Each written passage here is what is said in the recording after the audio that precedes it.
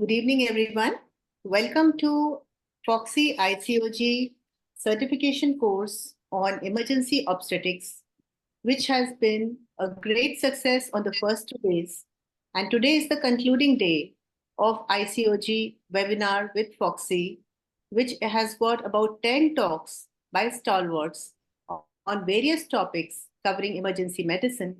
And for this series, I thank our President, Dr. Parul Kotawala, ICOG Chair, ICOG Chair-elect, Dr. Parag Beniwale, series convener, Dr. Parag and Dr. Sneha Madam. Series convener, Dr. Charmila. Dr. Charmila. And the coordinator, Dr. No. Yes, ma'am, Sneha ma'am, and all dignitaries present here. And I think now Charmila ma'am will take it from here. No, you have to hand over it to me. Introduce me and hand over it to me. Yes, Don't waste time in introduction. Yeah. Dr. Sneha ma'am, we know that she is a very, very active governing council member of ICOG, a very senior practicing obstetrician gynecologist from Maharashtra, and she has held several key posts in AMOGs, awarded several key awards during her tenure and her large practice duration of more than 3 decades. She is she has got this show together, which has seen an overwhelming attendance of more than 1,600 delegates on day 1 and day 2. So without wasting any more time, I'm very thankful to ma'am for giving this opportunity to coordinate today's webinar. And I would like Madam to begin today. Thank you. Thank you so much, Monica. First of all, a very good afternoon to one and all. Especially respected Foxy President Dr. Jaideep Tank and Madam Madhuri Patel, the Secretary General. My mentor here, Dr. P.K. Shah, sir. Of course, the ICOG Chairperson, Dr. Parul Kotawala, and Secretary Dr. Sarita Bhalerao. ICOG Chairperson-elect Dr. Parag Beniwale and Vice Chair Madam Sheila Mane, the entire team of Foxy ICOG office bearers, of course, a very good afternoon and a warm welcome to all of you. I take this opportunity to thank all of you, and of course, let us have God's blessings, and may I have the invocation video first, Nilima, to start with.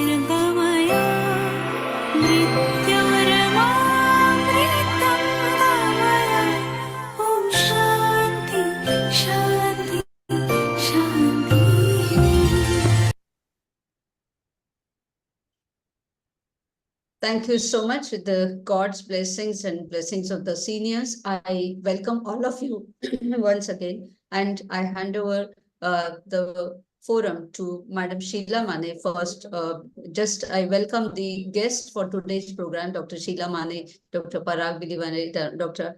Ashwat Kumar, as well Dr. Ajay Mane. So I hand over to you, Madam, for your welcome address for today's program. Dr. Sheila Mane. Yeah.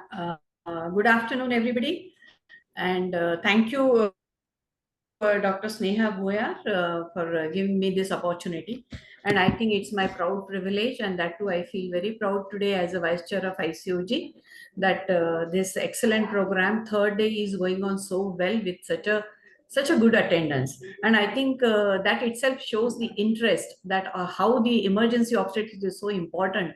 And I think in these 3 days, the program is so well structured that tried to cover almost topics related to that. And I would like to thank Dr. P.K. Shah, Dr. Ambuja, and all the seniors, today's faculty, for accepting the invitation to be here with us today. And that shows that everybody is so keen to teach everybody, and the delegates are also so eager to learn from them. And I think all of us, we know today's program, 2 days, it was mainly related to maternal health, but now intrapartum and the different presentations, the fetal distress, and all other problems which are faced during intrapartum And for this, you again require the documentation, and the medical legal part comes in none other than Dr. MC Patel is also there with us today to talk about that. And the great faculty today, I think there are senior persons like Dr. Haresh Doshi, our office bearers like Parikshit Tank, and Dr. Pikesha, I already told, one of the past president is here, which is so nice. Dr. J.B. Sharma, Dr. Niranjan Chauhan, Dr. Charmila, Dr. Vaishali Nayak from Pune, as well as Dr. Jayashri Srinivasan, and I think I have taken almost everybody's name. So the faculty is also great. So I welcome all of you, and I would also like to welcome today's chief guest, that is Dr. Parag, who is our chairperson elect, Dr. Ashwath Kumar, who is so closely associated with ICOG and doing excellent academics, and our Vice President, Dr. Ajay Mane, a very cheerful person who is also here today as the guest today for our third day program. So on behalf of the today's program coordinator, Dr. Sneha Buyar, and her team and ICOG, I welcome all of you and welcome all the delegates, and real thank you to all the delegates for taking such a great interest to make this program so successful. So I welcome you all. Thank you. Thank you so much, madam. And madam has already welcomed everybody. I would just request the guest for today's program, Dr. Parag Beniwale, to say a few words. Thank you, Sneha. It's inappropriate to call me guest because the chairman of ICOG, Dr. Parul, has given me and Dr. Sheila Mane the responsibility of being series convener, right? So it's always a pleasure to be sitting in the ICOG programs because it's a great learning experience. And when we have seniors like Dr. Pikesha, Dr. Ambuja, and so many others who are going to teach us obstetrics today, I think it is going to be a treat for all our delegates. So thank you very much. Parul, thank you and the entire team for having me here, and my best wishes for the program. Thank you, Parag. And may I invite Dr. Ashwath for his few words for today's program, if he's there. By the time we can have Dr. Ajay Mane, Vice President of FOXI. Precious words from you, Ajay. Over to you. Yeah, thank you, Sneha madam, for calling me, respected Jaideep sir, Madhuri madam, Parul bhai, and Sarita ma'am, who is chief of our academic wing, basically. Fox is also academic wing, but they are more academic. They are 100% academic, ICOG. Our president, chairman, rather, Parag bhai, Sheila madam, who is a PPH lady, Charmila, my co-chair, vice chair, then coordinators, Monica ji, Supriya ji, and Monica ji, Umbardan rather, and all the faculties. Respected PK Shah sir is there smiling in her mustaches, mustaches, and I think this is the third time this week I am seeing PK Shah sir. I am amazed that how the enthusiasm is there with the PK Shah sir, and he is growing younger and younger. Parag, तुमको competition है PK Shah sir की, है ना? And today's topics, best topics, because emergency obstetrics all must know how to deal with all emergencies, drills and the protocols. These are the two words you must remember in your life. For whole life, you can be allegation free. So learn good today, give the test, pass it, and ICOG is a world recognized branch of FOXI. The certificate is very precious. Get the certificate and you will be approved everywhere. So thank you very much. Best luck. Thank you, Sneha ma'am. Thank you, Dr. Ajay Mane, for your precious words. And I just convey that Dr. Ashwath is on a family holidays with, and difficult to reach because of the network issues. I thank all of you, and I just present the yesterday's recap in short. Dr. Sneha. Yes. Sir, just a word. Yes. Ajay, you were talking about the mustache of PK Shah turned upwards. You can also emulate him. Yours is turning downwards. Okay. And I am here more as a ceremonial presence because Nilima insisted me that, sir, be there for a few Yes. minutes. We But did please go ahead welcome with you, the sir. program. And in fact, just to save the time, we did Yes, not yes. ask you for your words, sir. Thank you No, so no, much. thank you. In fact, thank you so much for because of your support, we could go ahead with this program. I had asked for the program in June, but sir has insisted that I should do in March itself. And believe me, within 2 weeks' time, we have formulated the entire program, communicated with all of you, and the program is here. So once again, I just thank all of you, and I just present yesterday's recap in short, and we go ahead with the pre-test soon. So yesterday we had a very good registration, also 1640, and of course a very good number online all the time. So thanks to all the speakers. Dr. Sarita Bhalerao, she spoke on abruptio placentae and unanticipated emergency in many a times, though it can be predicted in hypertensive disorders. Of course, vaginal bleeding may or may not be there, may be disproportionate to the maternal vital signs. She may have severe pain in abdomen, fetal distress, or death. Coagulopathy may be the features. Diagnosis can be made early with high index of suspicion, and management with prompt intervention and correction of coagulopathy. The messages are very clear by Dr. Basab Mukherjee, who spoke on placenta previa, a wonderful talk with valuable take-home messages. And placenta previa warrants close follow-up right from its diagnosis during the antenatal period. Along with the target scan, we must look specially for the placental localization and the RP leg or the sonolucent zone. That is the message. The patient and her relatives should be taken into confidence, explained about the catastrophe. In spite of all our precautions and utmost care, we have to keep the blood ready, and the decision making should be informed. We have to anticipate PPH as well, and warn about the risk of future pregnancy. Dr. Ratna Seri from Sri Lanka delivered an important talk on placenta accreta spectrum, and the same thing again, that we have to go for localization as well as the look for the presence or absence of the RP zone. The expert sonologists with good resolution sonography definitely can diagnose the placenta previa accreta, but in obese women or maybe the posterior placenta, we may need MRI to confirm the diagnosis. Again, the same thing, continuation of pregnancy, but the elective obstetric hysterectomy, and with a team of senior obstetricians, senior anesthetists, expert neonatologists with NICU, intensivist, and the surgeon or oncosurgeon, neurosurgeon, interventional radiologist, and of course blood and blood bank for the products, blood components, I would say. Everything has to be ready. Dr. Poonam Shivkumar, who spoke on sickle cell crisis, which is, this disease is very rampant in Vidarbha, the region I belong to, and we do face such kinds of sickle cell crisis during pregnancy. So hepatitis B vaccination, maintaining good hydration and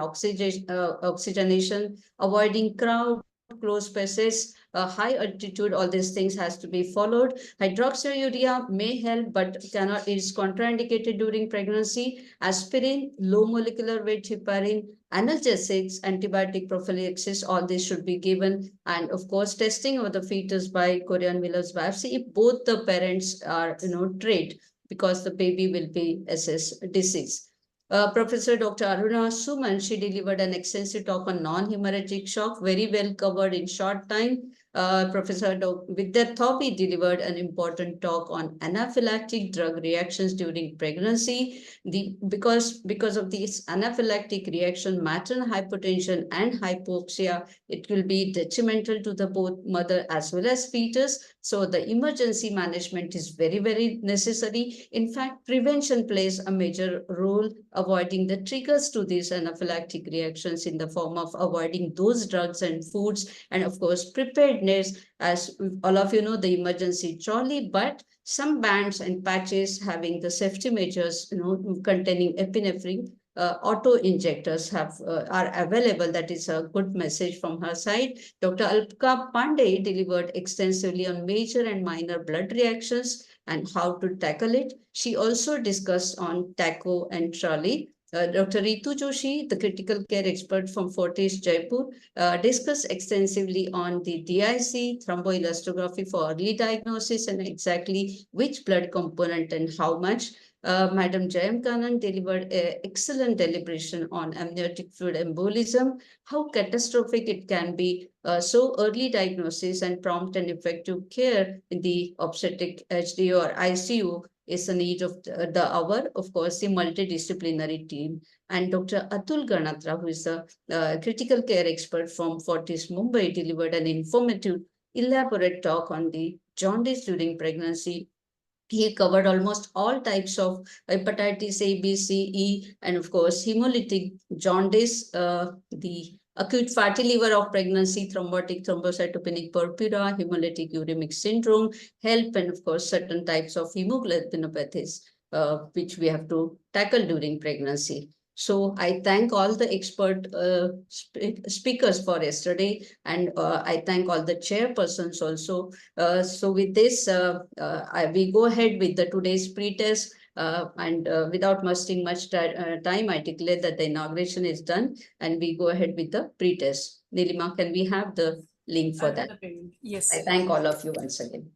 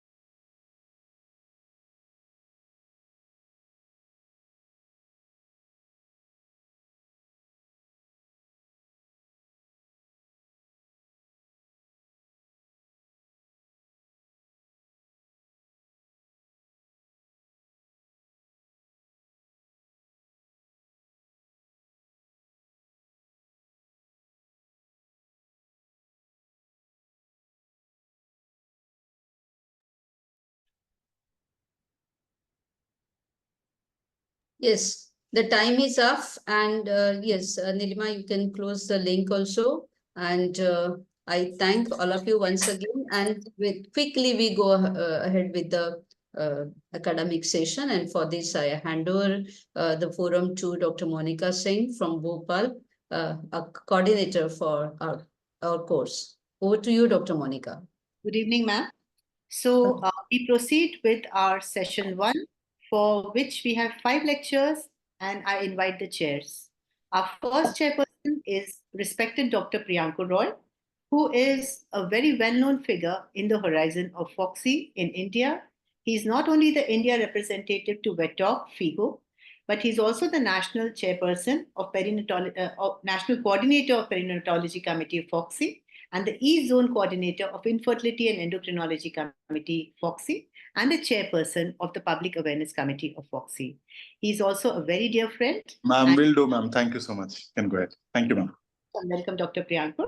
Next, I invite our Chairperson, Dr. Sushila ma'am, who is Medical Director and Consultant at Manjushri Specialty Hospital, Bangalore, and the past President of Bangalore Obs-Gynae Chapter and Society of IMS, past Chairperson of BSOG PG Forum, and the winner of Vidya Bhasin Award, Best Teacher Award. Welcome, madam. I invite for chairing these sessions Dr. Kiran Pandey. Madam is from Kanpur, and we all know her as a very accomplished senior medical teacher and academician. She has been chairperson of the medical education. She's the chairperson of the Medical Education Committee of FOXI, Professor ex-HOD, Department of OBGY, GSVM Medical College, Kanpur, and ICOG Governing Council member. Madam is a peer reviewer of Jogi. Welcome, Kiran ma'am. Very nice to meet you again. Next, I invite to chair our session Dr. Sita Bhaskar Pal ma'am, who is Consultant Fetal Medicine and Obstetrics at Apollo Multispecialty, Kolkata, and she is Chairperson of Fetal Genetics Committee of FOXI, very active in Bengal Obstetrics Society, Society of Fetal Medicine, and a very big conference on genetics in April. Congratulations, conference, best wishes for the conference, and thank you for being here, Sita ma'am. I also invite to chair Dr. Nilesh Palkavade sir, who is a very dynamic chairperson of the quiz committee of FOXI. So he will keep us all on our toes with his questions. He is senior obstetrician gynecologist, endoscopist, very active in MSR and MOGS, and we are delighted to have him today. So over to chairpersons to start the session with speaker 1.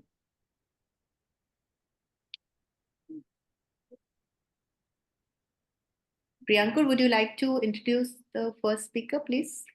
Yeah, ma'am. Of course. Our first speaker is Dr. Charmila. Yeah. Dr. So Charmila. thank you so much, ma'am, and thank you for giving me this opportunity in this excellent ICOG course. A number of participants speak for the success of the course already. So I would like to introduce Dr. Charmila ma'am. She is a very, very thorough academician. She is currently the Vice President of FOXI, has held many posts in FOXI, and also a Governing Council member in ICOG. Ma'am is an excellent speaker, and I'm sure we're going to learn a lot from her. I welcome you, ma'am, and over to you for your session. Thank you so much, Priyanka. I'd like to thank Sneha for the opportunity. And she gave me a very, very difficult topic. Doing vaginal breech delivery through a presentation is difficult. It needs a video presentation, but doing it in a 15-minute slot is a little difficult. I'll try to do justice for it. Thank you so much, Sneha. And we have to remember that breech occurs almost in 3 to 4% of term deliveries. And term breech always will have a worse outcome compared to a cephalic presenting baby, irrespective of the mode of delivery. It can be a vaginal or a cesarean birth. It will have a worse outcome. The incidence of planned vaginal breech birth in the world drastically reduced after publication of the term breech trial. And the term breech trial was published 20 years back, and it brought down a reduction in the vaginal birth, a breech birth throughout the world. And that has led to a lack of experience, to a loss of skills essential for these deliveries. And we have to remember that doing cesarean for all our breech deliveries can also have serious long-term consequences for the mother and the baby. And that's why these skills have to come back again into the clinical picture. But we need to know the contraindications to vaginal breech delivery. A cord presentation is a contraindication, a hyperextended neck on ultrasound, a high estimated fetal weight, more than 3.8 kg is what the NICE guidelines say, but the term breech trial took 4 kg as the cutoff. small babies, growth restricted babies less than the 10th centile is a contraindication for vaginal birth. Footling presentation, evidence of antenatal fetal compromise in the baby. And the term breech trial also took the obstructing fetal anomalies and an existing indication for cesarean birth as an indication for repeat cesarean birth. And please do not do a cesarean for a mother who's in active labor with a breech presentation. And always use an intrapartum ultrasound, even if you have not done before, to identify the fetal neck, arms, and weight of the baby. And don't do vaginal breech delivery under spinal anesthesia. That is, you're actually waiting for a catastrophe to happen. And don't do cesareans with breech on the perineum. That is also going to cause problems anytime. And induction is not contraindicated according to the Canadian guidelines, even though the other guidelines are a little skeptical about induction in a breech birth. And according to most of the guidelines, augmentation should be avoided because an adequate progress is the best evidence for an adequate fetal-pelvic proportion. But however, if epidural analgesia has been used for the mother and the contraction frequency is low, augmentation can be done. And notably, most of the experienced advocates of vaginal breech birth do not support labor augmentation, saying that it will actually add on to the problems. And the requisites for a vaginal breech birth is the case selection, the skill of the operator, and the intrapartum management. And there are two very important elements in vaginal breech birth, and that is usage of continuous fetal heart monitoring and non-interference in the delivery of the baby until the spontaneous delivery of the breech till the umbilicus is visible. And we know that the engagement of the breech happens when the bitrochanteric diameter of the fetus crosses the pelvic inlet. And when you do a PV examination, it will be palpated at -2 to -4 station. And when the breech reaches the levator ani, there will be an internal rotation. And the fetal sacrum is the point of designation for a breech birth. And this fetal sacrum will move to the transverse pelvic diameter when it crosses the levator ani. And then once it crosses the levator ani, then the bitrochanteric diameter will move to the AP diameter. At the outlet, the breech will crown, it will emerge as a sacrum transverse and then rotate to sacrum anterior. And crowning of the breech will occur when the bitrochanteric diameter passes under the pubic symphysis. And that is what we call as a climbing of the breech. Crowns and then climbs, and the posterior buttock is delivered first, and then the anterior buttock delivers. And what will happen if you rush for the delivery of the trunk of the baby? You will go on to cause a cervical retraction, and that will cause an aftercoming head entrapment.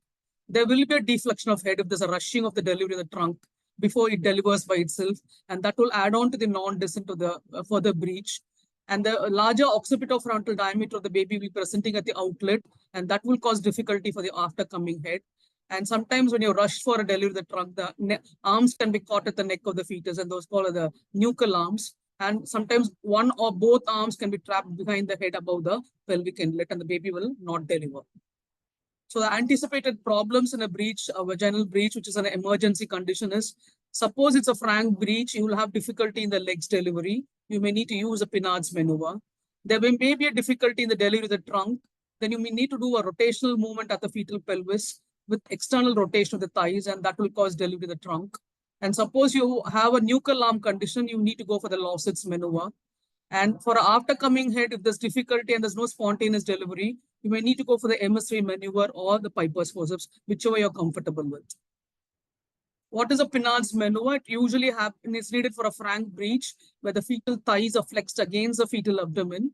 And after the umbilicus is visible, the Pinard maneuver may be needed to deliver the legs. Here, you will apply pressure to the medial aspect of the knee, and that will cause flexion and subsequent delivery of the lower leg like this. And this is called as the Pinard's maneuver. The delivery of the trunk can be helped by rotation at the pelvis. So the fetal pelvis is held and a counterclockwise direction is made, and the fetal right thigh is first externally rotated. Then a clockwise rotation is done and the left thigh is externally rotated. And when both the thighs are externally rotated, it will help in the delivery of the trunk. And after the rotation of the thigh at the hip, there will be flexion of the knee and delivery of one leg at a time will occur. And this is how the delivery of the trunk happens. It will come in a flex position. The rotational movements can be done and the baby can be delivered in such a way that it can be moved to either way and the fetal thighs are externally rotated and the baby is delivered. What is a Lawson's maneuver? Suppose the scapula is visible and the arms do not deliver spontaneously. just applying a gentle pressure on the antecubital fossa of the baby will cause the arm to reflex and deliver. But suppose the scapula is not seen, that means it's nuchal placement of arms, and then you need to go for the Lausitz maneuver. In the Lausitz maneuver, the baby is turned 90 degrees into transverse, and the provider will reach over the baby's shoulder, will slip the finger down to the brachial plexus, sweep the arm down in front of the baby's body. And that is the Lausitz maneuver for a nuchal arm. Delivery of the head can be usually spontaneous if flexion has been maintained by you without any rushing for the delivery of the trunk of the baby. So it will be spontaneous. The chin and the face will appear at the outlet. I can deliver them quite comfortably. But if the delivery does not happen, please go on to the Marius smelly Viet maneuver, which is much better than the Marshall Burns. But in the MSV maneuver, you will apply pressure on the maxilla and not on the mandible. And you can do a gentle downward traction along with suprapubic pressure. And this is how the MSV technique is done, where you'll apply pressure over the baby's maxilla, flex the baby's head, and then deliver the baby with gentle traction, downward traction. It should be very, very gentle traction there. Suppose you're comfortable, you can go on for the Piper's forceps. Here, one thing is very, very important, that fetal trunk should not be extensively elevated by the assistant. There should be a very, very slight elevation as it's done here. And the operator should kneel and apply the forceps. It should not be applied by standing. The operator should kneel on the ground and then apply the forceps. A special labor cot is needed for this delivery, and just dropping the foot of the head in a bed as in any other delivery of a vaginal birth is inadequate for a Piper's forceps application. And remember that Piper's forceps does not have a pelvic curvature. And epidural analgesia can actually cause problems in vaginal birth, breech delivery, because it will increase the risk of cesarean, because you need the mother to bear down in a breech delivery for an effective delivery of the baby. And an epidural may interfere with this. Most of the people who advocate vaginal breech delivery usually say a continuous support is much better than epidural analgesia. And the other thing which is very important is electronic fetal monitoring, which will give excellent results in a planned vaginal breech birth, because you need to know whether the baby is becoming hypoxic. And breech presentation is usually associated with an increased risk of cord prolapse. And during delivery, when the cord compression happens as the head enters the pelvis, this will be better tolerated by a fetus that is already not hypoxic. And that's why growth-restricted babies should not be allowed for vaginal breech delivery. And we have to remember that a good fetal tone on the baby will also enable an easier breech birth, which is more unlikely if there's a non-hypoxic fetus. And if the electronic fetal monitoring is abnormal before the active second stage, an emergency cesarean is much better than prolonging for a vaginal birth. So what are the problems you should anticipate in a breech delivery? There may be a chance of cord compression always, and that's why you need to avoid ARM. A quick ARM is never done in a breech birth. It has to be a spontaneous rupture. And if a slow progress is documented, it's better and safer that you go for a cesarean rather than persisting with a vaginal breech birth. And suppose you've given epidural analgesia and there's a slow progress, oxytocin augmentation can be done.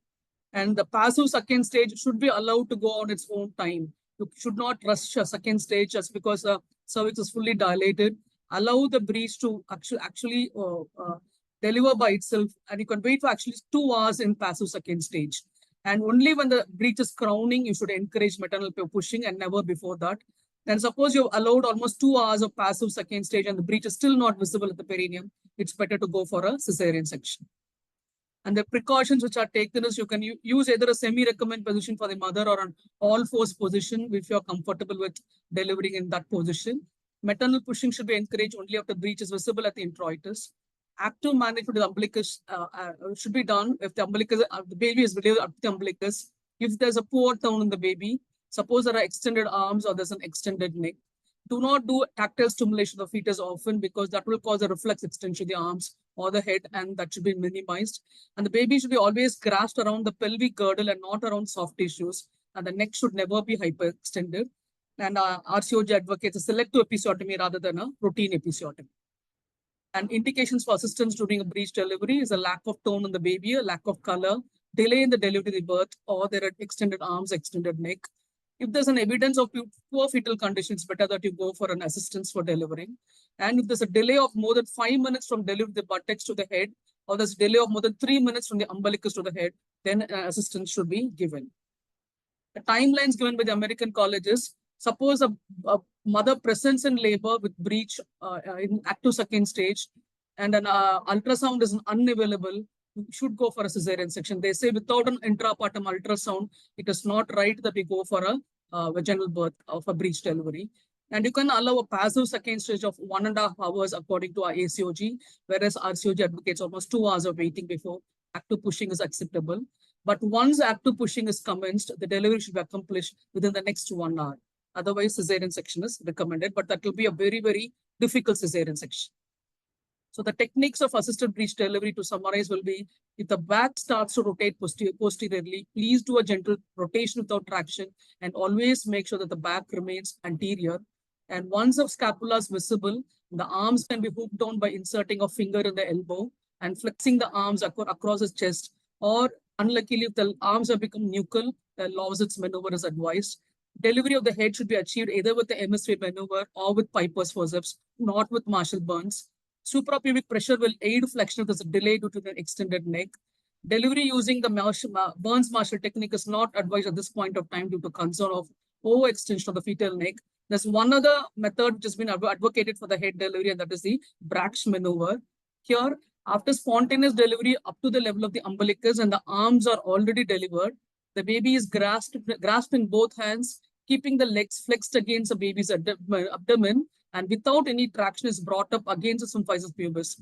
And that should be accompanied with suprapubic pressure. It is different from Marshall Burns, where in Marshall Burns, the baby's head will be taken up by traction and then taken over the mother's abdomen. But here, it will be once the arms are delivered, the baby is then taken over the mother's abdomen. In the preterm breech delivery, routine episiotomy is avoided. And when there's a head entrapment in a preterm breech, incisions on the cervix are advised. And that can be done with or without tocalizers. And the RCOG advise incisions at the 2, 6, and 10 o'clock positions to deliver a entrapped preterm breech head. And in a twin delivery, a planned cesarean section where the presenting twin is breech is recommended. But do not do a routine emergency cesarean section for a breech which is presenting in a spontaneous labor. And you can actually individualize the mode of delivery depending on the gestational age and the other conditions in the twin. Routine cesarean section for breech of the second twin is also not advocated in either term or preterm. You can deliver a breech of the second twin. So the techniques to maximize power is the main thing in a breech delivery. It is not the pulling, it's not traction. It is a maximizing the power in the mother, and that is an effective maternal effort which should be encouraged to push correctly. Hands and knees posture will help. A Brach's maneuver may help you to deliver after coming head, and oxytocin augmentation and epidural is advocated. And fetal head delivery is the one which usually we face difficulties. Usually it will deliver spontaneously. They have been very calm during the delivery. Suprapubic pressure will aid in the fetal head delivery. The MSV technique will help, or the usage of Piper forceps.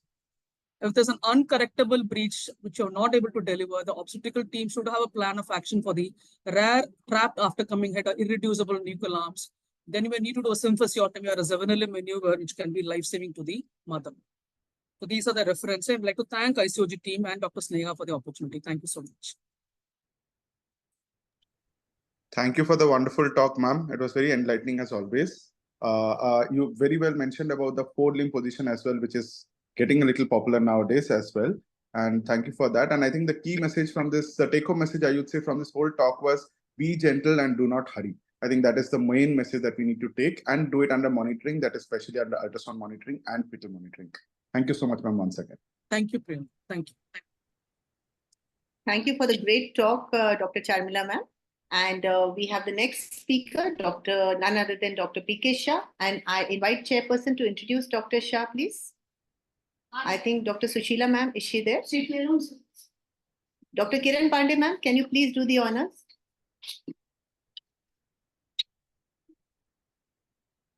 Dr. Kiran Pandey ma'am, you have to unmute. Hello. Yes, definitely. Thank you. It will be my honor to introduce Dr. P.K. Shah. Can I have his CV? We all know Dr. Just one line. Okay, sir. Yes, please spare time for sir. Dr. Saab has been a past president of FOXY and is a master on ultrasound. We do remember always his capabilities and his tricks and tips on the ultrasound. And recently I've seen the interest on the iron anemia also, which is the Anemia Mukt Bharat program. He's giving lots of talks about it. So Dr. P.K. Shah, I'm sure you will be delivering this talk also very nicely. So please, floor is yours. Can I share my screen? Yes, sir, Yes, please. sir. Yes, sir. Nilima, you have met, sir? Yeah, already. Yes, slideshow. Uh,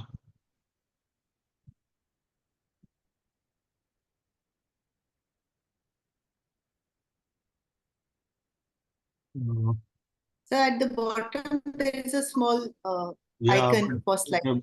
because of our videos, photographs, I can't see it. Okay, sir. Then on the Right top, side. Upper side में Sir, slide on show the का top, एक option है Abhi, Sir, sir, at the top line also next to animation transition, there is slideshow written. Slide show option yes On the top, where files, home, insert, drawer is written, sir. I can't show you. This is my talk.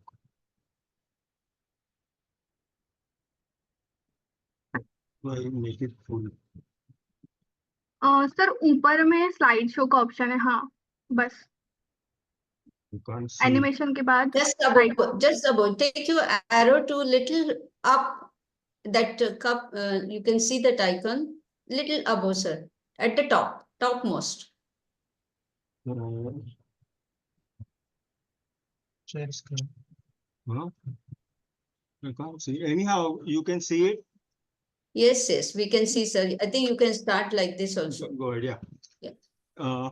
Thank you, Foxy, office bearers, ICOG office bearers, past, present, and future, and Sharmila and Sneha for giving fantastic topics for last 2 days and even today, and picking up very good speakers. So without much of ado, I think I'll start with shoulder dystocia, unpredictable and unpreventable. And we all know that it's very difficult because many times it comes to you as a sudden surprise. So I'll cover it by telling you the definition, incidence, consequences, risk factors, and management. So what is the definition? The head to body delivery time more than 60 seconds and head to impaction of shoulder, especially the anterior shoulder against the symphysis pubis as given by Williams Obstetrics. Normally, mean time of normal delivery from head to shoulder is around 24 seconds. And when it is more than 79 seconds, you call it as dystocia. The difficulty encountered in delivery of the fetal shoulders after delivery of the head due to impaction of the fetal shoulder behind the symphysis pubis. Incidence is around 0.15% to 2%. Sorry. And as the weight of the baby keeps increasing, it keeps increasing. Like it's 0.2% if the weight of the baby is 2.5 to 4 kg. It's 1.7% if it is 4 to 4.5 kg. And it becomes almost 10% if the weight of the baby is more than 4.5 kg. There is something called as the bilateral shoulder dystocia, which is usually not seen when even the posterior shoulder has not entered the hollow of the pelvis. And this presentation often requires cephalic replacement and C-section. We all know about this unilateral dystocia, usually easily dealt with by standard techniques. Now, how to recognize shoulder dystocia? There is something called the turtle sign, whereby you have appearance of the head and then retracting back of the head in the birth canal. Delivery of head with arrest of shoulder delivery with usual delivery maneuvers like axial traction on the fetal head, etc. fail. What are the risk factors? Remember, many cases of shoulder dystocia occur with no readily identified risk factors like antepartum factors, maternal obesity, diabetes mellitus, postpartum pregnancy, excessive weight gain, previous shoulder dystocia, short stature, multiparity, abnormal pelvic anatomy, And intrapartum factors include prolonged second stage of labor, oxytocin induction, mid-forceps, vacuum extraction, etc. Fetal macrosomia and maternal diabetes are most strongly associated with shoulder dystocia. No single risk factor or combination of risk factors are predictive for which infants will experience shoulder dystocia.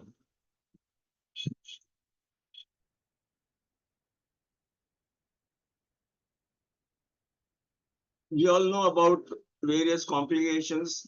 The fetal complications include fractures of humerus, clavicular palsy, perinatal asphyxia, which is uncommon, brachial plexus injury 4 to 16%, and very rarely you can have even neonatal death. The brachial plexus injury occurs due to downward traction on the neck while trying to pull the baby's head down. Most important fetal effect, most common cause of litigation in shoulder dystocia and independent of operator experience. Good news is 80% of these cases have complete resolution within 6 to 13 months. And maternal complications include postpartum hemorrhage, laceration, cervical, vaginal, and puerperal infection. What is the impact? PPH can occur in almost 11% of patients due to attenuation soft tissue trauma, third, fourth degree perineal tear, puerperal infection, symphysis, diathesis very rarely, and even uterine rupture you can have in some of these cases. Now, can it be prevented? The answer is no, but there is a room for prediction and anticipation. So prevention of shoulder dystocia. Prevention of shoulder dystocia is C-section prior to labor should only be considered in unusual circumstances like estimated fetal weight in diabetic of more than 4.25 kg, estimated fetal weight in non-diabetic more than 5 kg, and history of prior shoulder dystocia with various injuries to the fetus. 50%, more than 50% of shoulder dystocia cases occur with average weight of the baby is less than 4 kg. So always be ready, as it is most of the time unpredictable and unpreventable. Once it is recognized, do not ask the patient to push, do not apply fundal pressure, and do not panic.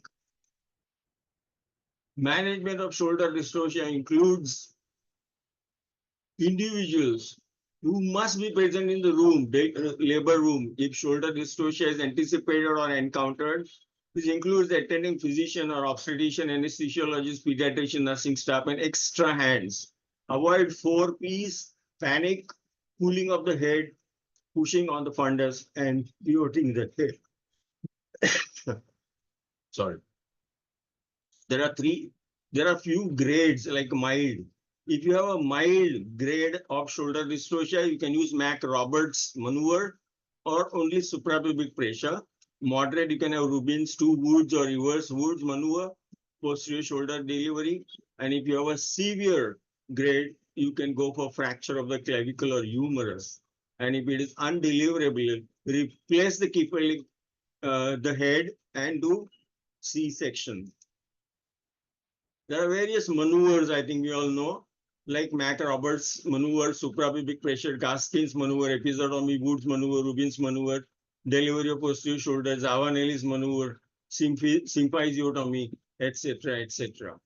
But what is more important is helper, HELPERR.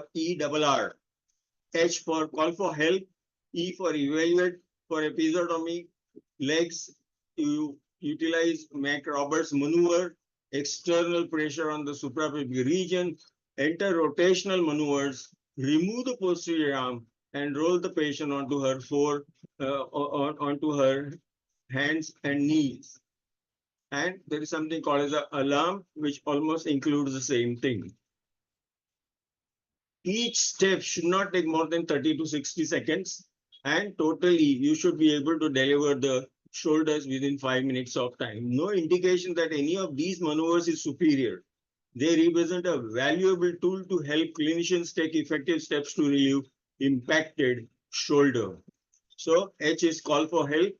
See that you have shoulder dystocia drill in the labor ward, and documentation. Evaluate for episiotomy, not necessary for all the cases, but it should be done obviously before delivery. For legs, you have to use the Mac Roberts maneuver, which is safe, simple, and effective. And if used alone, it resolves 40% of shoulder dystocia. What you do is place the back on a flat surface, lift the knees to the chest, and that is very simple, Mac Roberts position, and evaluate for an episiotomy. This is how you can see the initial position. And then once you do this, elevate the knees toward the chest of the mother. And this is how Mac Roberts position can be achieved. What happens? You straightening the sacrum. It moves the symphysis pubis towards the maternal head and frees the impacted shoulder. Suprapubic pressure, P for suprapubic pressure, determine the position of the fetal back. Initially give continuous suprapubic pressure, and then it's just like in CPR, rocking motion. You can give suprapubic pressure. This is how you have to give suprapubic pressure when somebody else is trying to deliver. Then E is for enter into internal maneuvers, and that includes Wood's screw maneuver and Rubin's maneuver. What is Wood's corkscrew maneuver? Wood's corkscrew maneuver is the shoulders must be rotated utilizing pressure on the scapula and clavicle. Please do not try to rotate the head. It has to be the shoulder by putting hands on the fingers on the scapula and the clavicle. This is how you will carry out Wood's corkscrew maneuver, not by putting your hand on the head, but on the shoulder. Rotate the posterior shoulder almost 180 degrees. If it is an anterior shoulder, you push it from behind. If it is a posterior shoulder, push it from front. Rubin's method is rocking the fetal shoulder from side to side, and this may allow the shoulder to deliver. Reverse Wood screw, posterior shoulder from behind, you should use if the initial procedure fails. Then comes the next thing, and that is R, remove the posterior arm. How do you do it? This is how you will do it. To bring the fetal wrist within the reach, exert pressure with the index finger at the antecubital junction and deliver the posterior arm. And then it will make it easy for you to deliver the anterior shoulder also. Roll the patient.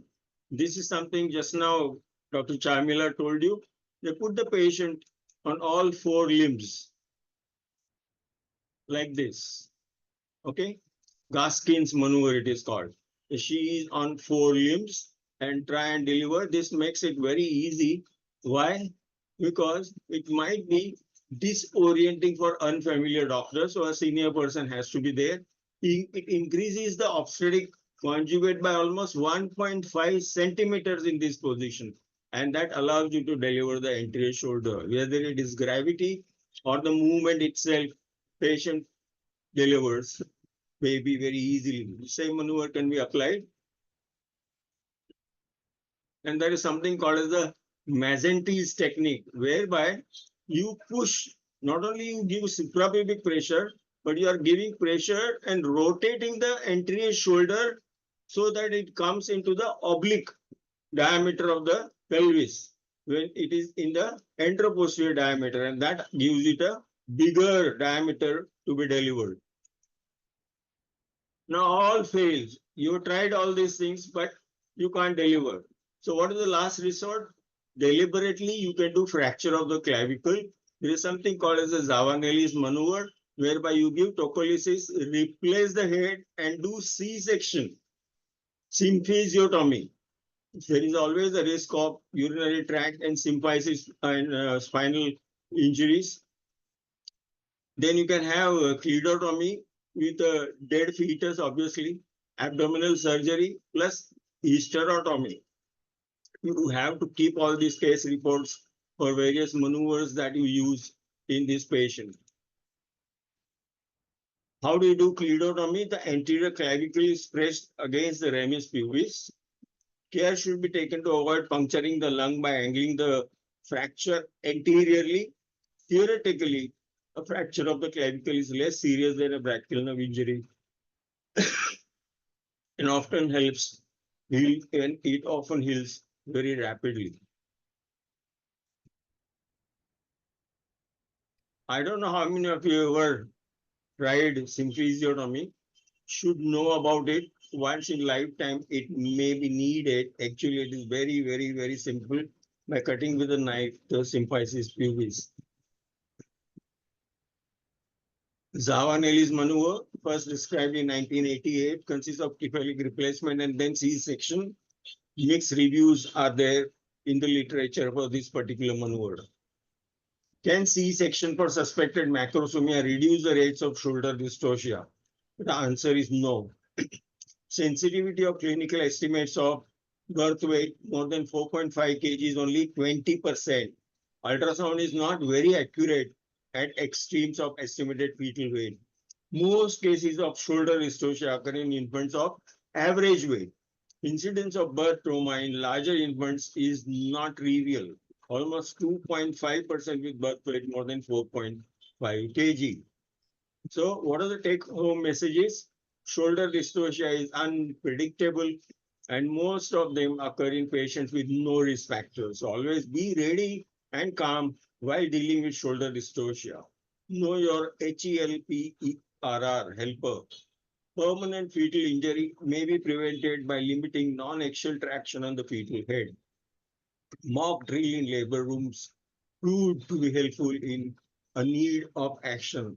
Documentation and debriefing after shoulder dystocia is essential part of good patient care. Thank you very much, ladies and gentlemen, for patient hearing.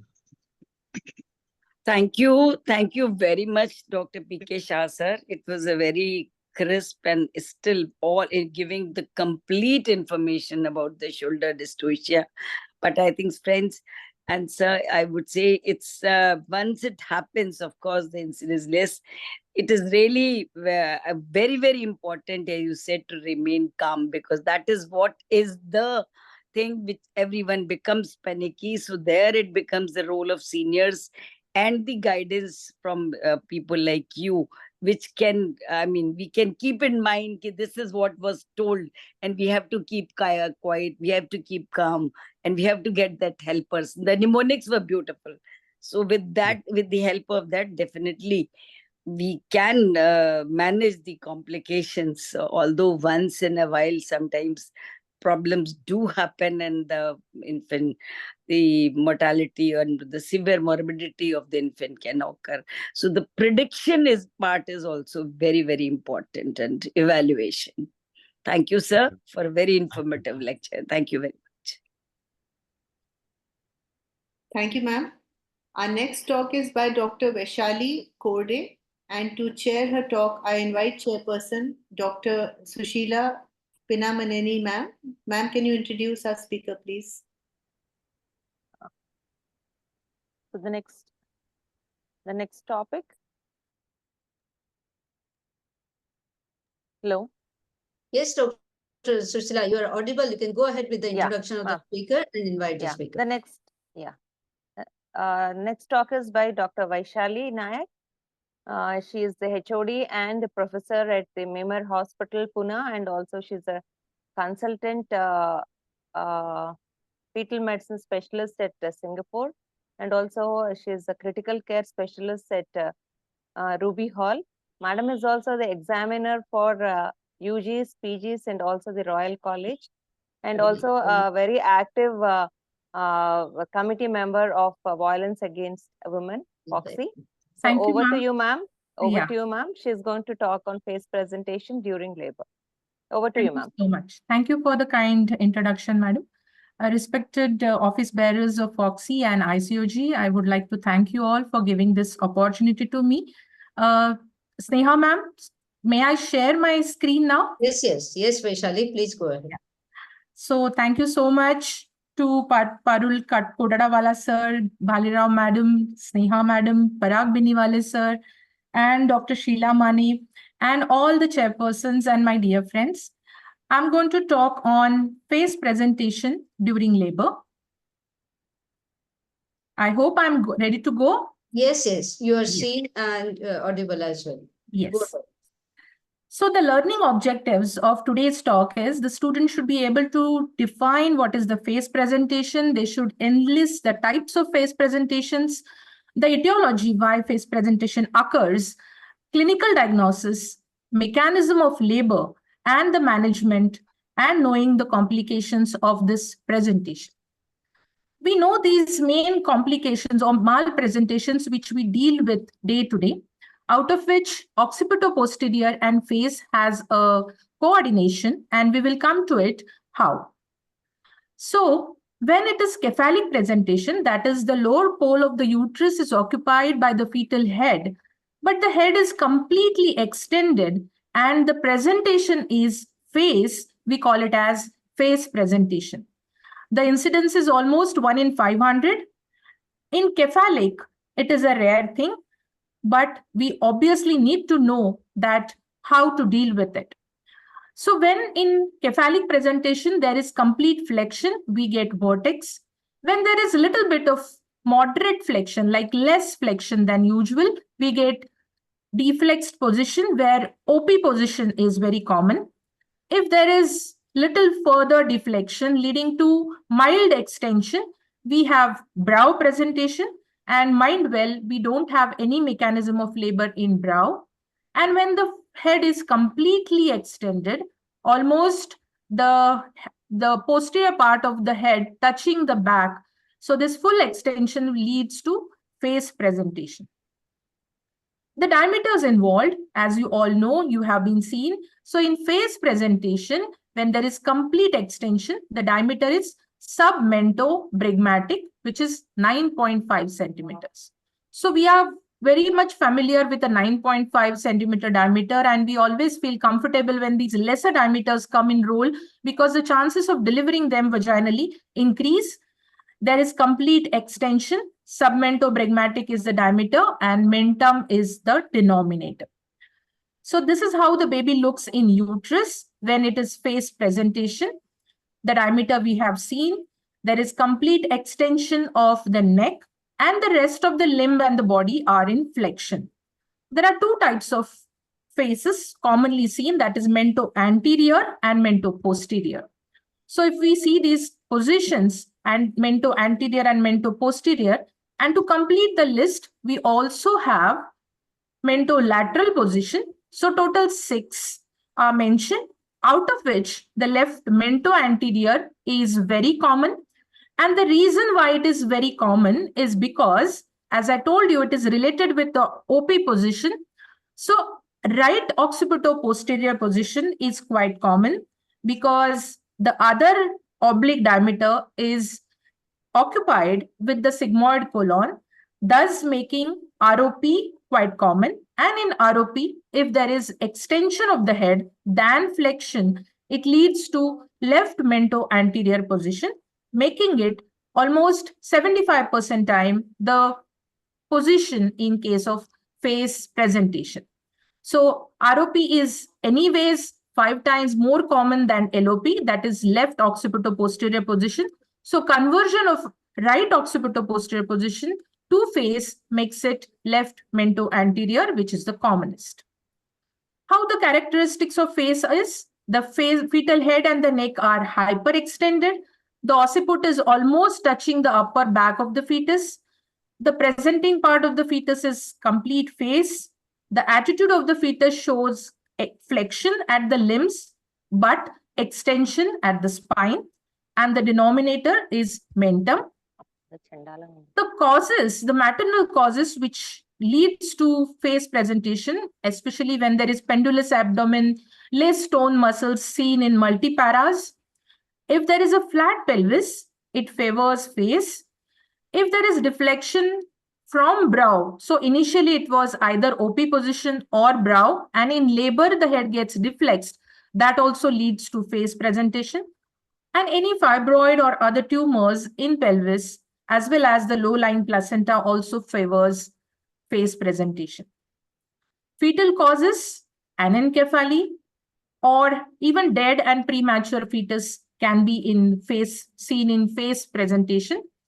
But the other causes, which I always tell my students to remember, wherever there is flexion of the head is not possible because of some thing obstructing it, like loops of cord around the neck, or the tumor of the fetal neck, maybe congenital goiter, or if the extensor muscles are hypertonic, or there is dolichocephaly, where the fulcrum is misplaced. In such cases, the flexion will not be possible, and these fetal causes will favor face presentation.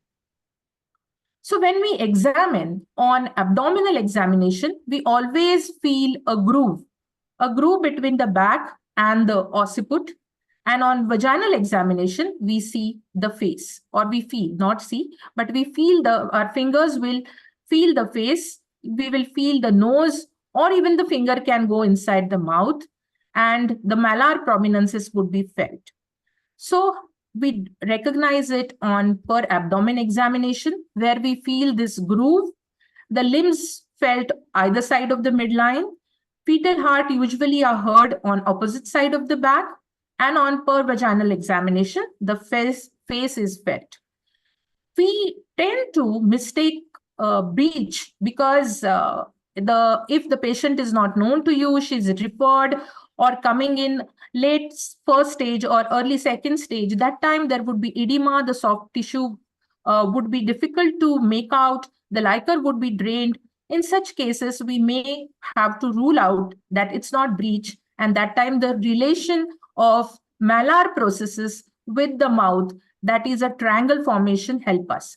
So in face, we will feel the nose, if we put the finger in the mouth, the sucking effect, malar prominences would be felt, the chin would be felt, and occasionally we will feel supraorbital ridges, but it will be difficult. They are more prominently felt in brow presentation. So this is what we are going to feel on PV examination. And we have to understand the triangular relationship of these two bones, the bony prominences and the mouth. In case of breech, it would be in one line, two ischial tuberosities, and the anus would be in the center. So they would form a line, not the triangle, which is seen in face presentation. Here, if you put the finger inside the mouth, there will be suckling, and the gloved finger will never have meconium. In case of breech, you will have meconium if the finger is put in the anus, and no suckling would be felt. So this is how we need to differentiate it from breech. If we have labor room has nearby sonography, then it is always better to rule out any congenital anomaly in the fetus, as well as to know the expected birth weight of the fetus to make a decision depending on the face presentation and its position. We have to rule out that it is not brow. This is very important message, that brow has no mechanism of labor. There is mentovertical diameter, which is the engaging diameter in brow, which is 14 centimeters, and the inlet of the pelvis or any part of the pelvis cannot deliver 14 centimeter diameter. So we have to rule out that it is not brow what we are dealing with, and it is face. So in brow, we will feel the supraorbital ridges and mainly the anterior fontanelle. This anterior fontanelle will not be felt in face presentation. And the treatment for brow is cesarean section, whereas in face presentation, we can deliver them vaginally. We are coming to it. So the types of face presentation, it can be primary face like through antenatal, which is very less commonly seen, but it may happen that it is occurring since pregnancy. And mainly it is because of the fetal causes where the flexion of the fetal neck is not possible. And secondary face presentation is when either it is cephalic and then getting extended, or brow and OP getting extended during labor, and maybe because of maternal causes. So how do we manage them? We have to assess the clinical assessment of the pelvis, the correct position. We have to have a large bore IV line because this labor is going to take longer time. Necessary investigation, cross-matching have to be done. Patient should be counseled that what kind of labor we are going to have. And we have to replace fluids in this woman because she would be kept NBM with to avoid dehydration and ketosis. And partograph would be of help if we are crossing our alert lines. Continuous fetal monitoring is also important. Adequate analgesia will always make our patient comfortable, and we have to have continuous and regular observation of maternal and fetal condition and labor progress. We have to be ready for operative intervention, either vaginally or abdominally when we are managing FACE. We have seen this, that what exactly is the situation. So what is the mechanism? What happens? We all know the cardinal stages of labor, that there is engagement, descent and flexion are continuous. But here in FACE, rather than extension, we have extension going on continuously as the head descends. Then there would be internal rotation, delivery of head with flexion, contrary to the normal delivery with extension. Then there would be restitution, and external rotation would be seen because of internal rotation of the shoulders, and rest of the body would deliver with lateral flexion. So when considering mento anterior, when the mentum is facing the iliopectineal ligament, the glabella is at the sacroiliac joint. The engaging diameter is submentobrachmatic, that is 9.5 centimeter. The descent takes place and the mentum touches the pelvic floor, the levator ani.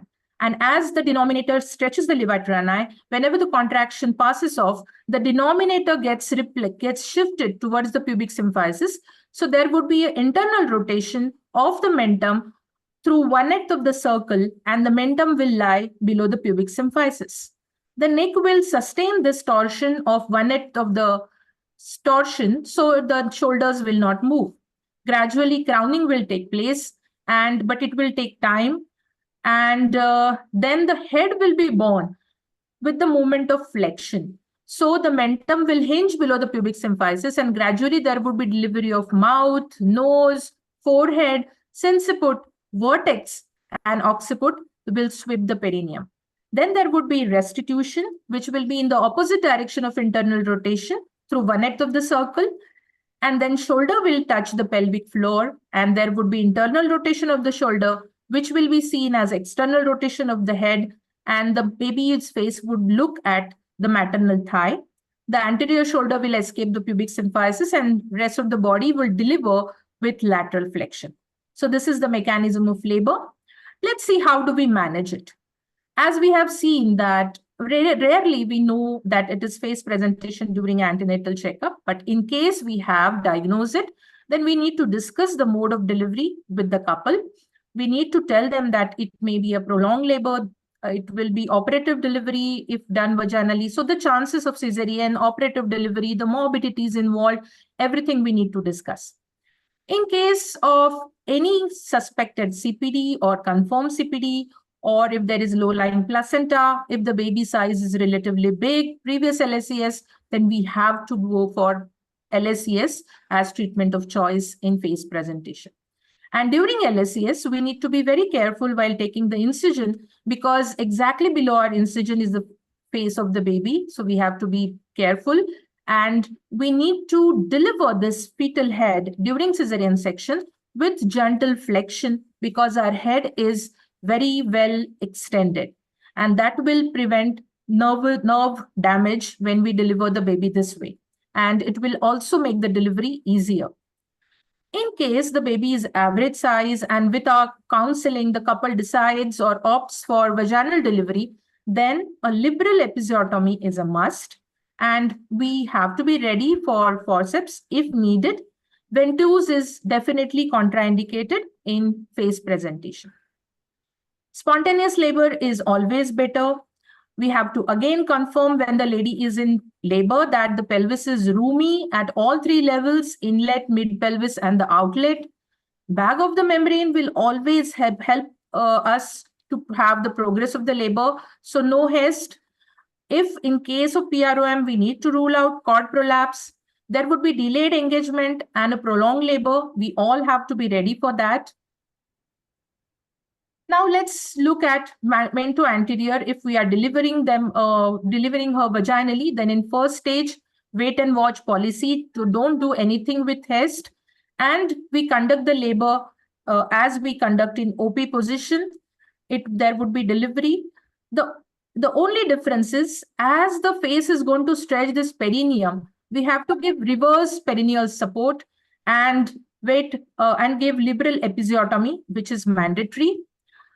In case of mentoposterior, LSES is the treatment of choice, even in case of a full-term IUD. But there are mechanisms available in case it is preterm delivery, small baby. There is a hope that long anterior rotation through 3/8 of the circle can take place like OP. But there is a chance that it can be only short anterior rotation leading to mentorolateral position. And it can also be mal rotation. Time is up. Yes. Time is up. Yeah. Okay, I'm almost done.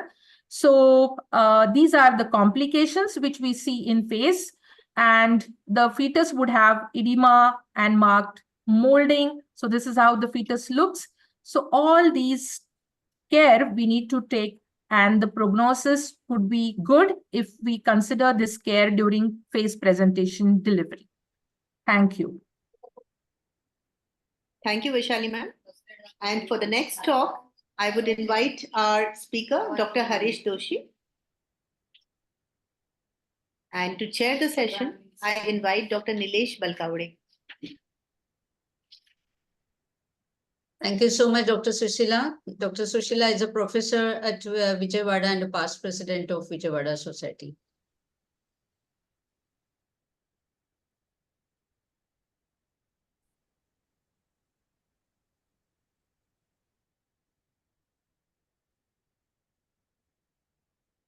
Is Dr. Nilesh around? I think, Monica, you can ask the next person to introduce. Yes, now it is done. Yeah. So, yeah, welcome, sir. Good afternoon. Thank you. Thank you, madam. So, Dr. Sita, you can introduce Dr. Yeah. Harish. We got the seat, yeah. Good evening, everyone, and thank you. Congratulations and thank you, Dr. Sneha, for this wonderful series of emergency obstetrics. So we have with us Dr. Harish Doshi, and it is my proud privilege and honor to introduce him. He has been the professor of HOD at GCS Medical College, Ahmedabad, Gujarat, a very passionate and very sought after teacher, had multiple publications and chapters to spread it, and welcome you, sir, to talk on your topic of. Thank you so much. Can I start screen sharing? Yes. Yes, sir. Okay, so you have to tell me whether it is coming full screen or. It's not shared as it. Not yet, sir. Yeah. Not yet, sir. Yeah. Now? Yes. Should I? Now, but it is full screen. Full screen? No. No, please make it slideshow. Okay, slideshow. That comes. Yes, sir. We can make it full screen, sir. Right side at the bottom of your screen. That is there. I think. Okay. Now it is okay? Not Madam? yet, sir, but Not yet. So I should take a new share, resume share or new share, because it is always happening like this. New share. Okay. Can I screen wala kar do? Screen wala. Now, just check. Yeah, Now. perfect, sir. You can go. Okay. Good evening, everybody. And I must thank top Foxy office bearers and ICOG office bearers, and now the convener, Dr. Sneha Madam, and all coordinators, Dr. Monica and Dr. Supriya and Nilesh. Right. All good faculties, all good friends. Right. I am given the topic deep transverse arrest. Okay. Fine. So, osteoporosis, as we all know, occurs in 10 to 15% of all cases at the beginning of labor. And from undergraduate days, we know that 90% rotate to anterior, but 10% will get arrested. And in that right side posterior or transverse is 5 times more common than left side because of sigmoid colon on left side, right, which is right not allowing. The problem is it is difficult to diagnose before late second stage of labor that which 10% will not rotate and will get arrested. So there the main problem, our problem starts. So arrest can be of 3 types: deep transverse arrest, oblique arrest, occipitosacral arrest, but DTA is the commonest. DTA is the commonest. Transverse arrest is the commonest. Usually it is a secondary arrest. Primary is very rare. Usually it develops during labor with little anterior rotation because of mild deflection. Okay, the criteria well known for deep transverse arrest. Second stage of labor, it has to be Sajjata suture in transverse position, maybe that 5 degree here or there. 1 hour. Previously it was given half an hour. Still some authorities said for multi-para half an hour. For primary gravida 1 hour.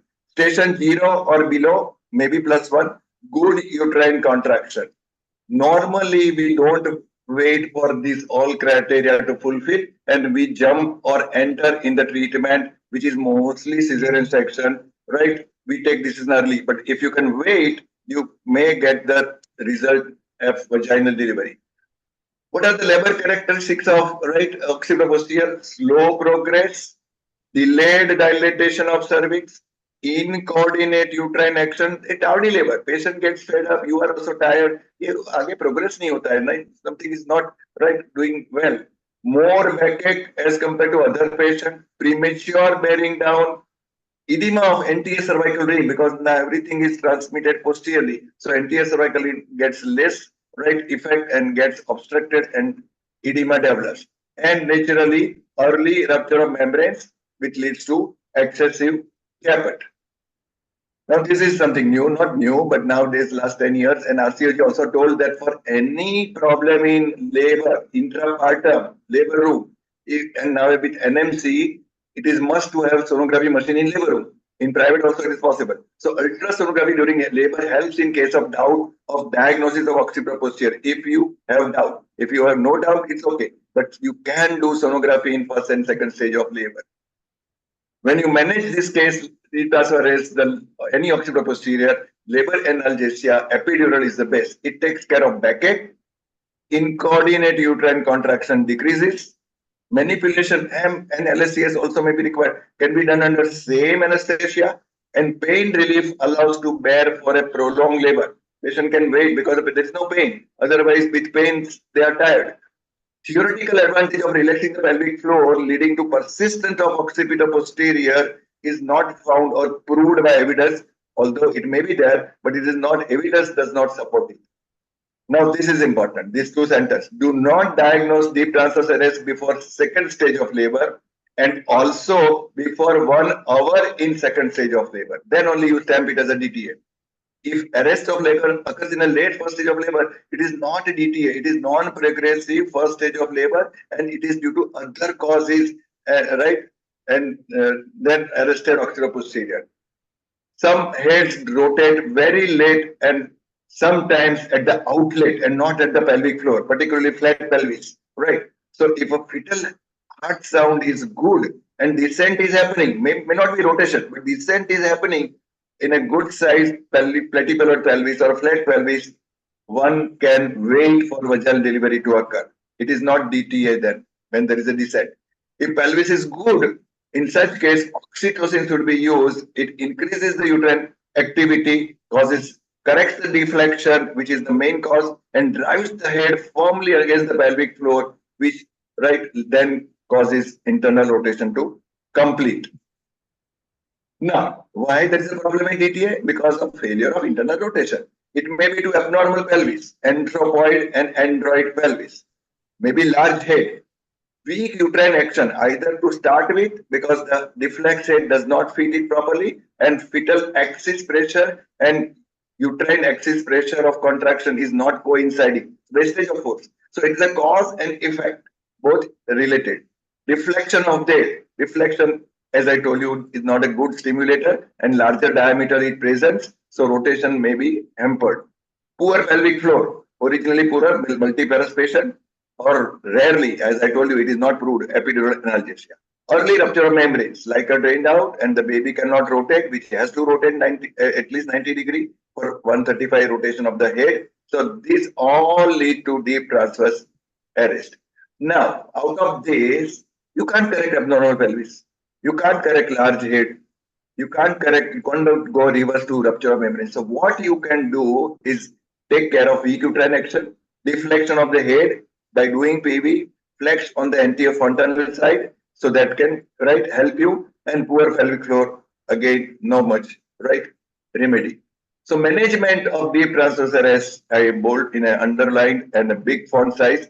Then comes ventus, then all these things. Manual rotation, full end method, half end method, 2 fingers or digital rotation, forceps rotation, Kilan forceps. I was doing, now my assistant professors and faculties are not allowing me to do. They don't call me, they do cesarean section. But still, if a case is there, I can do. And I have done many, 18 Kilan forceps.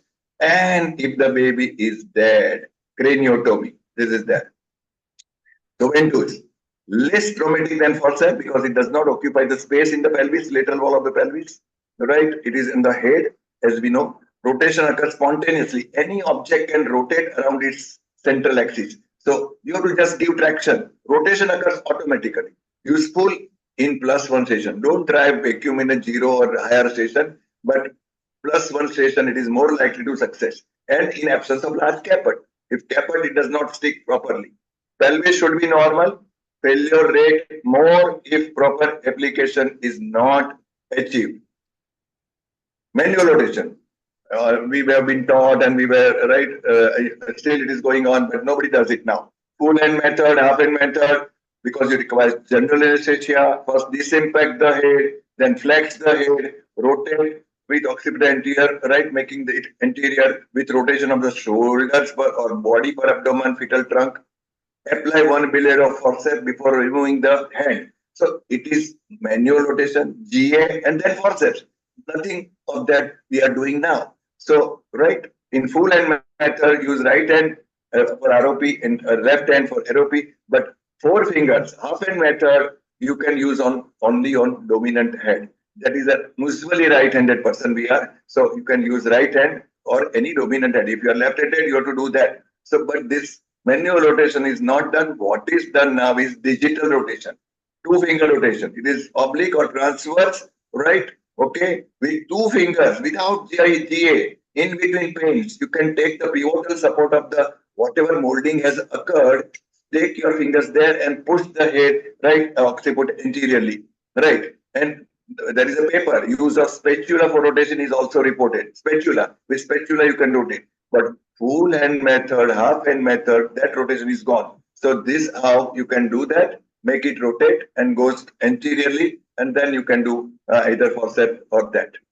Rotational forceps are not done for deep transverse arrest. Any arrested occipitoposterior in modern obstetrics due to lack of skill and experience. If the time permit, I'll show you the small video. Temptation to apply routine forceps because now I am doing all low forceps or mid forceps, I mean outlet forceps. So I use this forceps. Its head is very low. No, it should be avoided. If there is no rotation, blade will not lock. You will not be able to deliver. Vacuum is in this case better. If I can make the video run, I'm sorry, this is, can you see the video? Hello? Yes, definitely. Yes. So the first, it is a right occipital transverse, Anterior blade, Kilan has 2 blades, anterior and posterior, not right and left, Then first the anterior blade is introduced. Posteriorly, there is artery forceps for when bleeding was there. Already I've given the episiotomy, Okay, now, I am introducing the second blade. This I have introduced by direct method, This is direct method. Second blade, posterior blade, it is introduced directly posteriorly, as like any other, And then you, it is sliding lock. You have to adjust that. Sliding lock, Not an English type of lock like other forceps, Okay. Now I'm just checking and then locking, and then right? During relaxation phase, I may rotate. I'm slightly rotating, now rotating. Again, wait. If contraction comes, you can wait because that contraction has not caused rotation in as the first place. That's why you have to use instrumental delivery, right? Because pain was there. I was waiting. Now I am rotating. Now it becomes right and left blade. After rotation is complete, it is now not anterior and posterior. It is right and left blade, right and right. Next pain I will deliver. Right, next pain I will deliver. So this is Gilan forceps. As I told you, now my assistant juniors don't allow me to do it. Means they don't call me for deep thoracic. They deliver by cesarean section, and I am at home. Right. So this is very right. See, the great Ian Donald has said, give me the pair of Wrigley's forceps and Gilan forceps in anywhere in the whole world, I can do my complete obstetric career. So baby is well, I should stop that video. All right, okay. Now I'm going for again.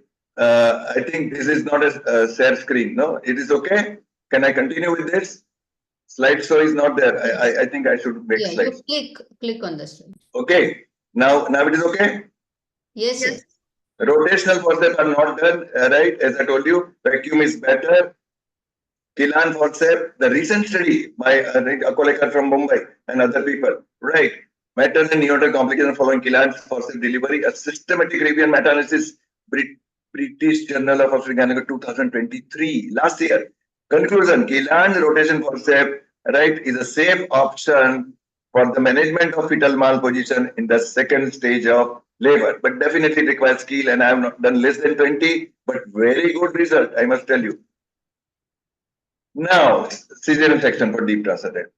The head is deep in the pelvis, so you have to do push method or right push from below. Normally we use full hand or up. You have to introduce more depth in that, or you require more strength. It is jammed, so you require more strength also. Anticipate and be ready after anesthesia and push the head before putting incision. This is important, right? Don't try the first that I will try to deliver the head as if there is a difficulty, then I will ask somebody to push. No, be prepared, right? No, nothing harm. If you believe in this push method, you can do that only. But right, that cesarean section, I'm telling you the problem. If one is not trained and confident in instrumental delivery, cesarean is better option. But there are risks in TAPS due to difficulty in delivering deeply engaged head, leading to postpartum hemorrhage. The other method, pull method, right? Modified Patwardhan method, right? Patwardhan suggested is for occipital anterior, and then this is occipital posterior or transverse. Uterine incision should be deliberately kept higher level. Pass the hand high up in the uterus, reach up the fundus. Then only you will catch the limb, lower limb, because you have to catch the leg. Hands come very easily. Hands are very freely mobile, as we know, our legs and hands. So hand automatically comes in your hand. Don't do that. Go to the fundus and catch the limb. It is also called reverse breech extraction. Now we are doing cesarean spinal anesthesia. So if there is a contraction, wait for 30 seconds. Otherwise, you will find it very difficult. When I teach my students this modified Patwardhan, they find, sir, it is very difficult because they try it under contraction. No, you wait for contraction to go and then try it. It is very rewarding and not difficult at all. EBM supports pull method. There are other devices, right? There are other devices, the fetal pillow, silicone balloon device, and with saline you can push and inflate. It pushes the head through 3 centimeters above, and then you can deliver by cesarean section. There is a Tiedemann tube, that semi-rigid silicone tube. In studies, it is found more effective than fetal pillow or your routine push method. These two things are there. This Tiedemann tube, silicone tube. But you can use your normal vacuum for pushing. With hands, it is okay. Infection and all this, you have to push. You use your simple vacuum cup, detach it from the other tube, other part of the machine, and then just push it. It helps. It is a push method. You go on the more on the anteapodal side, it flexes the head, and I've done this, and very easy to use vacuum for this purpose. If the fetus is already dead, craniotomy is better option than cesarean section. Catch scalp with 2 long Ellis forceps, cut with scissors, easy to perforate through suture line, right? We were taught that we have to perforate two bones, suture line and overlap, but that no problem, that brain matter immediately comes out. And if you have problem, you can use the suction cannula and then brain matter, you can flush it out, right? Dead fetus, head low down in pelvis, you can do it under simple put under block also, even not spinal, right? So that is there. Okay. So, right. So deep transfers, key points. Deep transfer is the commonest type of arrested occipito-posterior. Vacuum delivery requires less skill and experience. Cesarean section is the best option due to lack of experience and skill in the right instrumental delivery. Be prepared for difficulties at cesarean section. Reverse breech extraction, right, is the right preferred method. Thank you very much. Thank you so much, sir, for that wonderful talk. It was a pleasure listening to you and watching that video, rare video of the killings, which we rarely get to see nowadays. But I think the message goes as it's a diagnosis of second stage, and be very careful about how you assess it. And if you are doing any procedures, I think it's better to take to the theater and then be prepared for an emergency cesarean if required. Thank you so much once again. Thank you. Thank you, madam. Thank you, Dr. Harish Doshi, for that enlightening talk. And with the permission of Dr. Sneha, madam, can I move to session 2 now, or do we have some time for? No. Immediately we have to go ahead. Right. Dr. Ambuja? Sneha, I have not finished yet. I am waiting, Sneha. Dr. Ambujan's talk is there on intrapartum fetal. Yes. Monica will invite you. Yeah. We can go ahead with the second. Yes, Dr. Ambuja. Hey, Yes. Monica. Sorry. Madam is here too. This is the last talk of session 1. I'm Yes. sorry. Yeah. I thought this was session 2, your talk. Ma'am, session 1, the last talk is by Dr. C. Ambuja, ma'am. Yes, ma'am. And to chair this session, I would like to again invite Dr.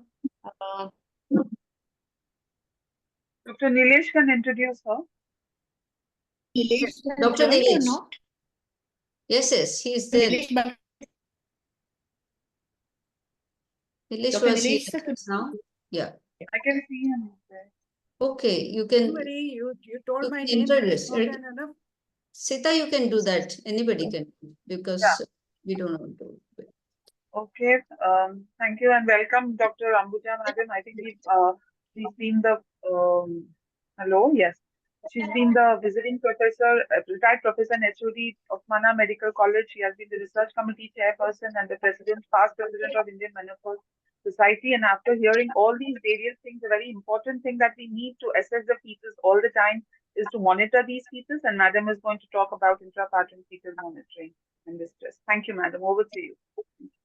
Good evening, everybody. And I especially thank ICOG team and for giving me this opportunity, and Sneha especially for such a wonderful topic.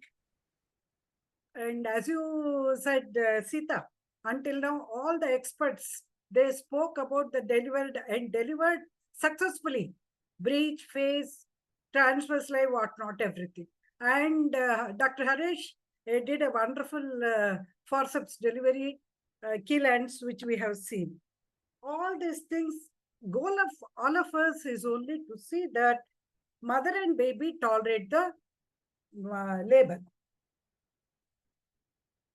So, but we know that fetal response, how it is going to be, is always a challenge for all of us. And then certain fetal heart changes. So our aim is to see that fetus will not get anoxic, or the certain fetal changes will take place before actual brain damage takes place. At that point, we have to catch the fetus and act accordingly. Labor is the most dangerous journey in man's life, and all of us want a healthy baby and healthy child. And fetal anoxia, because of that, infants that die are damaged due to birth asphyxia. There should be a quality improvement everywhere in every country. And like each baby counts, this is the RCH quality improvement program that is there. These are all the things I'm going to touch up this one. I'm not going into details. Coming to the definition of what is intrapartum fetal distress, this is a very important thing. That point of intrapartum period is so important. That's why we made that one-to-one facing is going to give a good result. So, fetus encountering acute hypoxia during labor leading to asphyxia and acidosis is the intrapartum fetal distress. But there is no proper definition either for asphyxia or for the distress. Fetal asphyxia in labor causes this much only we know, that brain injury and stillbirth and hypoxic encephalopathy, disabilities in survivors. Most healthcare providers have replaced the term fetal distress with the non-reassuring fetal status. That's what we are calling. See, this is such a serious matter. One, increases the perinatal mortality and morbidity. And WHO said this type of fetal anorexia is 100% preventable, and with one-to-one delivery if it is possible. But in India, only 40% of the deliveries are under supervision of the healthcare providers. And India being this article is produced, it's a review article in IJOG 2011, where maximum number of deliveries take place in India only. And perinatal mortality, it is quoted by WHO, is 56,107. Of course, in Kerala, it is still in single numbers, it is there, like UK. But intrapartum asphyxia producing the CP is 2 per 1,000 live births. Whatever is done, not much of improvement in the recent years. There is traumatic brain injuries leading to the cause of morbidity, mortality, disability, all these things are there. How best we can deal with it? We know two things that are there during labor. One is uterine contractions. With each uterine contraction, the oxygen flow comes down and anoxia will be there. And how the response of the fetus will be present. Whether it is a tolerated oxygenated baby or not oxygenated baby, whether it will tolerate the insult or not, that's what is very, very important to know. Hypoxic baby, it can be acute hypoxia or chronic hypoxia. But chronic hypoxia, 90% of the times it is the during pregnancy only, and not because during the labor. So admission test is the best to see whether this baby will tolerate hypoxia. What is this admission test? It is a dynamic screening test for the state of oxygenation of the fetus on admission. This is to detect high-risk fetus to anoxia in low-risk mother.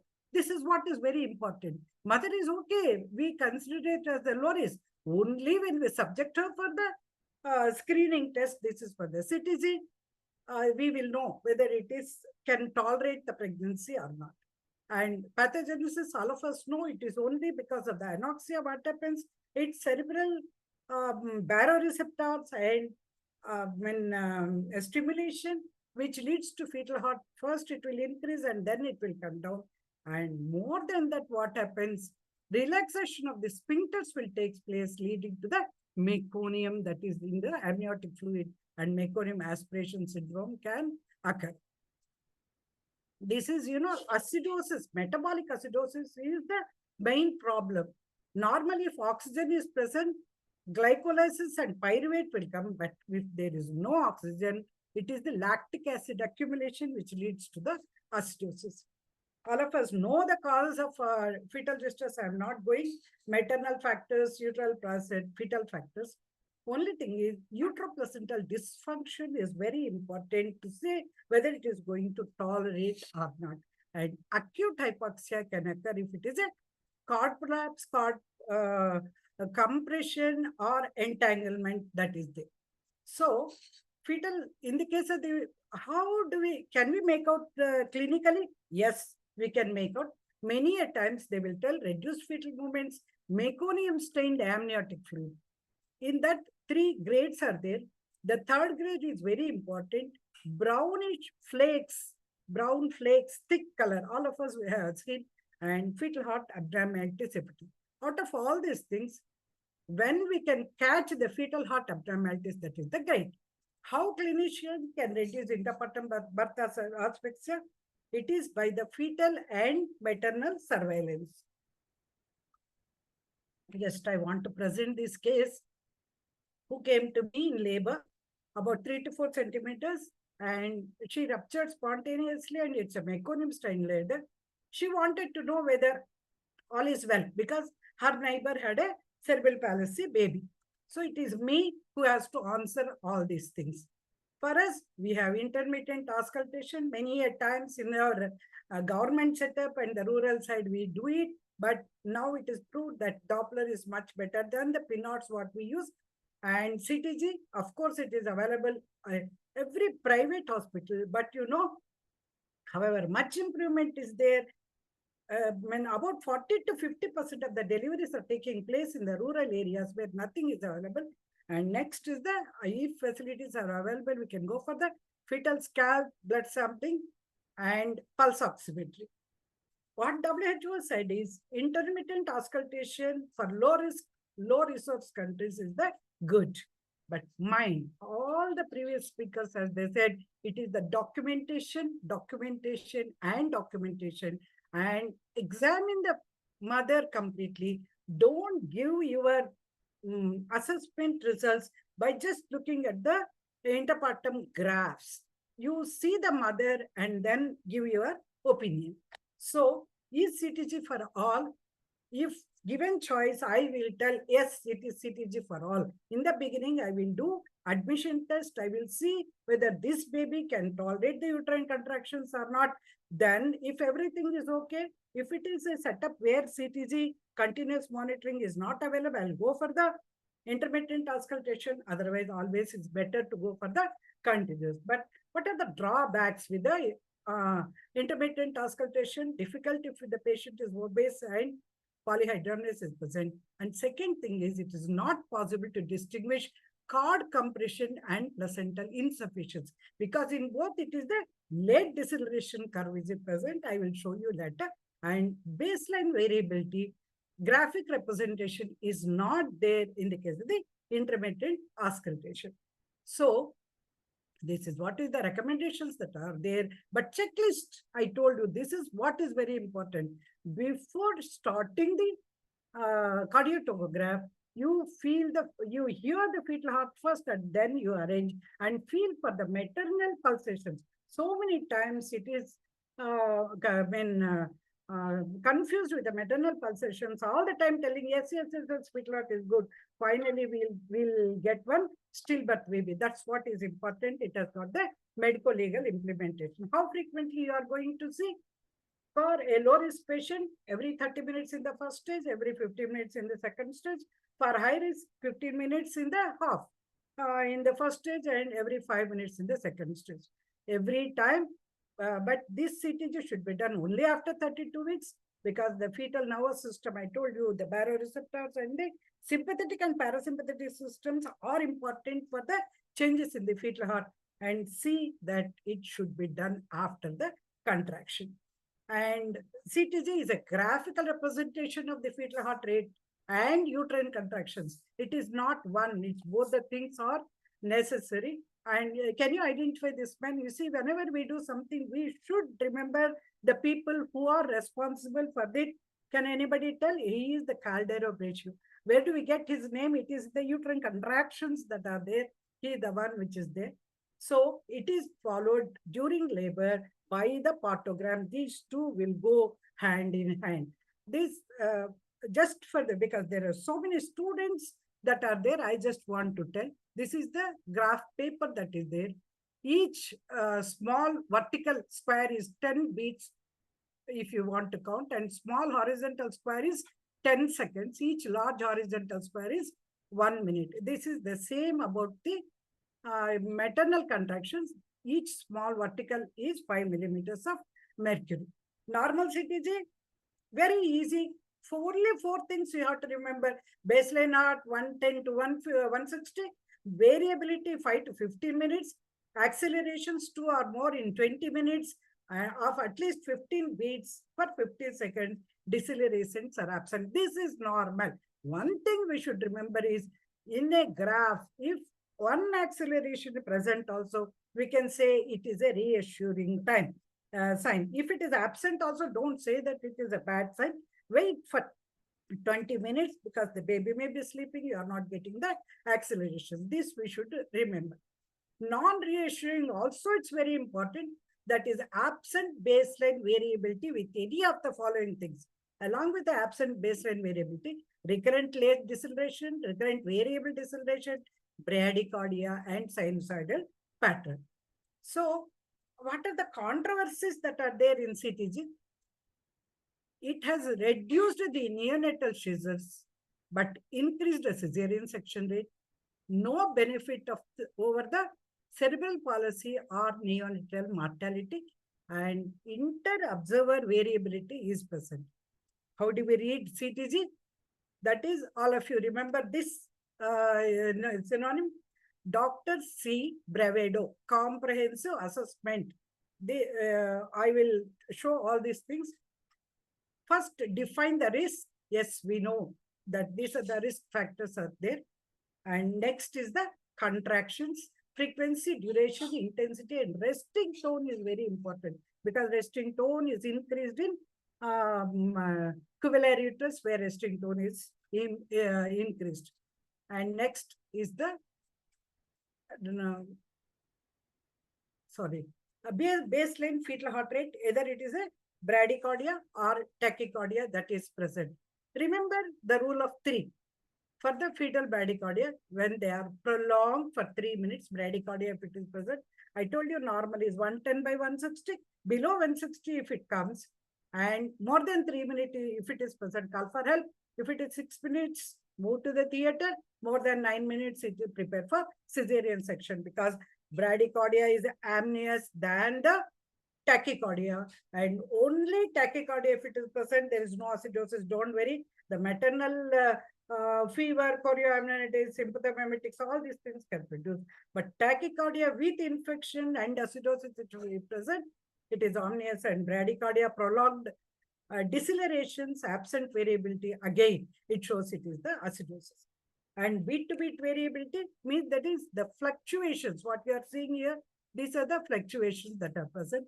It can be absent, it can be minimal, less than 5, moderate, or marked. This is there. And if it is too much, more than 25, beat-to-beat variability or absent below 5, these two are the omnious signs. Accelerations, I already told you that accelerations is a very good sign. Absence of acceleration, not necessarily it is an unfavorable sign. This we should remember. And decelerations, very important because these are the ones which we are going to dictate us that acidosis is going to happen. If it is a early deceleration, is a head compression. How do you make out that early decelerations there? Along with the uterine contractions, when peak is present, there is a dip and then it will go up. By the time uterine contractions subside, the fetal heart comes back. That's what is the early deceleration. And variable deceleration, yes, just give me 1 minute, I will finish. And late decelerations and uterine contractions, these are the things I already explained you. This is very important, sinusoidal pattern, where there is no fluctuations at all. Occurs in vasa previa, twin-to-twin transmission, or RH isoimmunization and drugs. And remember that parvo infection, this is one of the things that is there where hydramnios also will be present if it is a parvo infection. And prolonged deceleration is also present if it is an umbilical cord prolapse or rupture uterus or eclampsia. These are the things that can happen. Overall impression is very important.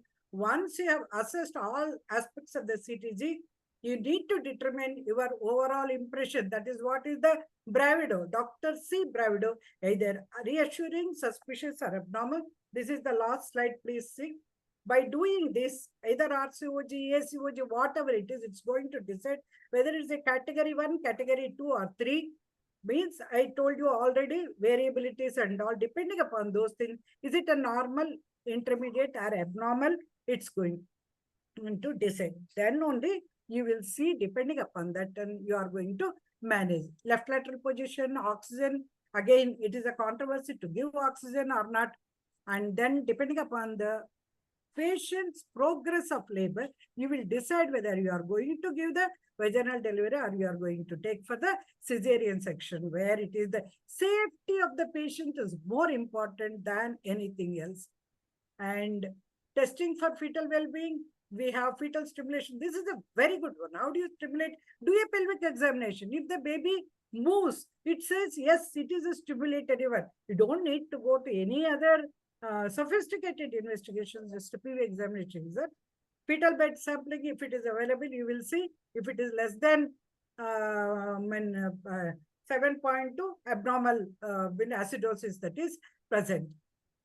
And take home is that fetal distress is fetal encountering acute hypoxia. And in 50% of the cases, if minimal variability, no accelerations, late decelerations, metabolic acidosis is present. Do not make any decision about women's care in labor on the basis of CTG graphs, because in the labor rooms we have seen postgraduates will be taking the photo and sending them to the professor to see and give the opinion. We have never seen the mother. Just by seeing the CTG, you cannot give opinion. Don't do that one. And a FOXI initiative, that is the skill development module on intrapartum care 2021, is really good. And triage of every mother by allotting color code protocols, partograms, and golden minute is very important. Follow the protocols. Partogram is a success story, is only that to detect hypoxia at early stage and follow the partogram and give a good baby to the mother. Thanks for the attention. Thank you all. Thank you very much, Dr. Ambuja, madam. And now, with the permission of the convener, I move to session 2, which comprises 4 talks by eminent speakers, Dr. Parikshit Tang, Dr. Jayashree Srinivasan, Dr. M.C. Patel, Dr. J.B. Sharma, and Dr. Niranjan Chavan. I would like to introduce the chairpersons for this session. The first chairperson is Dr. Kasturi Donimat. She is immediate past president, Kasoga. Welcome, madam. Next chairperson is Dr. Rajesh S. Ravi, who is assistant professor at Malabar Medical College, Kozhikode. Welcome, sir. We have Dr. Neema Acharya to chair the session.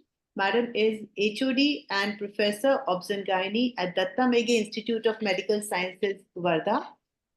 We have Dr. Jairani Kamraj, madam, to chair the session, who is the managing committee member of OGSSI. And last but not least, we have Dr. Girish Mane, sir, to chair the session, who is past chairperson of Adolescent Committee of FOXI. Welcome, chairpersons, and please, I would now introduce, I would request Dr. Kasturi, madam, if she's joined, to introduce Dr. Parikshit. Ma'am, please join us. Thank you, Dr. Monica. It's my great pleasure to introduce Dr. Parikshit Tang, sir. Sir is a consultant at Ashwini Maternity and Surgical Hospital Center and Endoscopy Center, Mumbai. He's a consultant at Jupiter Hospital, Thane. Sir is an honorary professor at Udaipur, consultant for more than 16 centers for ART centers. He's a treasurer of FOXI, chairperson Safe Motherhood Committee 2014 to 2017, postgraduate teacher, examiner for College of Physicians and Surgeons of Mumbai, and examiner for MRCOG Part 3, managing committee member. And he has won so many awards and he has so many publications to his credit. Sir has won a gold medal for his first place at DNB. Dr. Kamini Rao, Yuva FOXI Oration 2011 and 12, over 100 peer-reviewed publications in index journals, and co-authored 4 books in OBGYN. It's my pleasure to introduce you, sir, to present you such a pioneer in the subject. And the topic is also very interesting. Nowadays, the students, the younger generation are forgetting the art of forceps. So, sir is here to enlighten you about this procedure. Thank you, sir. Yeah. Thank you so much, Dr. Kasturi. Nice to meet everybody today. And it's really a pleasure to be on this ICOG platform. I thank the organizers, Dr. Sneha, Dr. Monica, all the conveners for this kind invitation to be with all of you today, this evening, and share some thoughts about forceps delivery. So my presentation is going to be in 2 parts. First, I'm going to show you a regular PowerPoint, and then I'll show you some videos. If I'm allowed to share my screen. Yes, okay. That's great. Let me go straight away into screen mode. Okay. Am I on full screen? Yeah. Yes, sir. Yeah. Okay. Thank you. Thank you. So as Dr. Kasturi very correctly said that, instrumental vaginal delivery is today becoming a forgotten art, but I must emphasize that it is still an essential skill. Why is it essential? Because it is a tried and trusted, established part of obstetric practice. It can help you to avoid difficult and potentially, complicated cesareans at full dilatation, especially when the station is very low. Dr. Harish Doshi just spoke very beautifully about deep transverse arrest and how one could deal with that with instrumentation. Ultimately, we want vaginal births for those women who are eligible and for whom it is safe. So this is one way in which you can reduce cesarean rates. And in a bind, in a situation where you want to quickly achieve delivery, this is a much better option than trying a cesarean. Why are we forgetting this art? Because we are worried. We are worried that the mother is worried that the baby will be injured. There are medical legal concerns. Cesarean is safer than ever. And the rates of forceps use, even as compared to vacuum, amongst modern obstetricians is falling. And therefore, training is on a decline. So what happens is we get into this cycle, because there is fear, there is avoidance. Because there is avoidance, our skill levels drop. And when we do something where the skill level is not adequate, you get bad outcomes. Once you get bad outcomes, you start fearing that particular procedure or process even more than what you did earlier. And this goes into a circle. So what we have to realize is that the use of forceps in modern obstetrics and in obstetrics in general, modern, old, future, whatever, is not with force, but with skill. Non we said R. Where do we go from here? What's the way forward? We have to become fearless. And by fearless, I don't mean careless.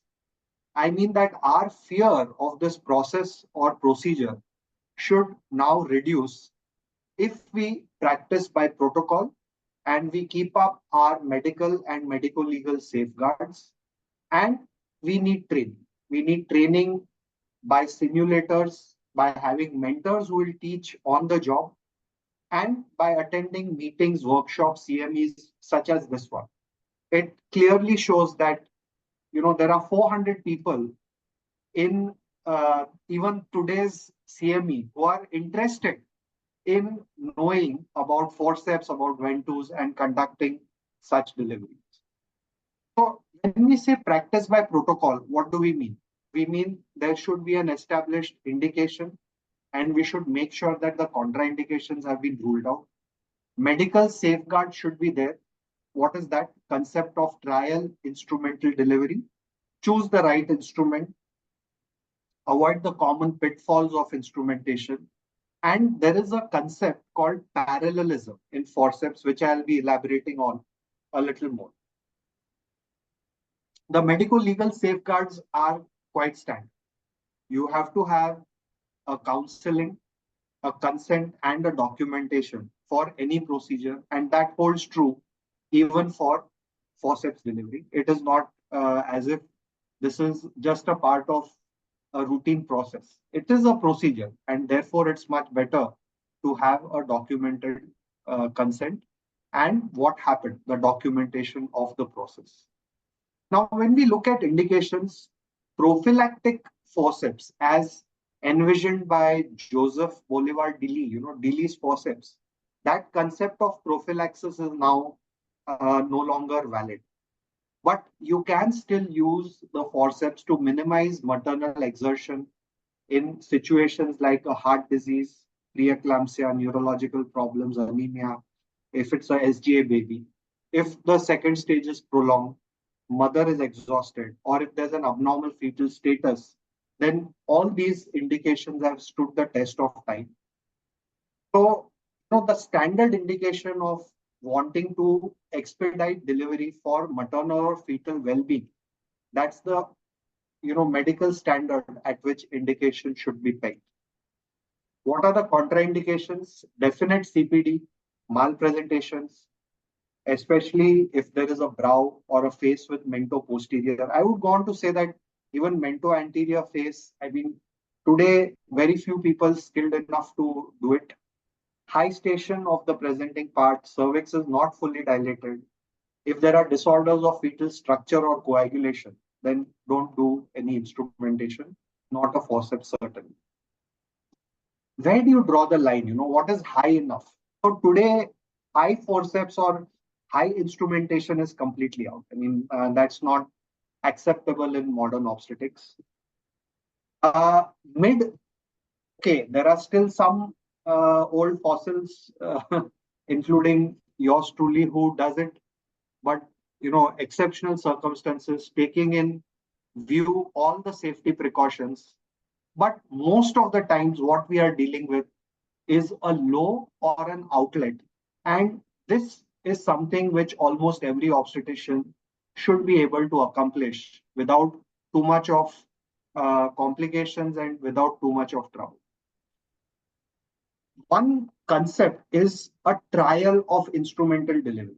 Means you have to have the mental attitude that if there is a problem, I'm not going to persist with this. Always do it in the operation theater. I often do forceps under spinal anesthesia with the cesarean trolley ready. It's already opened up.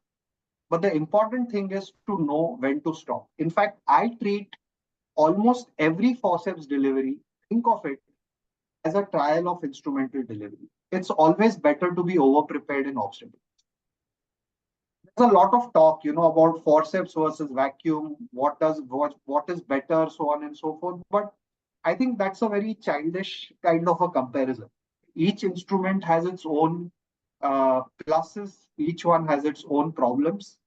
So forceps is very good because it can give you good traction, moderate to strong traction can be applied, and it promotes flexion, compression, and rotation. If you know how to do a rotation forceps, and if you're using a parallel forceps, it can correct asynclitism for you. Ventouse is great because it does auto rotation for you, but the traction is weak to moderate, and there's no compression involved when you apply a ventouse. So forceps is and ventouse, a lot of comparisons have been done. Just one thing to understand, vacuum extraction is more likely to fail as compared to a forceps, especially when you're doing anything above outlet. If you're doing anything above outlet, think about doing a forceps rather than a ventouse. This is my personal opinion. I'll keep the videos for later. We'll talk about asynclitism, parallelism, how it corrects it. And I'll just stop here with the PowerPoint. Is consent mandatory? I think, one could argue that, it's a life-saving procedure and you just did it at the spur of the moment because it was so urgent. But I think today, any medical procedure, you do it with a written informed consent and have a good documentation of the instrumental birth. Why did you do it? How did you do it? What happened? Where was the head? What were the precautions that you took? And how many attempts, so on and so forth, and if there were any injuries. So that's what I have to say about the. Okay, now I'm going to just show a couple of videos to illustrate this aspect. Is my video being seen? No, sir, not at present. I think the PowerPoint only is seen at present. Okay. So what I'll do is I'll stop sharing that. Stop share and yeah. And I'll go to sharing the screen.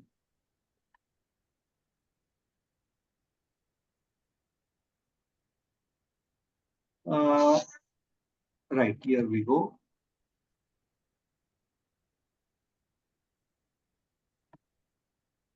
Yeah, now it's seen, sir. Yeah.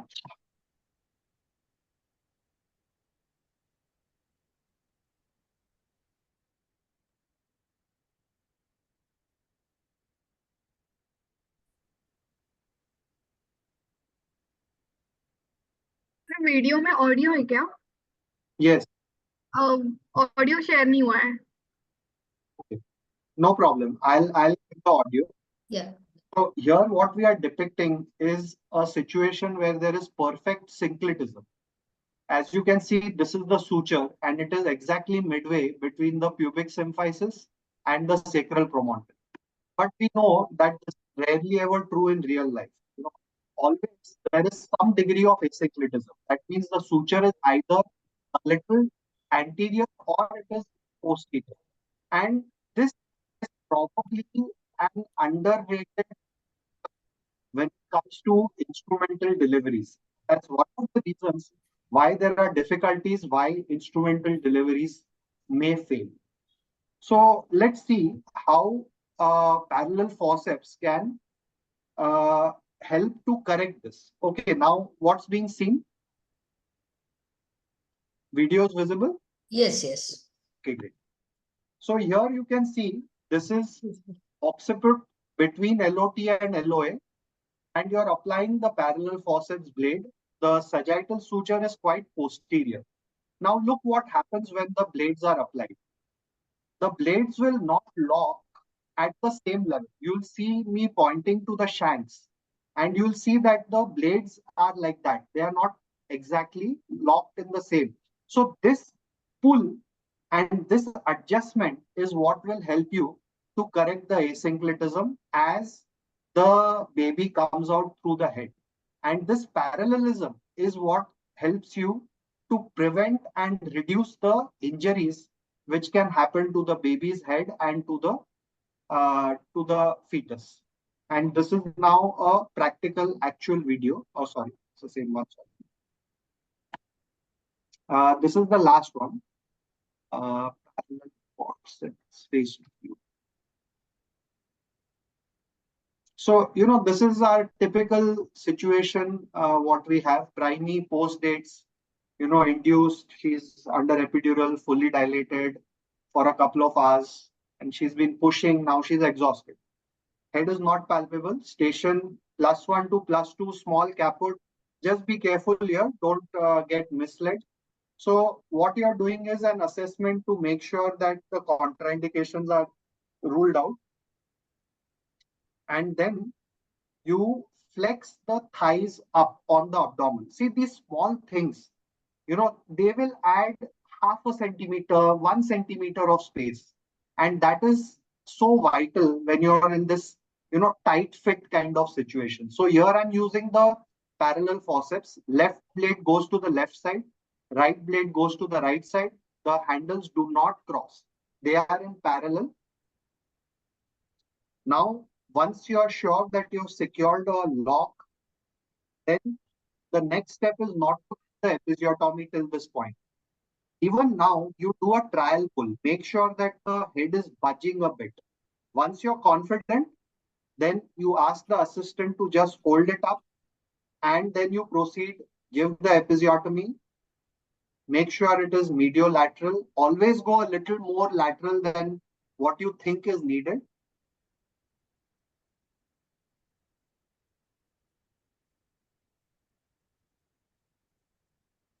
And once you made that adequate mediolateral episiotomy, you're going to make sure that the mucosa is cut a little more than what you need. That's where the tears and all are bad if it's ragged. So then you have your perineal support being given and you follow the curve of Keras. So to the floor, then towards you, and then to the ceiling. That's the way you go about delivering. You do these small rotatory and rocking movements to kind of dislodge the baby's head. And here, as you can see, it's a face to pubes delivery. And then you get the rest of the baby out and have the baby suctioned and so on and so forth. So that's what I had about forceps deliveries. And, I hope, yes, I've thankfully finished in time. Thank you, sir. It was an excellent presentation, very useful. I think all the delegates, students who have joined, it's very useful, and they have to learn this skill. It is a need of the hour. So to reduce the C-sections. Thank you very much, sir. Thank you so much, Dr. Parikshit. That was wonderful. And the videos were mesmerizing, really needed for the new generation to learn. Thank you so much once again. Thank you, Dr. And go ahead. Thank you, ma'am. Thank you, Dr. Tang. And now we move to the second talk. The second talk is by Dr. Jayashree Srinivasan, madam. And to chair her talk, I invite our chairperson, Dr. Rajesh Ravi. Is Thank you, Dr. madam. Rajesh? Yes, Dr. Rajesh is an associate professor from Calicut. Thank you, madam. So we have a good talk on this art and science of forceps delivery by sir. So now we can hear about the other, which is the tight competitor of the forceps delivery, that is the vacuum assisted delivery. So we'll hear it from Dr. Jayashree madam, Jayashree Srinivas madam, who is a senior obstetrician and gynecologist from Samvida Medical College, Chennai. Over to you, madam. Thank you. Let me share the 1 minute.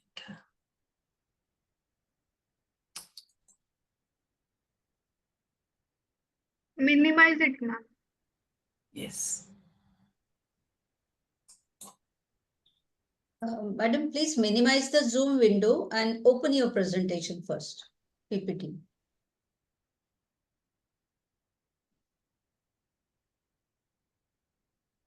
Ma'am, just minimize that, minimize button, madam. And the Zoom and the you come lateral, ma'am. The side and the or dash others minimize ma'am. Minimize screen. No coach ma'am. No mail the dash minimize mail ma'am. No, I'm not able to see it has gone off. See over the screen, but next you come on the straight line, ma'am. It's on the corner of the left corner. Yeah, just little down. That will be the minimizing screen. No, that's not shown here. That's why. Very close, ma'am. Your mark is very close only, ma'am. No, Your madam, arrow is very close. actually she has already shared a screen, that's right. Yeah, It's okay, madam can open the PowerPoint, that will be better. Okay.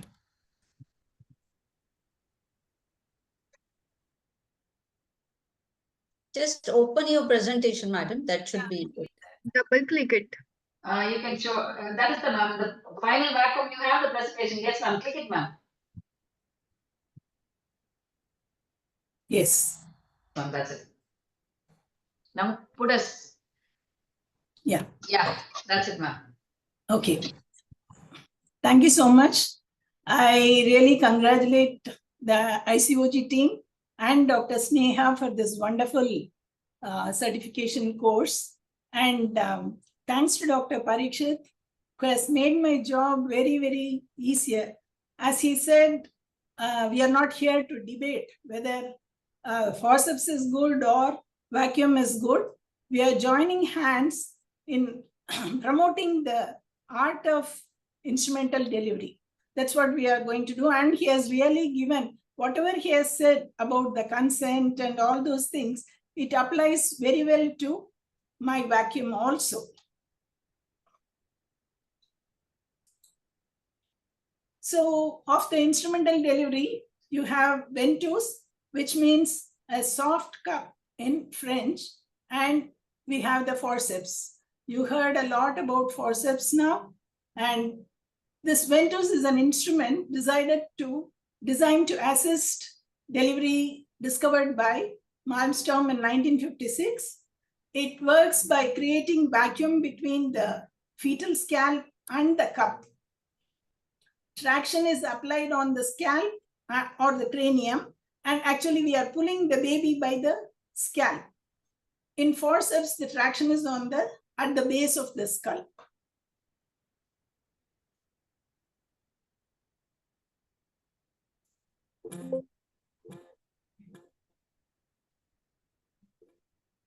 So the parts of the vacuum instrument is the extraction cup, and the vacuum generator with the gauge, and this is the connecting tube.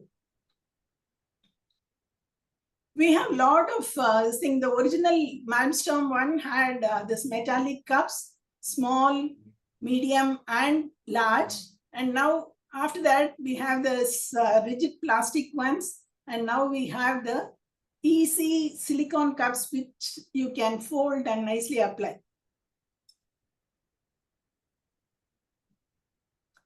So the classification for operative vaginal delivery, this holds good both for vacuum as well as for forceps. In vacuum, we prefer only, as Dr. Parikshit said, it is best to apply only the outlet, which means the fetal scalp is visible without separating the labia. Fetal skull has reached the pelvic floor and fetal head is at or on the perineum. Sagittal suture is in anteroposterior diameter, which is very ideal, or right or left anterior or posterior position. When you say it is low, the leading point of the skull is at station plus 2 centimeters or more and not on the pelvic floor. Two subdivisions are there, rotation of 45 degrees or less, or rotation of more than 45 degrees. The mid one is station is between 0 and 2, and high we are not preferring it. Mid and high are not preferred. So now, what are the indications for this? The fetal indications and the maternal indications. Mainly it is the fetal distress, suspicion of fetal compromise, and mostly malrotation can be corrected by this. The maternal indications are inadequate expulsive efforts, maternal exhaustion, or expulsive efforts to be avoided in such conditions like cardiac disease, hypertensive crisis, cerebrovascular disease, and so on. Or it can be prolonged second stage of labor. In a nullipara, we call it more than 2 hours, and in multipara, it is less than 1 hour. That is without anesthesia. If there is epidural, then you can give little more allowance. And to cut short the second stage of labor, as in severe preeclampsia, cardiac disease, and post-cesarean pregnancy as well.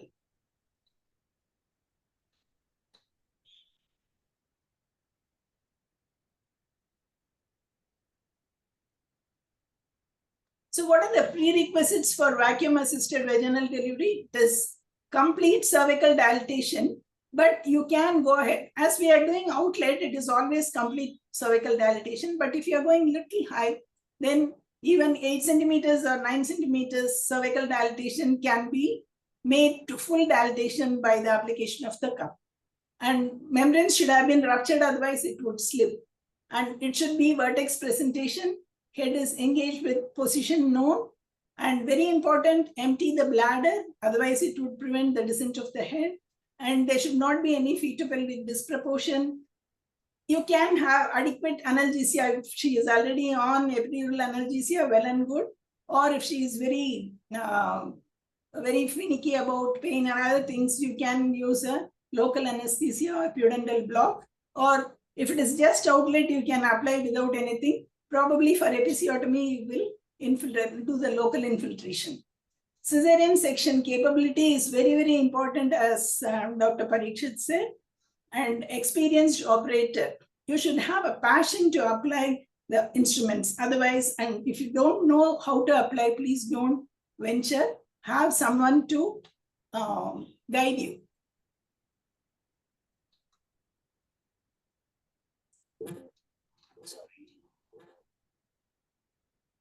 Always going on the wrong side. So now,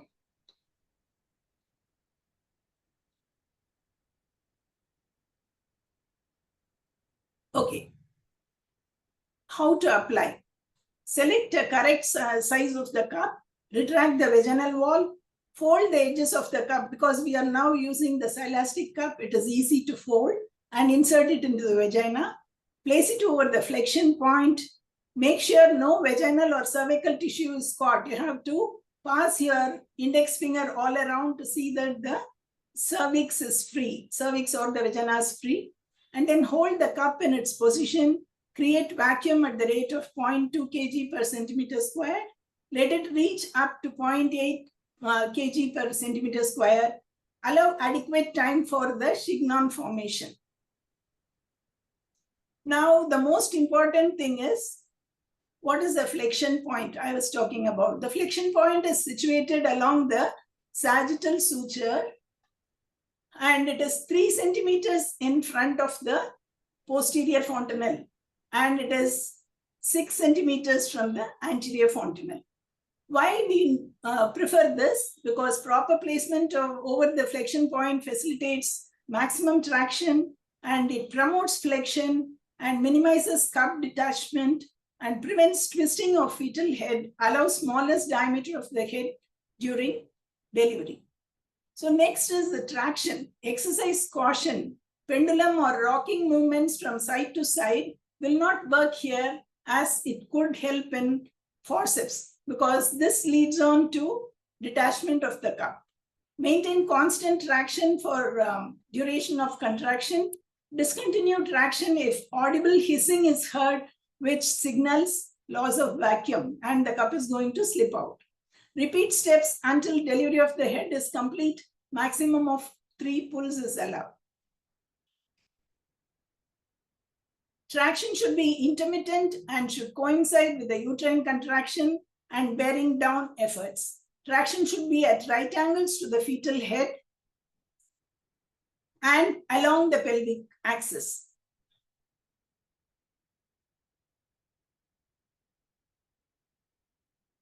So how do we assess the progress? The first pull causes flexion of the head. I said 3 pulls. First pull causes flexion of the head and some descent. And by the second pull, head should be on the pelvic floor. By the third pull, delivery of the head should be complete. With strong maternal contractions and effective maternal efforts, delivery should be achieved by 1 or 2 pulls in outlet vacuum extractions, or 2 or 3 pulls in low vacuum extraction, and vacuum should be avoided in mid-pelvic positions. So not more than 3 tentative pulls. And as I told you, do not twist, do not torque or use excessive force. In forceps as well as in vacuum, the force must be at you should sit in front of the patient, and the force should come from your elbow and not from your shoulder.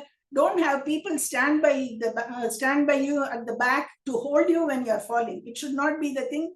It should be a pleasure to watch you applying the forceps or the vacuum. And release, once there is delivery, release the vacuum with release button after delivery of the head. Ease cup off the scalp, complete birth in the normal manner. After delivery, examine the baby's head immediately after birth for scalp injury and note cup application site. Inspect scalp regularly. If difficulty was experienced, to exclude bleeding in the subgaleal space. Reassure patients that Chignon, which is the artificial caput that has been formed, should disappear in a matter of hours, and that marks from cup should leave no traces after a few days. Re-examine the baby within 24 hours to check the application site of vacuum cup. The complications are maternal and fetal complications. The maternal complications are cervical or vaginal lacerations due to entrapment of tissue between suction cup and fetal head. If this happens, it is the applicator's mistake. You should take all the precautions to go all around the cup to see that the cervix and the vagina are freed already. And this produces the typical annular cervical tear,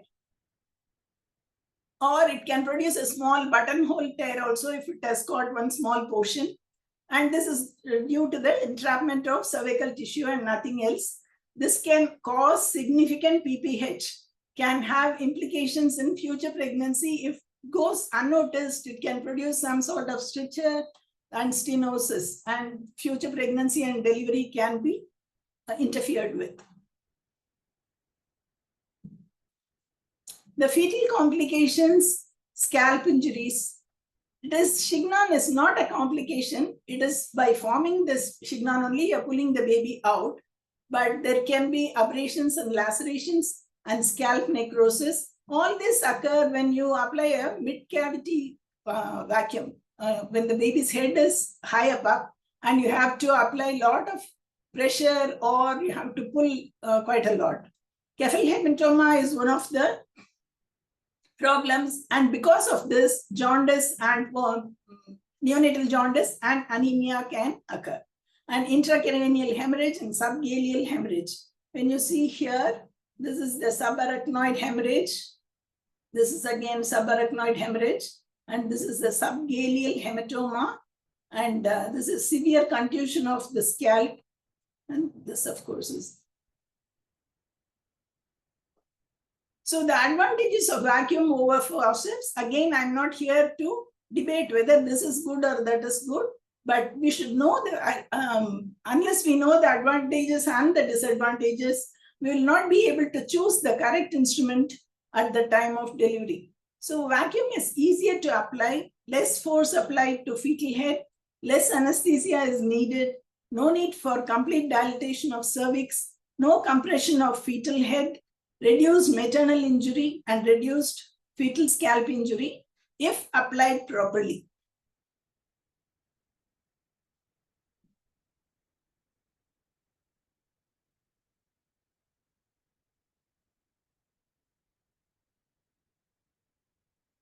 So there are disadvantages of vacuum over forceps. The cup may detach during procedure. Used only for term or near-term vertex presentations. You can't apply it on preterm babies. Possibly longer delivery time as traction is applied only during contractions and you have to wait till you create the Shignon. Possibly associated with more head trauma. This again is a higher application.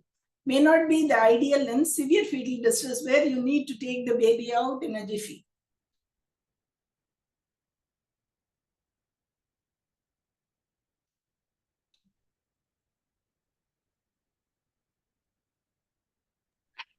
So we have another one, what is called kiwi cup.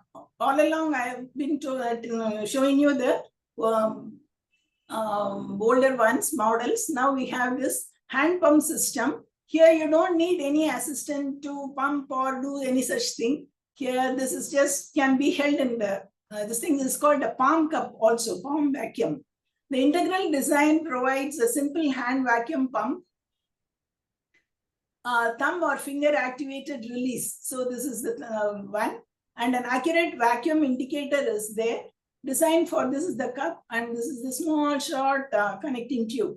Designed for complete control without an assistant and provides a safe and effective system in the palm of the hand. Advantages when used in cesarean sections as well. We have one more device. This is a better thing of vacuum. This is called Odon device.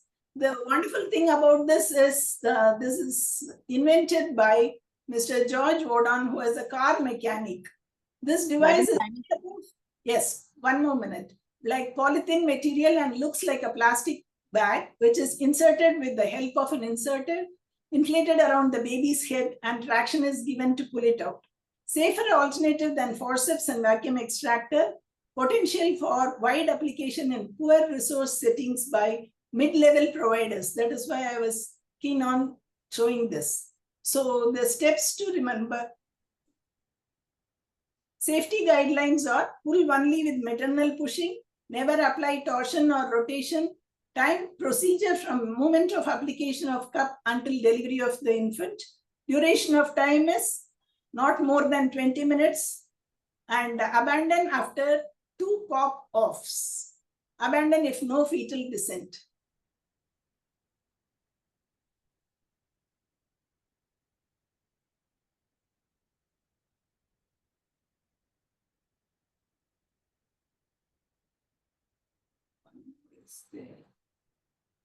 Steps to remember is A to J, ask for help, bladder empty, cervix fully dilated, determine fetal station, equipment to be ready, fontanelle and flexion point assessment F. G is gentle traction along curve of Keras. halt in between contractions, halt if pop-offs or cup detachment or more than 3 pull, incision, that is episiotomy if required, and jaw, release vacuum if baby's jaw is seen. Conclusion is vacuum delivery has been proven to be useful in assisting with the vaginal delivery. The potential for both fetal and maternal injury does exist. The operator must be familiar with the indications, contraindications, applications, and the use of the vacuum device. Safe and effective guidelines should exist to facilitate a safe and effective delivery, and a simulation lab must be made use of by the PGs so that they will get used to the procedure.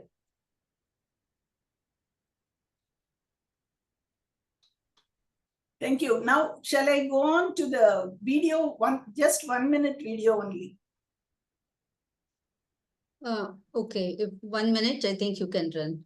Is it in the PPT itself or video separately? Separate. Okay, ma'am. Can I? You need to stop share this PPT then. Yeah. I'm not finding it here. Shall I? Yeah, close. Yeah.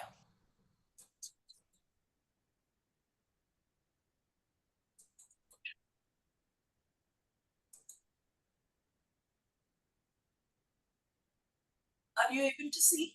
Yes, yes. Yes, ma'am. Yes.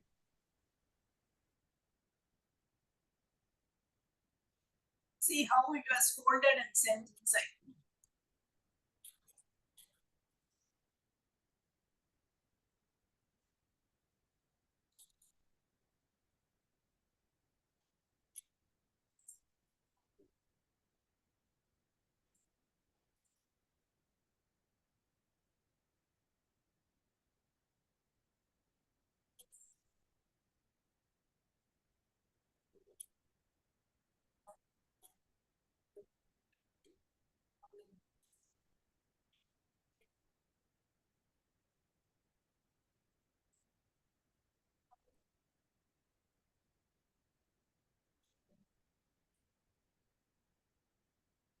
So the second one is in cesarean.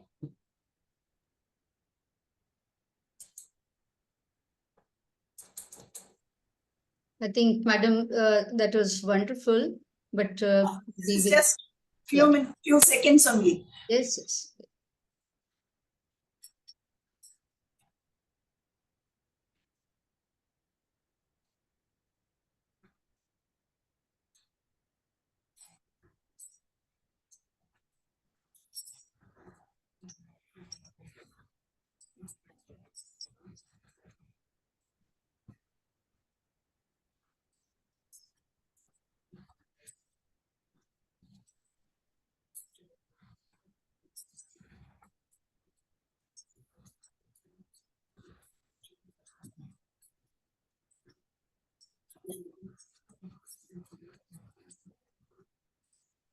Thank you. Thank you so much.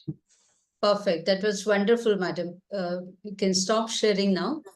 I'm sure these videos are really going to make the difference, and the younger generation is definitely going to be stimulated for learning all these instrumental deliveries, I think. Thank you so much, madam, and over to the chairperson if any comment.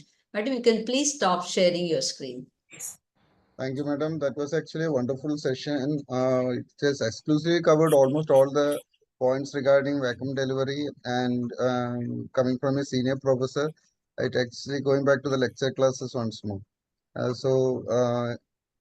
the videos were excellent also, madam. You have taken pain. That's why I know you wanted to show it anyway.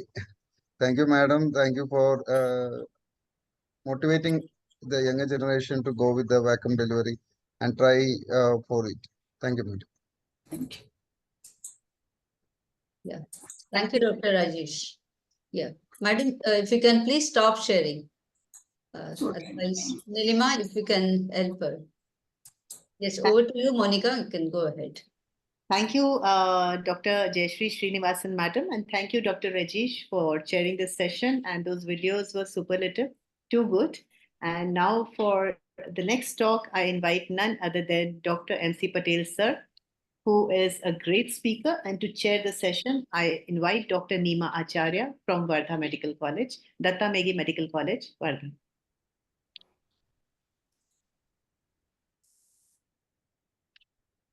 Has Dr. Neema joined?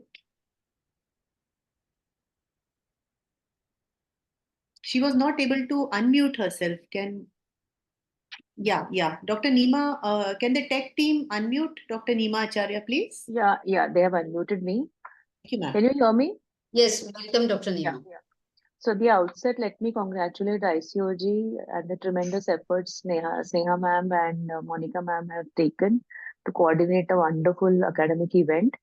So it's an honor for me to introduce Dr. MC Patel, who actually doesn't need introduction. So let me just do the formality.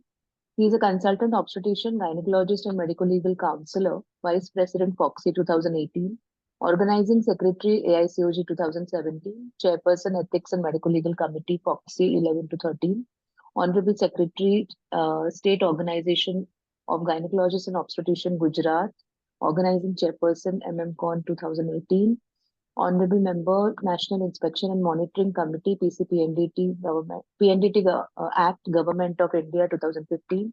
Honorable Member, State Supervisory Board, PNDT Committee, Gujarat State 2005 to 9. President, Ahmedabad OBGY Society 10 to 11. Honorable Member, National Managing Body, Indian Red Cross Society 19 to 22. National President, National Medicos Organization 2016 to 18, President IMA Ahmedabad Branch 2007 to 8, Honorary Surgeon, Indian Red Cross Eye Bank collected more than 1,000 IPFs, and Organizing Chairperson Vivekanand NMO Con 2013. Over to you, sir, and it's an honor to chair this session. Thank you, Neema madam, for kind words, and let me allow to share my screen. Yeah.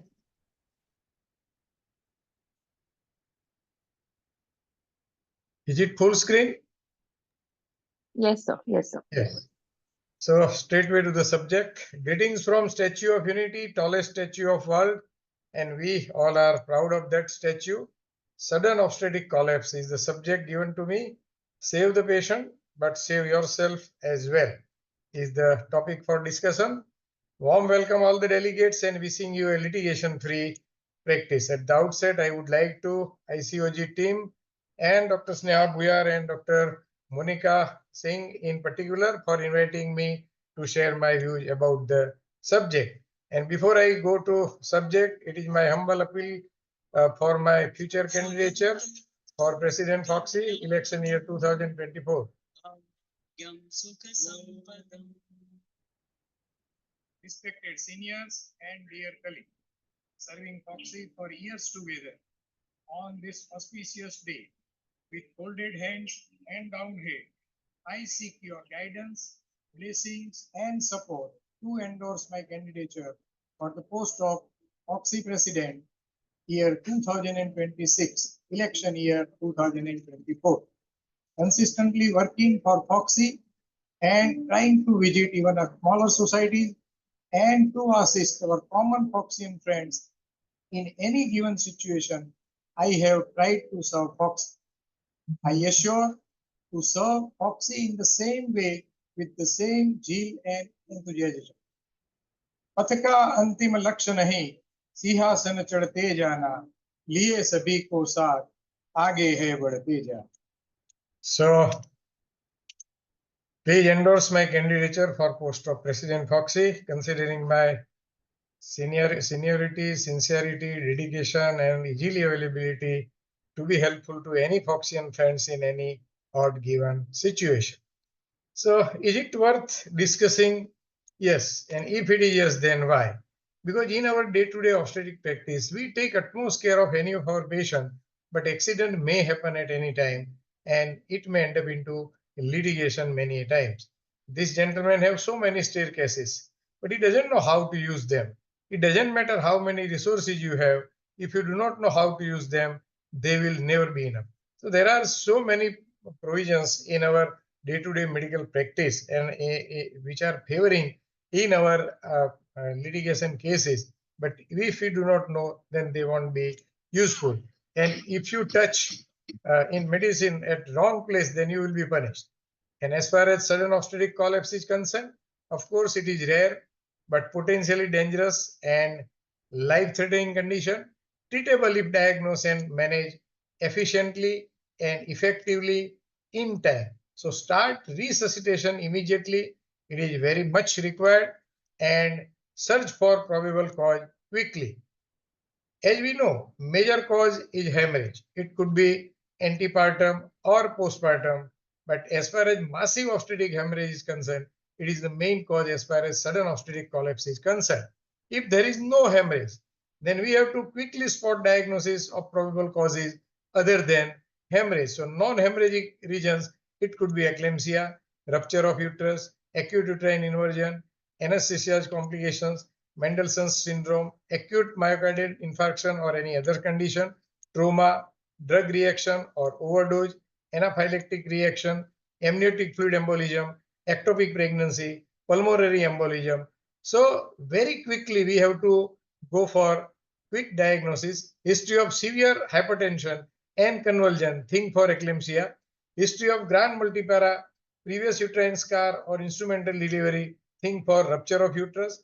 History of mismatched third stage of labor, short cord, or a manual removal of placenta, think for inversion of uterus. History of fall in BP within few seconds of spinal anesthesia, think for supine spinal shock.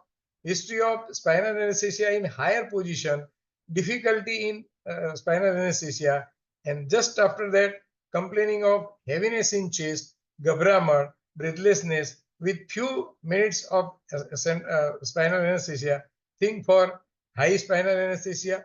History of vomiting under anesthesia, problem starts within few hours, then think for Mendelssohn's syndrome.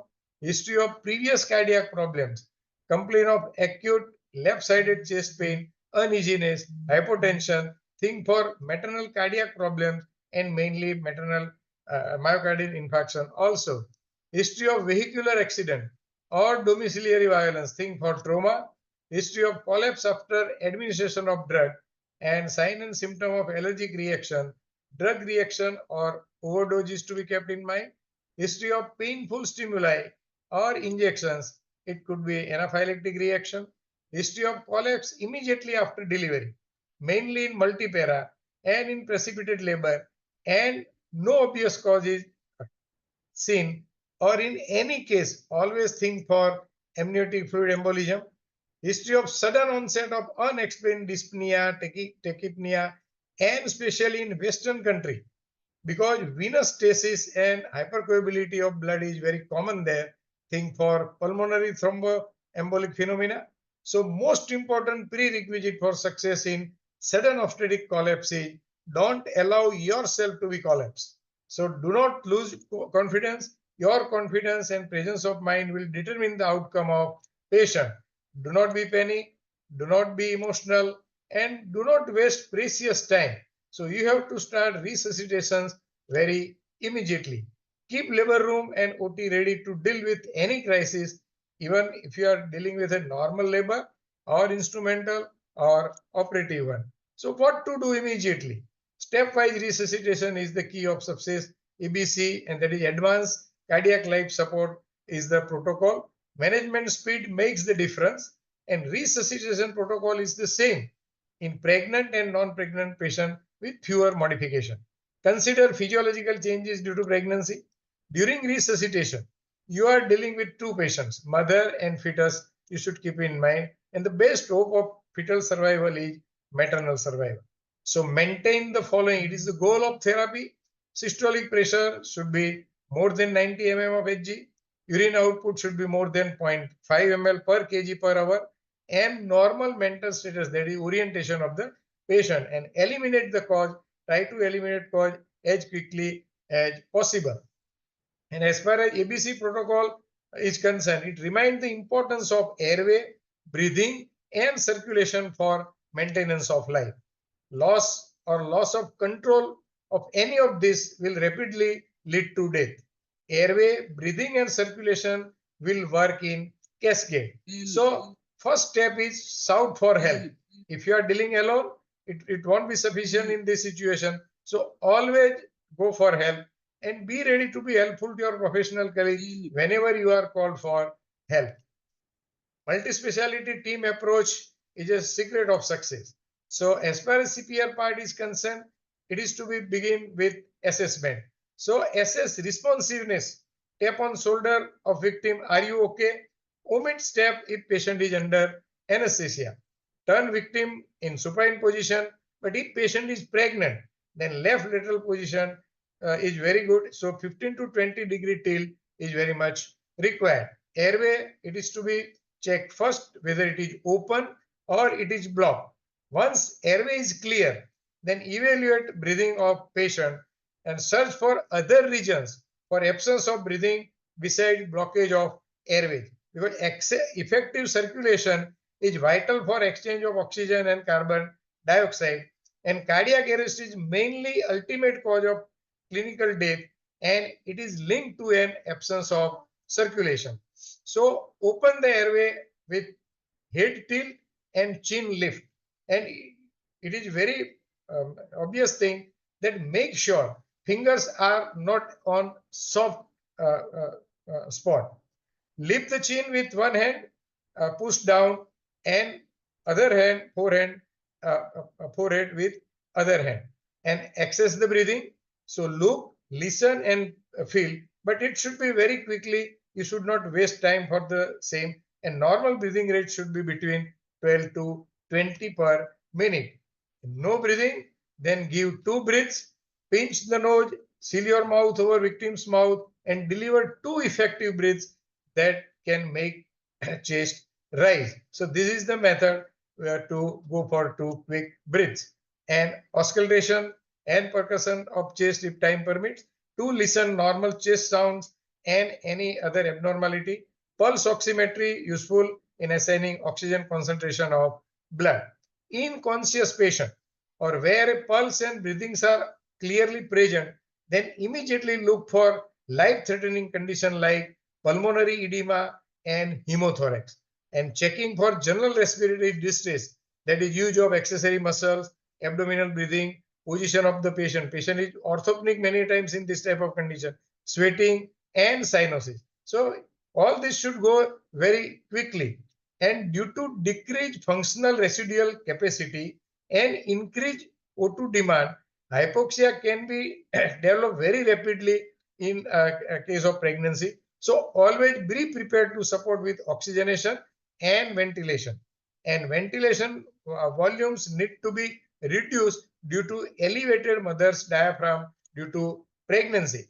And once with clear airway and efficient breathing, oxygen is delivered to lung, and then it needs circulation to be effective to deliver it to rest of the body. And originally, the ABC part C was meant for carotid pulse, but now it is no longer recommended.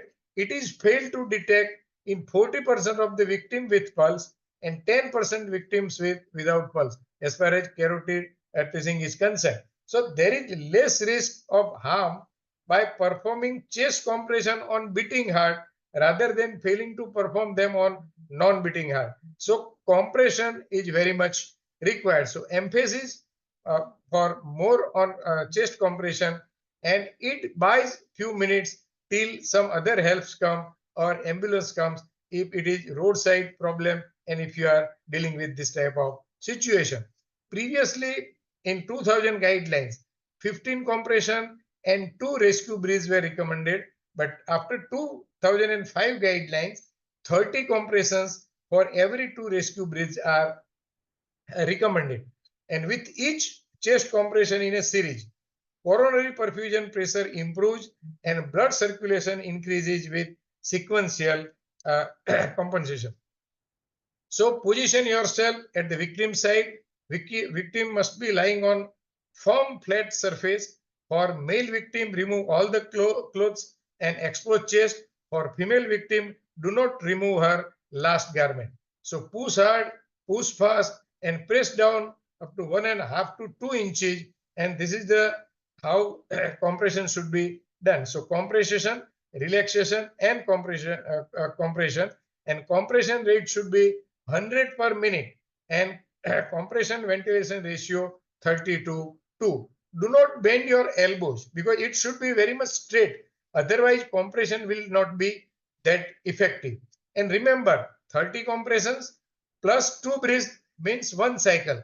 You go with 5 cycles and then change rescuer to avoid rescue fatigue, because then after compression will not be that effective. So after 5 cycles, rescuer should be changed. It was a very interesting study which came in by University of London. 1,951 patients were taken for a study, and out of those 980 patients were simply given chest compression, and 916 were given both chest compression and mouth to mouth breathing. In first group, survival to hospital discharge rate was 12.5%, and in second half it was 11% survival rate. So there was no much difference. So if you go with simple compression, then also it is fine, but it should be started very immediately. And same study which came with British study included 1,300 people, and there is the same conclusion as far as compression and or compression and rescue breaths are concerned. There is one more interesting thing. Always add 1,000 before your every number, 1,001, 1,002, 1,003, because it mimics a normal beats of heart, and rate should be 100 per minute with full recoil. As far as circulation part is concerned, and some modification of basic life support, perform chest compression higher and slightly above the center of sternum, because in pregnancy there is elevation of diaphragm and of abdominal content. As far as vasopressor agents are concerned, usually epinephrine and vasopressins will decrease blood flow to the uterus. But if they are needed and if they are life-saving, then we have to go with epinephrine or vasopressin if it is indicated.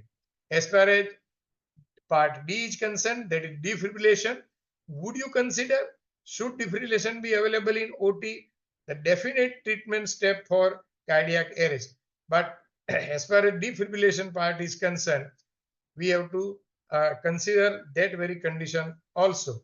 As far as excessive magnesium sulfate part is concerned, if you are dealing with a case of eclampsia, and if you have given a magnesium sulfate, it is all likely that there could be overdose of magnesium sulfate and there could be some respiratory problem.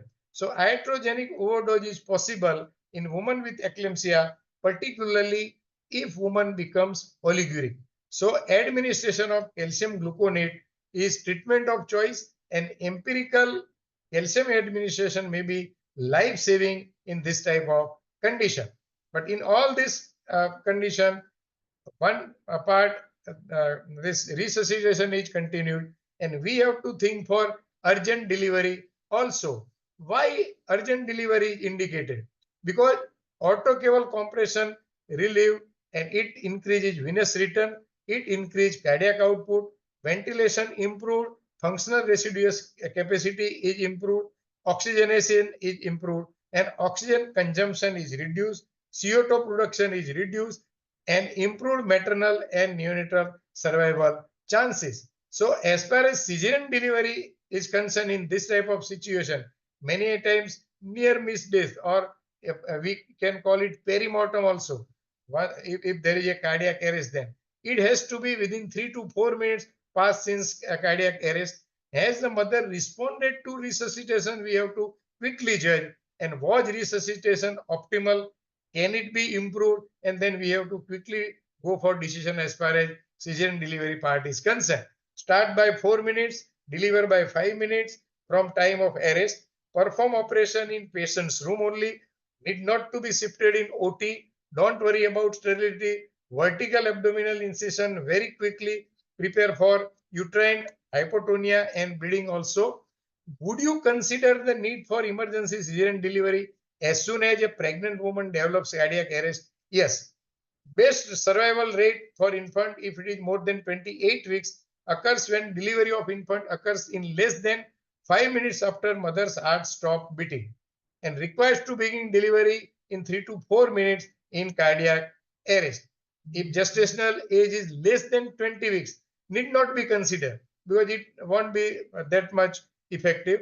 As far as gestational age between 20 and 24 weeks, resuscitation of mother with this delivery will be much useful for both chances of survival of we have not to worry for survival of infant, but we have to consider mother. If gestational is more than 24 weeks, then perform to save both life, mother and infant. And as far as principles of successful CS delivery is concerned, rapid incision, rapid delivery, and rapid closure. Best obtained with bold midline vertical incision is ideal for rapid delivery. Classical uterine incision, closure with large running suture in a single layer, and no need to shift in OT, no need to scrub abdomen, no need to administer anesthesia. CS will be comparatively bloodless since there is no cardiac output. And chest compression and ventilation should be continued with this delivery part also. Try to resuscitate neonate and hand it over to neonatologist if available. Placenta is to be removed by cord traction or MRP. If mother is resuscitated and pulses return, then shift her to ICU immediately and start broad spectrum antibiotic in this type of situation. And the short interval between mother's arrest and infant's delivery is the secret of success in this type of situation. No sustained pre-arrest hypoxia in mother, no sign of fetal distress before mother's cardiac arrest, and aggressive and effective resuscitation effort for mother, and delivery is performed in medical center with NICU. So these are some areas which may improve our result, and ultimately we may save fetus as well as mother also. So to conclude, as far as summary is concerned, always look around and check if the scene is safe. You do not want to become one of the victims. This is for roadside problem, and if you are rescuing somebody, then you should quickly look for that. Check responsiveness, open airways.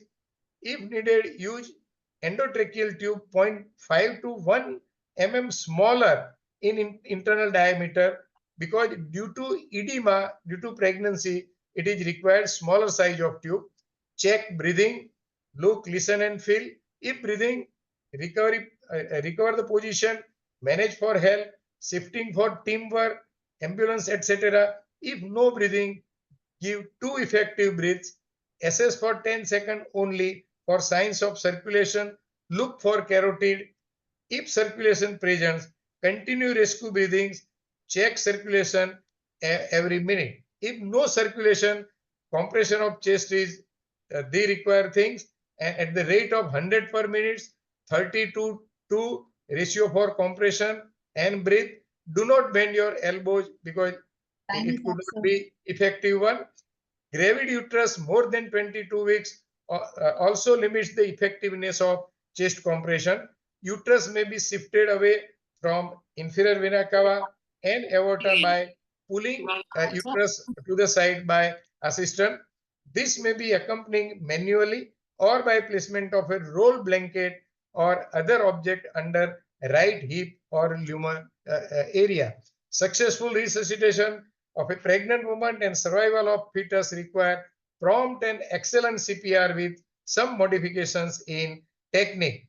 Defibrillation and medication dosage used for resuscitation of pregnant women are the same as they are used in other adults also. Rescuers should be considered the need for emergency cesarean section delivery as soon as pregnant woman develops cardiac arrest.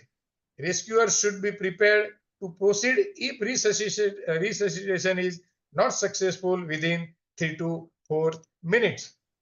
And best survival rate for infant more than 28 weeks occurs when delivery of infant occurs within less than 5 minutes after mother's heart stop breathing. And as far as this obstetric collapse part is concerned, these are the possible outcomes. Mother and baby die or brain damage, mother and baby intact, mother intact, baby die or impaired, mother brain damage and baby intact, and family take legal action against hospital, anesthesiologist, and obstetrician in this type of situation. And when, in spite of all our efforts, if patient is no more, then how to declare bad news? It requires one more separate lecture. Involvement of RUSH team, death certificate, postmortem examination, involvement of police. But as far as this litigations part is concerned, usually in court of law, whenever you are facing this type of situation, when you have dealt with obstetric collapse, then the question asks, was it preventable? Whichever happened, as far as obstetric collapse happened, was it preventable? And if you cannot say no, then what did you do to prevent it? Why you couldn't prevent it? In spite of all your care and caution, if you couldn't prevent obstetric collapse, then this question will be asked. And did you diagnose well in time it was collapse? And did you manage way in which any prudent doctor would have managed? If you can answer all those questions after dealing this type of cases, then you could be out of legal problem. But in this situation, we have to practice foreseeability, that is anticipation, good communication, consent, and proper documentation, and you may be simply sail through. As far as anticipation is concerned, law expect from us to anticipate certain condition.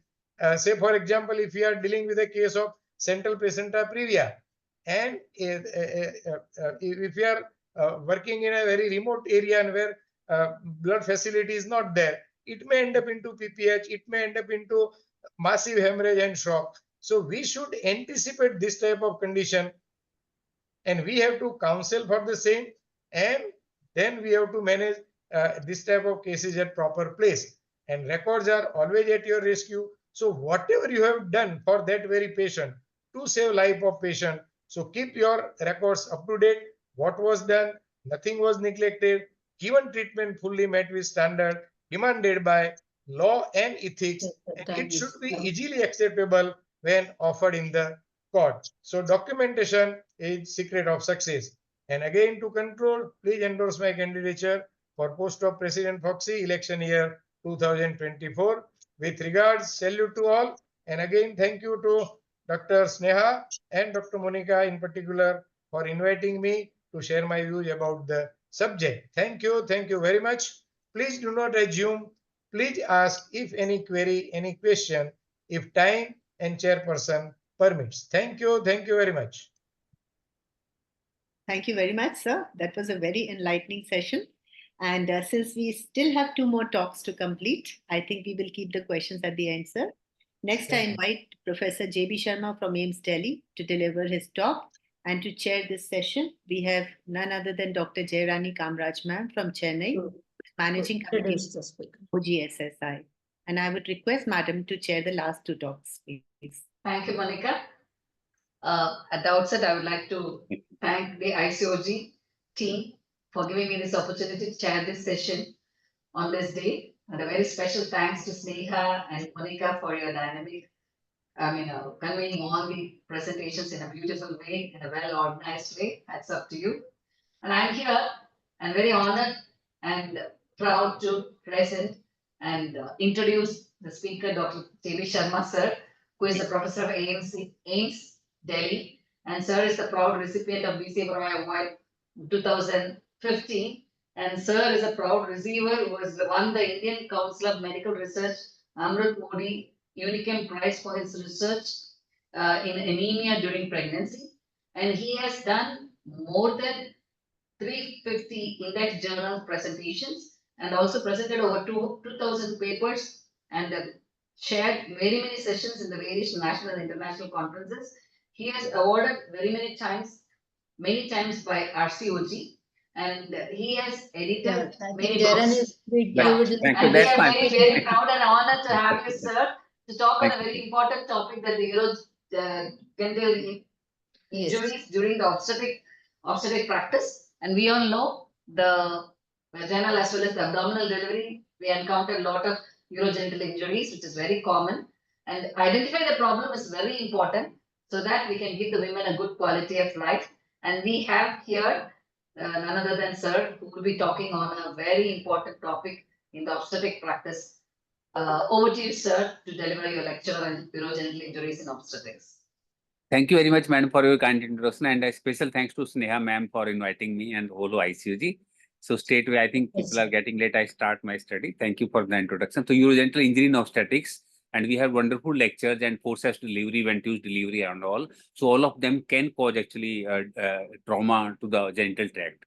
So because of close embryonic development and anatomical proximity of urinary genital tract, they can get injured during obstetrics. Almost 75% injuries are basically iatrogenic in gynae surgery, but many occur in obstetrics also. And rate of urinary tract injury in pelvic surgery. Can you put in the slideshow mode, sir? It's coming on. No, it's on a. Oh, sorry, slideshow. Okay. Now you have to go for the slideshow. Yes, slideshow. yes. Oh, can you see now? Yeah. Yeah, right. Okay. That's good, sir. Okay. So rate of urinary tract injury in pelvic surgery 0.3 to 1%. Bladder injury is more than ureteric injury, and 50% are diagnosed intraoperative, 50% in the post-operative period. Previous cesarean section is a very significant risk factor. Adhesions, distorted anatomy, inexperienced surgeon, obstructed labor. In normal labor, bladder gets displaced upwards, and anterior vaginal wall, bladder base, and urethra are compressed between the fetal head and posterior surface of symphysis pubis. So in obstructed labor, then this area can give way, and patient can develop psychovaginal fistula on 7th or 10th day. And rupture uterus, then where the rupture line involves the antevaginal wall, integrity of the bladder and the distal part is reached at there is a close relationship between the two. And then there can be laceration of genital tract. If laceration is extended into broad ligament or chordally involving vagina, cervix, ureter can be involved. Then placenta accreta spectrum surgery quite often because bladder is also involved, or we are trying to separate bladder from that. So their bladder injuries are very common, especially placenta increta and percreta. Then difficult operative delivery can also cause injury to the bladder. Accidental incision posterior bladder wall while doing cesarean section, sometimes by accidentally we can injure the bladder. And during lower segment cesarean section or repair of ruptured uterus, again it can go into the bladder, or inadvertently stitches may come into the bladder. So in the bladder injury during primary cesarean section is about 0.2%, but during repeat cesarean it is about 0.6%. And it is a bladder injury can intraperitoneal. Most common site is dome of bladder, and generally in cesarean section 0.08 to 0.94%. In hysterectomy 0.1 to 2.5%, and abdominal malignant surgery risk of injury can be 2.37%. Laparoscopic radical hysterectomy is higher, 4.19 to 4.59%, especially in the initial phase of laparoscopic surgeries. This is European guidelines data. So the risk factors are prolonged labor, pregnancy with scarred uterus like myomectomy, metroplasty, repaired uterine perforation, abortion, etc. Suspected intra-abdominal adhesions, post-operative pregnancy, then chronic inflammatory disease, malignancy, iridation, etc. Distorted local anatomy like cervical, lower segment fibroid, urogenital system anomaly, second stage cesarean section, cesarean hysterectomy. All these are risk factors for injury to the bladder and ureter. As per American College Association for Surgery of Trauma, the injuries can be grade 1 where there is contusion and intramural hematoma or partial thickness laceration. But if there is extraperitoneal bladder wall laceration, but less than 2 cm, it is grade 2. More than 2 cm extraperitoneal or less than 2 cm interperitoneal, then it is grade 3. And any intraperitoneal bladder wall laceration is more than 2 cm, grade 4. Intra or extraperitoneal bladder wall laceration involving the trigone is the grade 5. So iatrogenic bladder injuries detection is very, very important. So intraoperative, when we are doing any surgery, basically, if there is hematuria, always suspect that there can be bladder injury. Then there can be visible laceration on the bladder, visible bladder catheter. It should not be normally seen. Blood or gas in the urine bag during laparoscopy. Retrograde bladder filling with or without methylene blue dye. Cystoscopy if bladder perforation is close to the trigone. It may also be detected by inability to distend the bladder or low return of irrigation fluid. Then in post-operative phase immediately, hematuria, abdominal pain, abdominal distension, ileus, peritonitis, sepsis, urine leak, decreased urine output, increased serum creatinine, vesicovaginal or vesicouterine fistula. So all these show that patient had iatrogenic bladder injury during the procedure. How to prevent it? That while doing any surgery, cesarean section or any other surgery, we should empty the bladder by urethral catheterization before the surgery, and we can leave the catheter, like as a general principle, I leave the catheter in situ. Sharp dissection if adhesion. So never do blunt dissection. It is at that time, especially in previous cesarean section, that bladder can be injured or opened. So sharp dissection is always better. Be careful with use of cautery and be intrafacial in approach. If diagnosed intraoperatively, it should be repaired immediately, followed by bladder drainage for 7 to 14 days. The key principle of bladder repair is inadequate mobilization for tension-free tissue repair. Closure should be accomplished with delayed absorbable suture. I routinely use 3-0 Vicryl for first layer and 2-0 Vicryl for the second layer. And bladder wall can be closed in 1 or 2 layers using either running or interrupted stitches. I take like a running stitch for the first and interrupted stitch for the second layer, and 3-0 Vicryl. So this is how the bladder hole is repaired. Basically, the epithelium and bladder wall are closed as a first layer, which we can do as a continuous layer, and then closure of second osteomuscular layer, and peritoneum is also closed with the cystostomy repair. So then it can become 3-layered repair. If there is a late presentation post-op diagnosis, then most common complaint will be constant urinary drainage per vaginum. So small pinpoint fistula cause intermittent wetness, which is positional in nature, especially during standing position. Then urine dermatitis, foul ammoniacal odor, vulval encrustations, and amenorrhea in 12 to 15% if fistula duration is more than 1 year. On post-op imaging, CT cystography is procedure of choice, and ultrasound intraperitoneal fluid or extraperitoneal collection can be seen, but it is not sufficient for diagnosis. That can only go in, like, you can just warn you, but better is to do CT cystography. Then cystoscopy for bladder wall integrity, trigone injury, and any ureteric injury. So management will depend upon the site, type, and severity of injury. If defects are less than 2 mm, they can be managed expectantly by leaving catheter for like 1 to 2 weeks. Very small injury less than 1 centimeter, either be repaired or bladder catheter placed for 5 to 7 days, and then repeat cystogram to confirm closure. If more than 1 centimeter, then cystostomy repair has to be done. Risk of failure of primary bladder repair is large extraperitoneal injury more than 2 centimeter, intraperitoneal bladder injury, bladder neck injury, trigone injury, and they all have to be stitched. And failure rate of primary bladder repair is 18%. Subsequent VVF may be there. If there are ureteric injuries, they can occur, as we can see on the right hand side. Emergency cesarean section 0.01 to 0.05, vaginal 0.2 to 0.5%, abdominal 0.03 to 2, laparoscopic 0.13 to 6%. So higher in laparoscopy surgery, especially in the initial phase of training, and urogynecological surgery 1.7 to 4.3%. They can occur like in cesarean section also. So has close attachment to peritoneum, variable course, and not easily deleted. Identification of ureter is important. Pale glistening appearance, peristalsis, snap filling when pressed between 2 fingers, longitudinal vessels on the surface. So this is how we can diagnose that ureteric injury has occurred. In this slide, we can just see all types, all the ureter starting from the abdominal and then going into the pelvis. You can see it is crossing the bifurcation of the common iliac and then going in the pelvis. Okay, and same way, these are the area where it can be injured. So dorsal to infundopelvic ligament. In fact, some people these days feel that commonest injury. When we were students, we used to be taught that it occurs in the near ureter, near the uterine artery, because ureter is just 1.25 to 1.5 centimeter behind the this uterine artery. Water always flows under the bridge. That's what we teach. But recent studies say that infundopelvic ligament, at that place, the injury, commonest site of injury is there. Then the tunnel of Erdheim and intramural portion of the ureter. So these are the 4 places where injury can happen.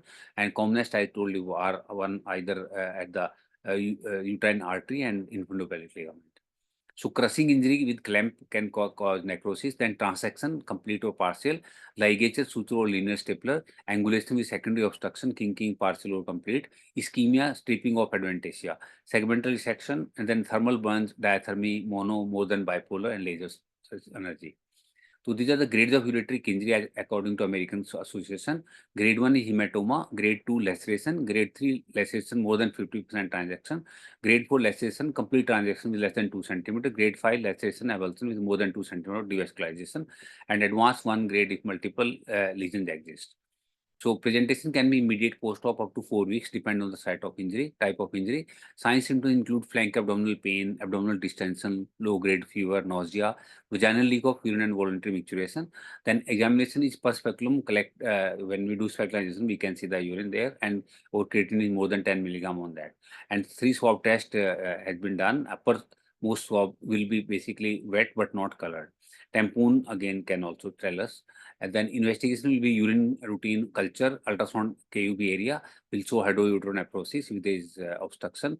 Cystoscopy and ureteric catheterization can be done. IVP will tell us vaginal opacification occurs before post-void image in case of fistula. And retrograde ureterospilography can tell us at which place uretary injury has occurred. CT urography again is also complained. So principle of repair are ureteric end spatulation more than 1 centimeter, or ureteric mobilization for tension-free repair, and use fine 40 or 50 absorbable sutures. Avoid reimplantation of ureter. This is mobile and will cause this urethral stenosis. And usually for ureteric injury, we call our colleagues from urology department. Intraoperative identification and immediate repair. Post-op identification repair as soon as possible unless infection or other comorbidities are present within 3 to 5 days. So generally, if we detect it in first 2 to 3 days, we do it immediately. Later on, we do it at some time. And then we need to identify it at either by direct visualization or intraoperative cystoscopy, or peristalsis is not a very poor, good method actually. So what is the preventive method? Appropriate operative approach, adequate exposure, adequate mobilization of bladder, avoid blind clamping of vessels, ureteric dissection, and short diathermy application. So this is due to reduced ureter peristalsis in the third trimester from hypoperfusion, and there can be hypotension and ongoing loss. So high degree of suspicion and specific vigilance is required. So preventive measures are naturally intraoperatively adequate exposure of the site where ureter are susceptible. Ureteral integrity should be checked. If injury is suspected operatively, dye test can be done. And resistance to cystoscopy, passive retrograde urethral catheterization, and on-table retrograde pyelography can also be done via cystoscope. And during post-op peripartum hysterectomy, especially for PAS, sound operative techniques should be used. Visualization of the ureter should be done, as prophylactic stenting may have to be required. Not all, but sometimes. During cesarean section, the second stage of labor, when the head of the fetus is there, atraumatic fetal delivery to prevent laceration of uterine incision should be done. And identification of the ureter after surgery should be done. And preference for partial or subtotal or total cesarean hysterectomy by less experienced surgeon. So the steps will be identify ureter on middle lip of peritoneum, palpate external iliac artery, place index finger over ureter with clamping while clamping infundopelvic ligament. As a whole, when I'm doing putting clamp on infundopelvic ligament, I lift the ovary and I put the clamp as close to ovary as possible. If you lift the ovary and tubes, actually infundopelvic ligament is also lifted up, but ureter goes back a bit, and put the clamp as close to ovary as possible. Educate medical mobilization of bladder, and ureter is followed towards Gardner ligament where it passes under the uterine artery.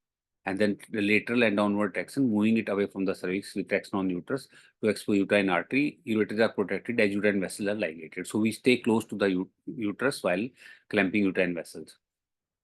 Management will be if there is ureteric ligation, suture should be released and stent should be placed.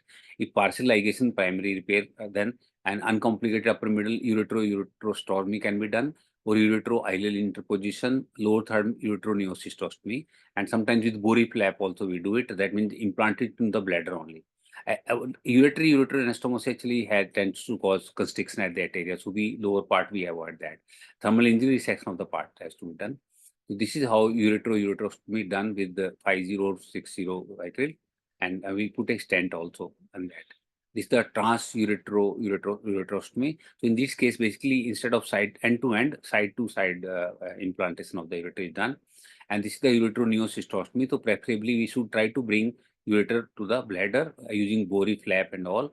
Sometimes you can say this is the Bori flap. That means because the length of the ureter is less, so we need to make a Bori flap with the upper part of the bladder and then put the so that ureter is implanted into this Bori flap.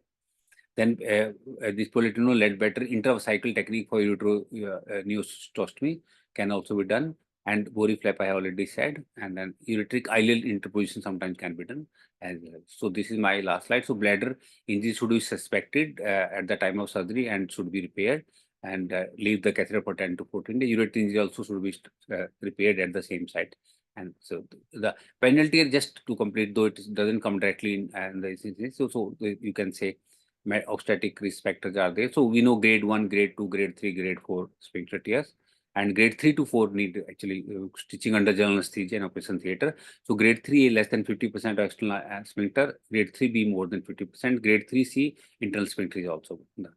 So this has to be stitched at the same time. In that, during surgery only, we identify it and we stitch it like 20 or 10 OSIS, also called obstetric anal sphincter. This is how we identify. So we stitch with anal mucosa 30, rest PDS or 20 correlate. I tend to use 20 vital for that. And so anorectal mucosa, internal anal sphincter is in the wall of the rectum only. External anal sphincter we need to catch on both sides and stitch it on both sides with using side-to-side technique or overlapping technique. That is how you can see. Both have equally good results. So this is how, and the results are quite good. So that's, and post-op, we need to follow them after 3 months to make sure that there is no incompleteness in the surgery. And next time it's better to do elective cesarean section and for these patients. So, and we need to prevent by using ritual maneuver, perineal support, perineal massage. I went to use more than forceps. So take home message: failure to recognize an injury at the time of surgery falls below the standard of reasonable gynae surgeon, and there can be basically court cases. Injury must be repaired when diagnosed intraoperatively. Like litigation rates can be high, 56% for obs and gynae complications. And we heard Dr. M.C. Patel, he had done a lot of work on medical legal this thing. So this is an area, complete penalty, ureteric injury, where medical legal cases can be there. So in the court also, when you go, they say, you know, making a ureteric injury, bladder injury is not a sin, but not detecting and repairing it is a like that way can be a sin that way. So thank you very much. Thank you, sir. Thank you for your wonderful deliberation on this urogenital injuries in obstetric practice. You have talked everything right from the causes, how we can identify what are the preventive measures and management. Everything you have put in a very composite manner for anyone to understand easily and give in their knowledge way they can learn from this. Sir. Thank you so much, sir, for being with us. Sneha, anything you want to add? Yes, thank you so much, JB sir. And coming straight from the man Can't say no himself. to you, ma'am. Yes. You are a friend, personal friend. Yes. Thank you so much, sir. Thank you. My regards to all of you. Thank you, sir. Thank you so much. So we'll be moving on to the next session. Yes.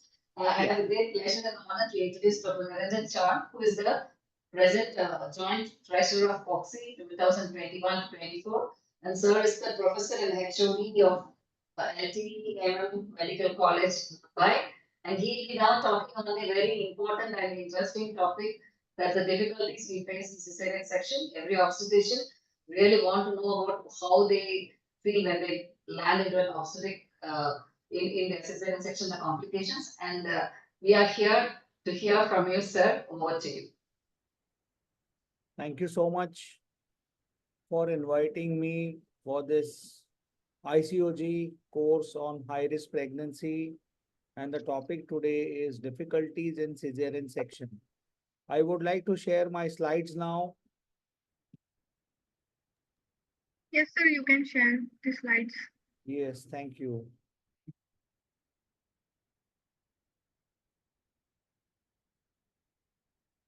Can you see me? Yes, sir. Yes, we can see yours. Yeah, okay.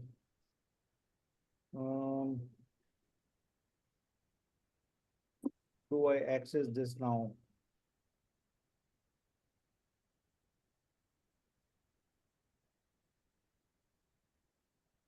One minute.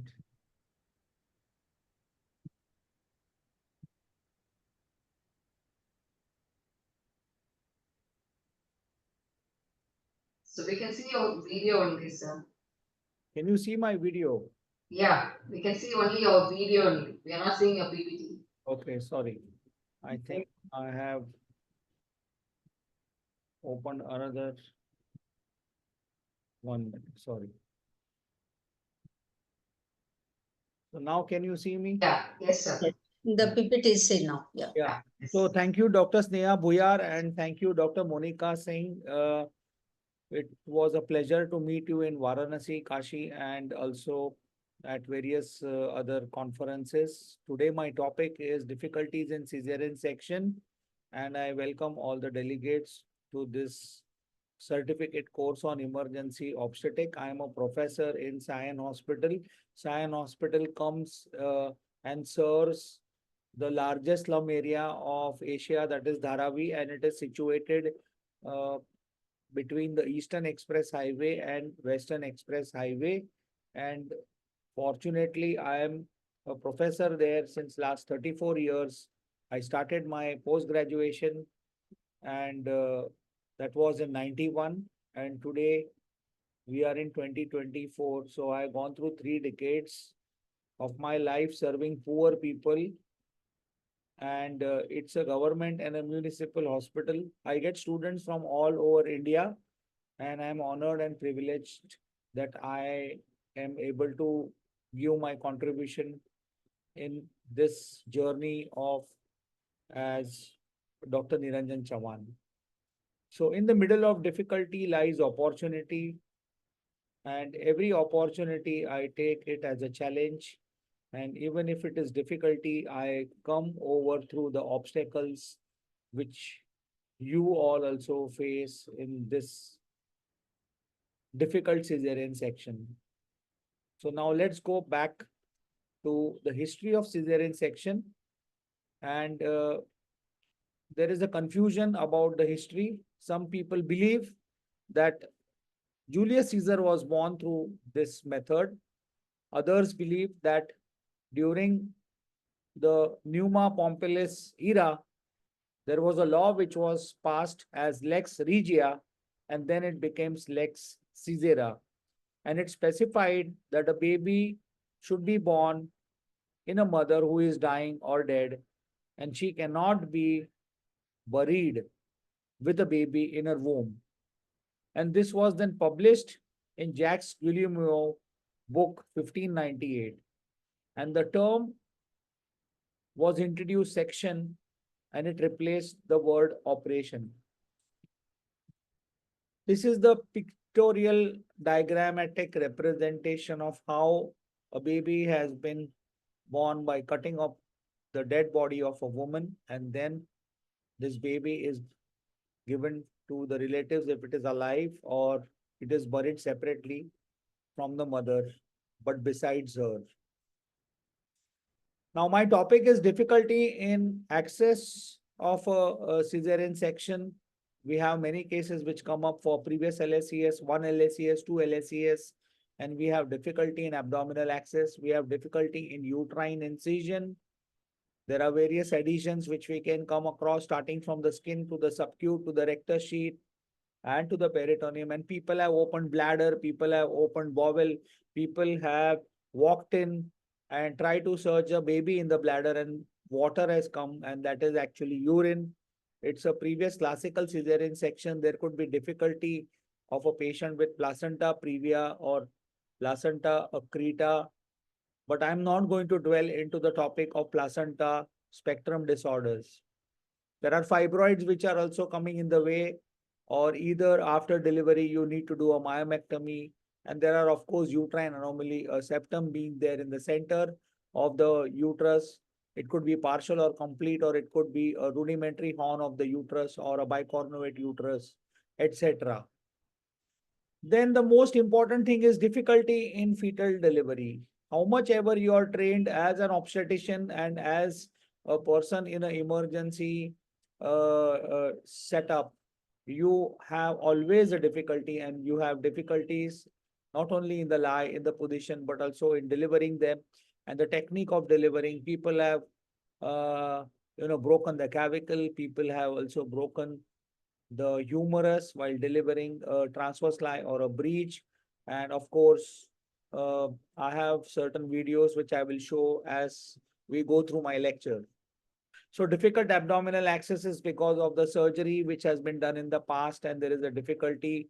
So first we should understand that what is the type of incision. I have seen that some of the resident doctors who are training under us at Sion Hospital, and when they come back, they give the incision very low near the pubis symphysis.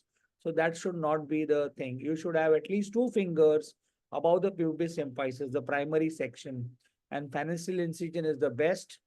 And if you have 2 or 3 incisions and you are little worried that if you enter through that incision and you are going to walk in into the bladder, or there is going to be a plastered bladder on the anterior surface of the uterus, then it's always better to do a Joel Cohen based method or a Maillard incision little higher up. And in worst scenario, vertical incision, but it is not practiced nowadays. Well, there is something like scar excision, and you can do it at the end of the procedure or in the beginning, where you elliptically cut out the scar and take it out so that you do not have a fibrotic edges and they heal faster. Well, there are certain special care which we have to be taken and which we have to take, and especially when you're opening to the the walls of the abdominal wall and just sliding into the upper aspect of the incision. So you have a financial incision, but when you have the upper flap and the lower flap being created, you need to walk in at the highest point entering into the peritoneum. Never enter the abdominal cavity to the lower point, because there, if it is a plastered bladder onto the anterior abdominal wall, or if it is a the bladder is totally not evacuated, unfortunately, people have walked into the bladder or they have walked into the bowel. So you have to be very careful. You don't want to do those same mistakes when others have done it. You can see others doing, you can see them in the conferences, or you can see in the lectures, or you can hear it, but we don't want to be a part of it. So try to avoid as much as possible. And then there are adhesions which are there, which are not preventable. The response of the adhesion formation varies with each and every patient. And so these are the types of the uterine incision. Once you walk in into the abdominal cavity, you open up, put the doyens, put the C-shaped retractors, and have a good vision and see that the bladder is pushed down if it is stuck up. And if it is really plastered anteriorly, try to push it down as much as possible, but don't walk it into the bladder.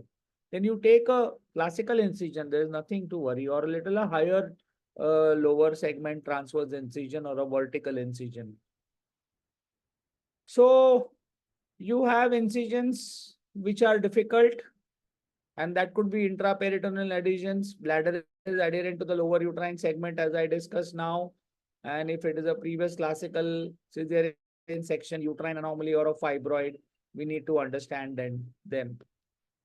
Dense intraperitoneal adhesions are there. The uterus is totally plastered, and you, as I said, have to open the peritoneum high up. Now, you can take 2 arteries and feel the peritoneum and open and cut it in between, or I usually try to put an artery and open and boating. I use my fingers. My fingers are sharper like knives, or they are sharper like scissors. So I just walk in there and I try to do such type of surgeries as far as possible. So important pointer while tackling adhesions are to stay close to the uterus, go higher up when you are opening the abdominal cavity, and you open the uterus between stay sutures, or you avoid the bladder, and that is the safest thing what you can do. Now there are few videos, so I would request that my time be extended, because that is the last lecture of mine. So I want to give practical tips here. This is the video which is there. It's a previous LSE. As you can see, it is so much stuck up there, and you have to separate and pull out, push the bladder down. I want to play it again. I think it was a very small video, but you can have a look here.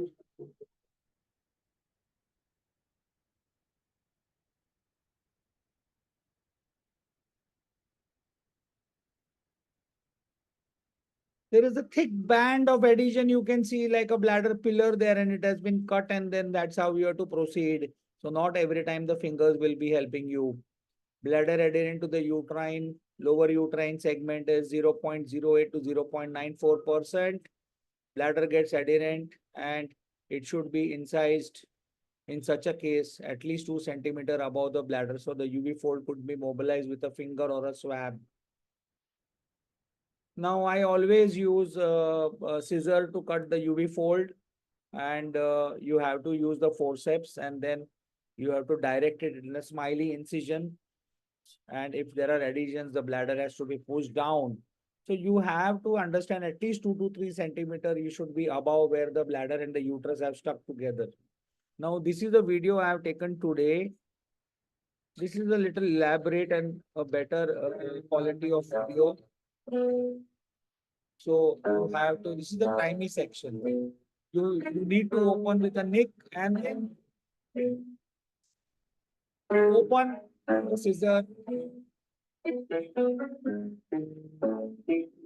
then that's how you go and cut at the part here. Similarly, you also have to go from the center and go onto the left hand side. Okay.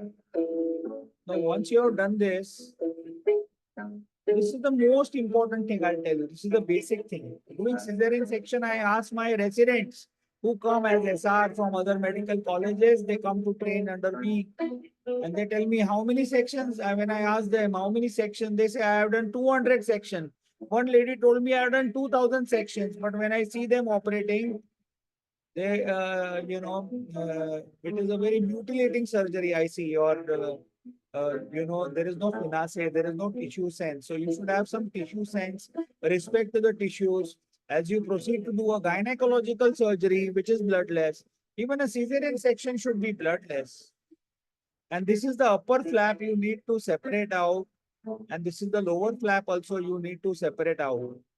And once that is done, the bladder has to be pushed down. I usually prefer to use a mop because mop is not going to open the bladder.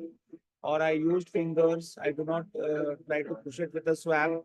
You might be using the swab to push it down, but this is the best way I prefer to do. And there are now flimsy adhesions. There are rather the fascia is there. Here it is a primary section, so there are no adhesions. I would like to correct here and then to advance the Dohens. And before you make an incision onto the lower uterine segment, you have to understand that you have to feel the presenting part and ballot, whether it is engaged, whether it is fixed, deeply impacted, or it is floating. Because on that basis only you will take the incision further. Otherwise, you will miss the part. You will take an incision onto the lower uterine segment and you will find that the shoulder is coming out or the hand is coming out. That means your incision is little higher up and this is a deeply impacted head. So you need to understand, find out where is the head and then take the incision, but see that the bladder is at least 2 to 3 centimeter below your incision so that you avoid any direct injury to the bladder, or you do not cause any, even if there is an extension of the left side uterine artery or there is colporexis, it doesn't go to the base of the bladder. Now, uterine anomaly, here you can see the right horn, the left horn, and the baby is in one horn. Well, this is the bicornuate uterus, but you need to have a good recognition on the ultrasound, and lateral extension of the uterine incision should be watched here, because here the uterus is divided into two and the lower uterine segment is very small. You need to also mop and curate out and see if there is any septum. That's usually commonly seen in breech or a transverse lie.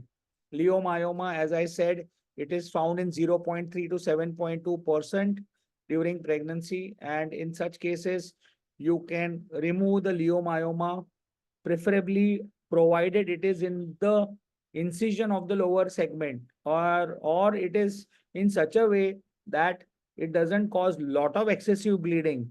So previously when we started, we used to tell not to remove the leiomyoma and it will shrink on its own and forget about it. But no, nowadays we are quite daring, and you can do a myomectomy at the same sitting, however, how much big it is, but see that blood is arranged, a proper consent and informed consent is taken, and be ready for the worst situation if there is a excessive blood loss. So all these things have to be taken into consideration.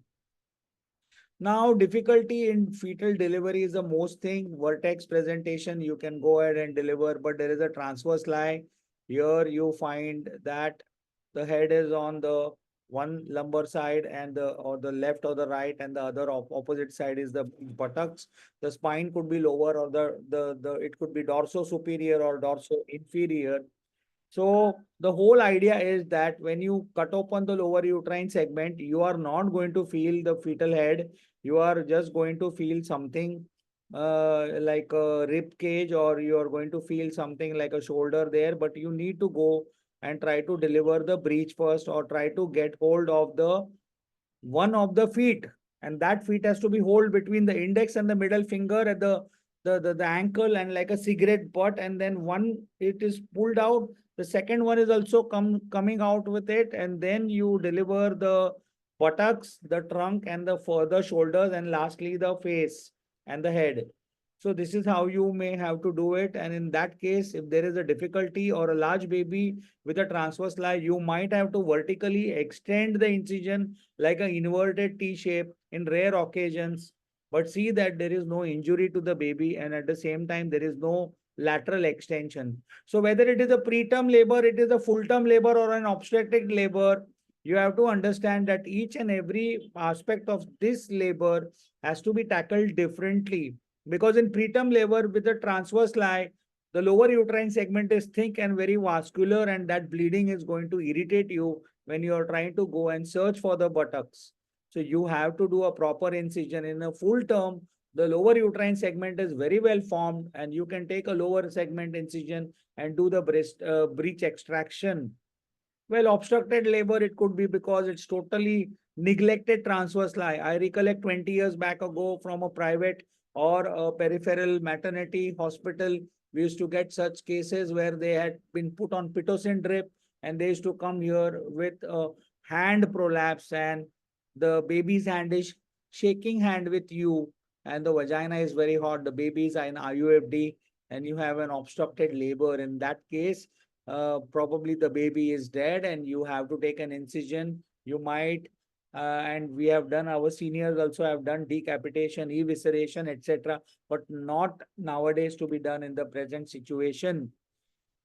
Well, so as I said, if it is a dorso-superior, the back is up, the transverse lie you deliver at a footling breech. Consequently, a vertical incision or an inverted T-shape incision may be required, and you can deliver this. So now I'm showing you a transverse lie with an IUFD. All these videos are available on YouTube, and this is an older video, so it is little blurred, and the baby is already dead. It is a preterm baby. We had tried to deliver it vaginally, but she had already passed more than 48 hours, and there is a chance of infection. So this is how we have cut, and we have opened the lower uterine segment. You have stretched it. Either you can stretch or you can open with scissor. And once that is done, how we are trying to find out where is the buttocks, or where is,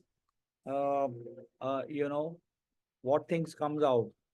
So you have to be very careful. Yes, now you can see that the hand has been introduced inside. Suctioning is constantly done, and it is coming in our way. The suction tube we cannot see, and here you can see that the baby's buttock has come out. Then one limb flaccid, and the second one, the trunk, and then the fetal head has come out with the shoulders. So this is a dead baby of a transverse lie. So always go for the buttocks. Now, deeply impacted head, as I said, you can see that it is a deep transverse arrest, or it is a prolonged labor, and there is a persistent occipito-posterior. You have to understand that now this baby is totally impacted. There is hardly any space. When you do a PV examination, on PV examination, the dilatation of the cervix is probably 8 to 10 centimeters, well effaced. There is a capote, there is a molding, and the occiput is either at 3 o'clock or at 9 o'clock position, or it is a persistent occipito-posterior position, and this baby needs to be delivered by a section, and it is not coming down. And in that case, you have to do an emergency section. So this can complicate about 1.5% of cesarean deliveries. As I said, it is a prolonged second stage and failed attempt. Even people have attempted a forceps or a ventouse, and they have then reverted back for a cesarean section. But you remember that there is a high chance of the baby or the fetus and the infant having intracranial hemorrhage, and all the different types of fracture or asphyxia. And that also increases the risk of maternal complication with uterine laceration cervical tear and damage to the uterine vessel and even to the bladder.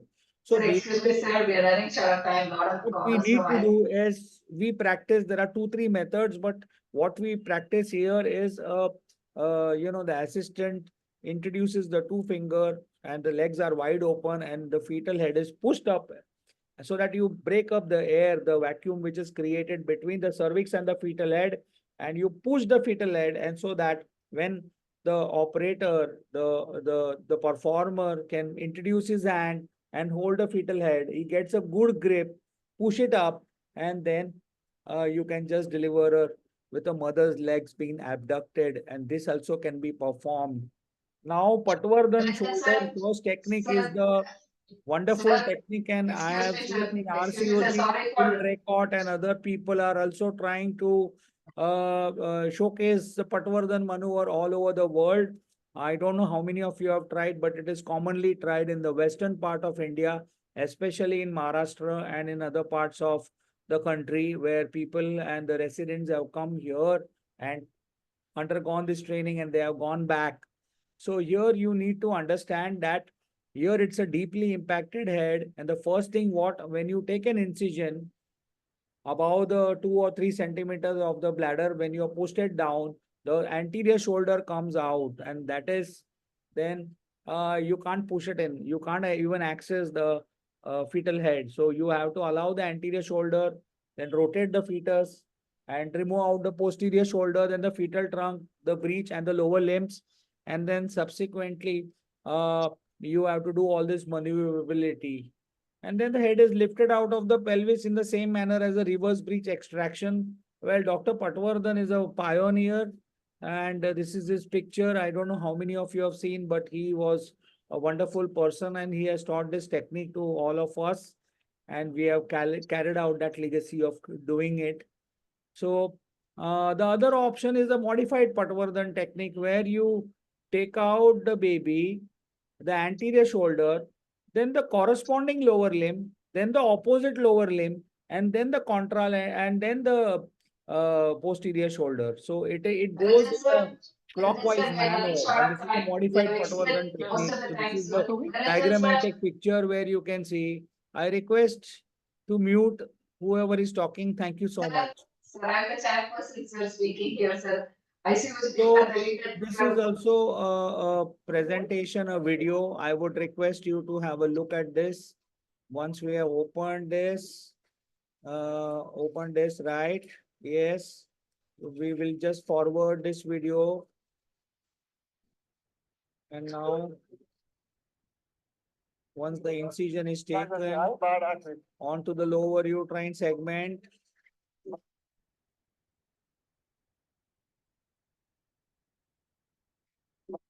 okay. Now you see the lower limb, right? Yes. And this is not the lower limb. This is the one shoulder is taken out, the other shoulder is taken out, and now you have to tug the the chest, and then you have to pull it out. At the same time, the assistant is trying to force it out, and then the buttocks, and then the baby. You can see it's a meconium stained baby. I will show you again this video. I want you to have a look at this video. Once the incision has been made, we have to have that it's a deeply impacted head, and you can see that one of the shoulder is pulled out. I think this is the right shoulder. Yes, anterior, then the posterior shoulder. Yes, don't break the humerus. You have to be very careful. And now you tuck the rib cage and pull this out. At the same time, the assistant is pushing out, and the trunk, and keep the back front, and then the buttocks come out, and then the lower limbs, and lastly the fetal head will flop out. So this is the very interesting video I wanted to share with you. Thank you so much. Well, the breech delivery, this is also a simple procedure which you can do. It is no different from a vaginal breech extraction. It just a natural range of movement occurs, and the delivery of the after coming head you have to avoid the trapping and the head retracting the uterus, especially in the premature breech. You have to perform the Morris's Smiley's with maneuver similar to that of a vaginal breech delivery or maybe a forceps application. The abdominal and uterine incision should be sufficient and large enough because there should be no trauma to the fetal extraction. You have to have a good hysterotomy incision and it's adequate most to the term or near term. And this is a very interesting video. I would like to share with you a breech delivery in cesarean section. So once you have taken an incision onto the lower uterine segment, of course, you have already palpated it. You can stretch. And now you have to see that you try to find the buttocks. Well, you can't, but yeah, I found one lower limb. Yes, I can see the foot. Now it is to be hold like a cigarette butt between the index and the middle finger. You can see, and then it is pulled out at the same time. The other limb is also hold. And the baby tries to go back, but we need to keep it little front. You have to keep it, it slips away. There's always a towel which has to be kept ready because there is vernix caseosa. It will allow not you to have a good grip. And now you pull out, pull out, pull out, and then let it come up till the umbilicus. Then you slide your finger onto the shoulder and then remove the anterior shoulder. See that you do not cause any trauma. The other shoulder is also taken out gradually, very carefully. This baby is quite big. And now you have to deliver this like a you can put your Smiley's with maneuver, one finger into the mouth and then take it out. So this is the breech delivery which has been done now. Thank you for watching. And now extremely low birth weight. These babies are very small. They could be IUGR, they could be preterm, and well, it could be a thicker myometrium. So here you have a lot of blood loss. Bleeding is going to occur. So you have to anticipate that quite commonly. And floating head. Floating head is also commonly seen in such cases when there is a polyhydramnios or there is a preterm and it is not engaged and the engagement of the head. So you have taken an incision little higher up or just 2 or 3 centimeter above the bladder which has been pushed down, but the fetal head is not coming in the grip of your hand. You're trying to push it down and trying to grasp the fetal head. So this is what happens, and it needs to be totally hold in the longitudinal line and steadied with the lateral support to the walls, and see that the fetal head is hold. So here you can use, I prefer to use Vectis. Vectis is the one arm of the forceps. So after amniotomy, the liquor should be drained very slowly. Sudden decompression will cause an accidental hemorrhage. And you have to allow the fetal head to come down to grasp it. And then you can just hold and then try to guide it out through the incision. At the same time, applying fundal pressure is a controversial thing, but well, you decide accordingly. But I have seen people give jhatkas like this. No, never do the fundal pressure. There is a probability of controversy here, so that I leave it here open to decide what you would prefer to do. But see that the head is then taken out properly and then it is delivered out. So here a single blade of the forceps can be used, and well, in the previously Barton's forceps was used, and this is or a vacuum extractor also can be used to deliver the fetal head. Well, we use a Vectis. You can decide whether to use a single blade. So you have the left blade and the right blade. You can take the right blade and introduce it through, I mean the left blade which is going towards the left side of the fetus. I'm sorry, I want to correct, the left blade going this way and the right blade going this way. So you can use both the blades. First you apply the left and the right, and then once you have got the grip and the locking has occurred, then you take it out through the incision. Or you can use only one blade and then take it out. This is the pictorial representation of how after the blades are been introduced, the locking has occurred. The locking has occurred between the 2 ears. Remember, you cannot apply onto the face and onto the occiput. It has to be applied this way, the left blade going down and the right, and then locking and then pulling it out. Now this is a video of one Vectis. So pressure is applied, and once you applied, you just allow it to come out, and this baby has come out. You can see here it's crying, and this is how you can apply with a one blade. Now here we could not identify which side is the occiput and all that. Preferably you have to avoid using on the one blade on the face. That is very important. Otherwise you have problems. Now this video is very rare. We had this case about 10 to 12 years back, and this was a thoracophagus in our case. Conjoined twins are nowadays very, very rare to be seen. They are 1 in 50,000 to 1 lakh. Probably in 10, 15 years back, the ultrasound was also unfortunately missed, and this baby had to continue. And more commoner in African and Latin American countries, females are more affected than males. This is a video where we had already diagnosed it as a conjoined twins on an ultrasound, so we knew what we are dealing. At the lower uterine segment, you can see it is totally ballooned up, very huge. It's opened up. This was conjoined twins which we had applied, and then we had to do an inverted T shape or vertical incision being taken, and we went ahead and cut. Now you can see the two heads which are very close to each other, and the thorax being stuck together. And here we had to remove each one of the babies, rotate it, and then that's how we could take out this conjoined twins babies. You can see they are stuck in the thorax region. Unfortunately, these babies could not be operated, or they were tried, I can't recollect, but they died unfortunately 1 month later. So this was the case of conjoined twins. There are various types of conjoined twins you can come. This is just for your theoretical idea. Thoracophagus, omphalophagus, ischiophagus, where the ischiums are joined. Paraphagus, where one baby is in situ in another one. Cephalophagus, where the head is joined together. Craniophagus, rachiphagus, pyophagus, incidences, percentage, symmetry, asymmetry, and how the fusion is occurred is explained here.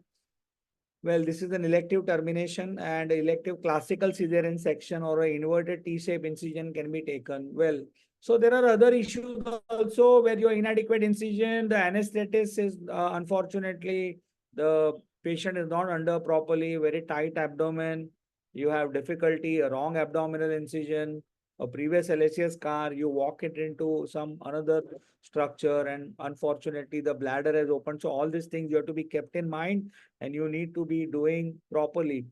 Most of the time, I have seen that there are uterine incision extensions, there are tears while removing out the head, and I don't know why people are so in a hurry that they are just want to pull out the baby. Have some tissue sense, have some gentleness, and then go ahead. And I'll tell you, not a single extension you will find in your professional career that will unnecessarily waste half an hour and giving her blood, etc. post-operatively.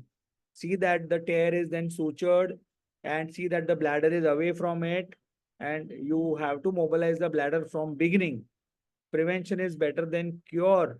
And if it has gone down like a colporexis or a dog ear tear, then you need to go and hold at the apex or take a stay suture and then pull it up. Then at least somewhere you can get the hang of it and then start suturing in a continuous interlocking. But you need to close that from the apex upwards toward the lower flap. So this is the lower flap. This is the extension which has occurred, or extension into the lower uterine segment, and then you need to achieve hemostasis. Unfortunately, if the tear is not very sure and it has extended laterally, you might have to open a broad ligament and also the round ligament if it is spreading laterally to the lateral pelvic wall with a hematoma. Well, then if bleeding is not controlled, then to do systematic devascularization procedure, that's out of the purview of my lecture. Well, you can discuss and see on videos in my YouTube channel. These are the injuries to the fetus. This lecture is incomplete without that. And we have to understand that there, as I mentioned, there could be a mark on the face. Here you can see the fracture of the clavicle, the lower limb. Here the humerus fracture is seen. So you have to be very careful and deal with. People have complained, the relatives have gone and filed police complaint against the doctor. It's a huge nuisance value. So all these things you have to take care. So the atraumatic delivery is the most important thing for an obstetrician. and you have to avoid injuries by not doing any haste and inappropriate and inadequate uterine incision, trap the fetal parts, or a deep or uncontrolled uterine incision lacerating the fetal parts. So always my seniors have taught me to be very safe, to be sure of what you are doing. You should be swift in your surgery. It's at a spinal level, just go on doing and be sound in your clinical and surgical skills. Your knotting techniques have to be proper, square knots have to be put. Do the surgery relentlessly, bloodlessly. That is most important. My mother used to tell me that an obstetrician should have a lady's finger, a lion's heart, eagle's eye, and a good hand dexterity. And I would like to add here one more. You should have Doberman's suspicion. Always have lateral thinking and think good for the best of the patient. This is one article I want to share with you, which has come yesterday, where we have introduced the Cyan model. The incidence of cesarean section is going sky high, and it is much more in the peripheral hospital or in private. And we have started this study from June onwards. So we compared the section rate of our unit, not of the other units, but of our unit till June 2023 and till date now, we have used this model and there is a drop of 4 to 5% in the incidence of cesarean section. Today also, we had kept one patient for elective LSCS, but by the time I reached the campus, she had already delivered. She was a previous LSCS, and it was because of mechanical dilatation of the cervix with a Foley's catheter, which was introduced yesterday night, and we delivered her vaginally. And what more can you ask for a mother delivering vaginally? We did survey also on this, and we will talk that later on. But this is a very important Cyan model. I would request you, if anyone wants to do this study or anyone wants to deliver your patients vaginally rather than doing cesarean section, and there are painless vaginal delivery, get back to me and we will surely work on that. So difficulties in your life do not come to destroy you, but to help you realize your hidden potential and the power, and let difficulties know that you too are a difficult person where you can tackle difficulties. This is the famous quote by APJ Abdul Kalam. I welcome you all to AICOG 2025. We had 2 organizing committee meetings. One was on 10th of March. Myself, Nandita and Rishi, we did this organizing committee meeting where 80 members joined us together at the Geo World Convention Center. I welcome all of you as members, as delegates, as faculty, and meet professionals from all over the world who are going to land in the city of Mumbai, which never sleeps. And we are all going to wait for you to join you and to deliver you the best AICOG ever happened. We did it in the past in 2013, and we will do it next year. And always suggestions are open-heartedly accepted from us, from all of us who are going to be a part of this journey. And we all welcome you with folded hands. This is from 9th of January till 12th of January. The whole program is written here. It's a standard program which we there. And yes, Mumbai has to be with Bollywood, and there are going to be Anemia Mukh Bharat, and there has to be a cervical cancer prevention when Dr. Niranjan Chavan is there. So I welcome all of you. Please be there. And I again thank Dr. Monica Singh, Dr. Sneha, and all the ICOG members, the chair, and we have Dr. Parul Kotadawala, Dr. Sarita Bailerao, she is my classmate, Parag Binniwale, Dr. Mandakini Meg, and many of you ICOG Governing Council members, where you have made so much efforts to be there together for this ICOG online courses. They are super duper hit, and everyone will be getting the certificates. And I assure you, this is a successful program. I cannot read so many messages, but the most of the messages are related to certificates. I have heard Dr. MC Patel's lecture today. I have heard he is a very good orator. I have heard JB Sharma sir. He is a topmost Indian, a very famous person in urogynecology. He is also going to do a workshop in our Mumbai AICOG, and all of you are welcome. So thank you so much. I stop your sharing. Yeah. Thank you so much. Thank you so much, Dr. Niranjan. That was extensive, exhaustive, and elaborate. And of course, your videos were wonderful. I'm sure the young generation is stimulated definitely, and they will have, insights into the subject. Definitely, maybe a little improved ability of, tackling the difficulties. So thank you so much. And we are happy that you could cover everything here. Yeah, I find my sir, Dr. PK Shah here, there, and I'm really happy that he is there together. Nilima, can you unmute Dr. Sheila Mane? She's writing that. Dr. Sheila Mane, and there are many of them are here. I can see so many familiar faces. Excellent Madam, how are videos. you? Niranjan, excellent videos. Thank you, madam. And Very we have nice. worked together for PPH model. Dr. PK Shah sir was my professor when I was a registrar, lecturer, associate professor, a very meticulous person and an ethical man. And we have always been taught good things. And I'm really proud that he is sitting here today amongst us. Thank you, sir, for being there. And all professors who are here. I can't see so many names, but I'm sure. Thank you, all of you. Thank you, Dr. Niranjan, and thank you all the respected seniors. I'm really short of words also, but short of time as well. Nilima, can we have the answers for today's Sneha, just 1 minute. Yes. As a Yes, vice madam. chair. Please, as by a the time you credential go sir. ahead. Yes, Yeah. yes. I think to all the delegates and those who have also attended on first and second day, I really thank you all for joining this course. And I think this was very informative. And I can, from the attendance only, I can make out that how useful it is. I think it will be, all the lectures, everything will be uploaded on the website. Yeah, later. So Yes. those who have missed Yes, it of can course. definitely listen, because excellent faculty. And like I was listening to Dr. MC Patel sir talk, perimortem, cesarean section. I think we need all those SOPs everywhere, because when you need in an emergency, so like that for every talk, if you have the SOPs, it will really help you. And I must congratulate Dr. Sneha Bhuyar. You have proved that, Sneha, that you are a real academician. Excellent program framed by you and by your committee. Monica is here today. I congratulate all of you. And ICOG is looking forward for more academics.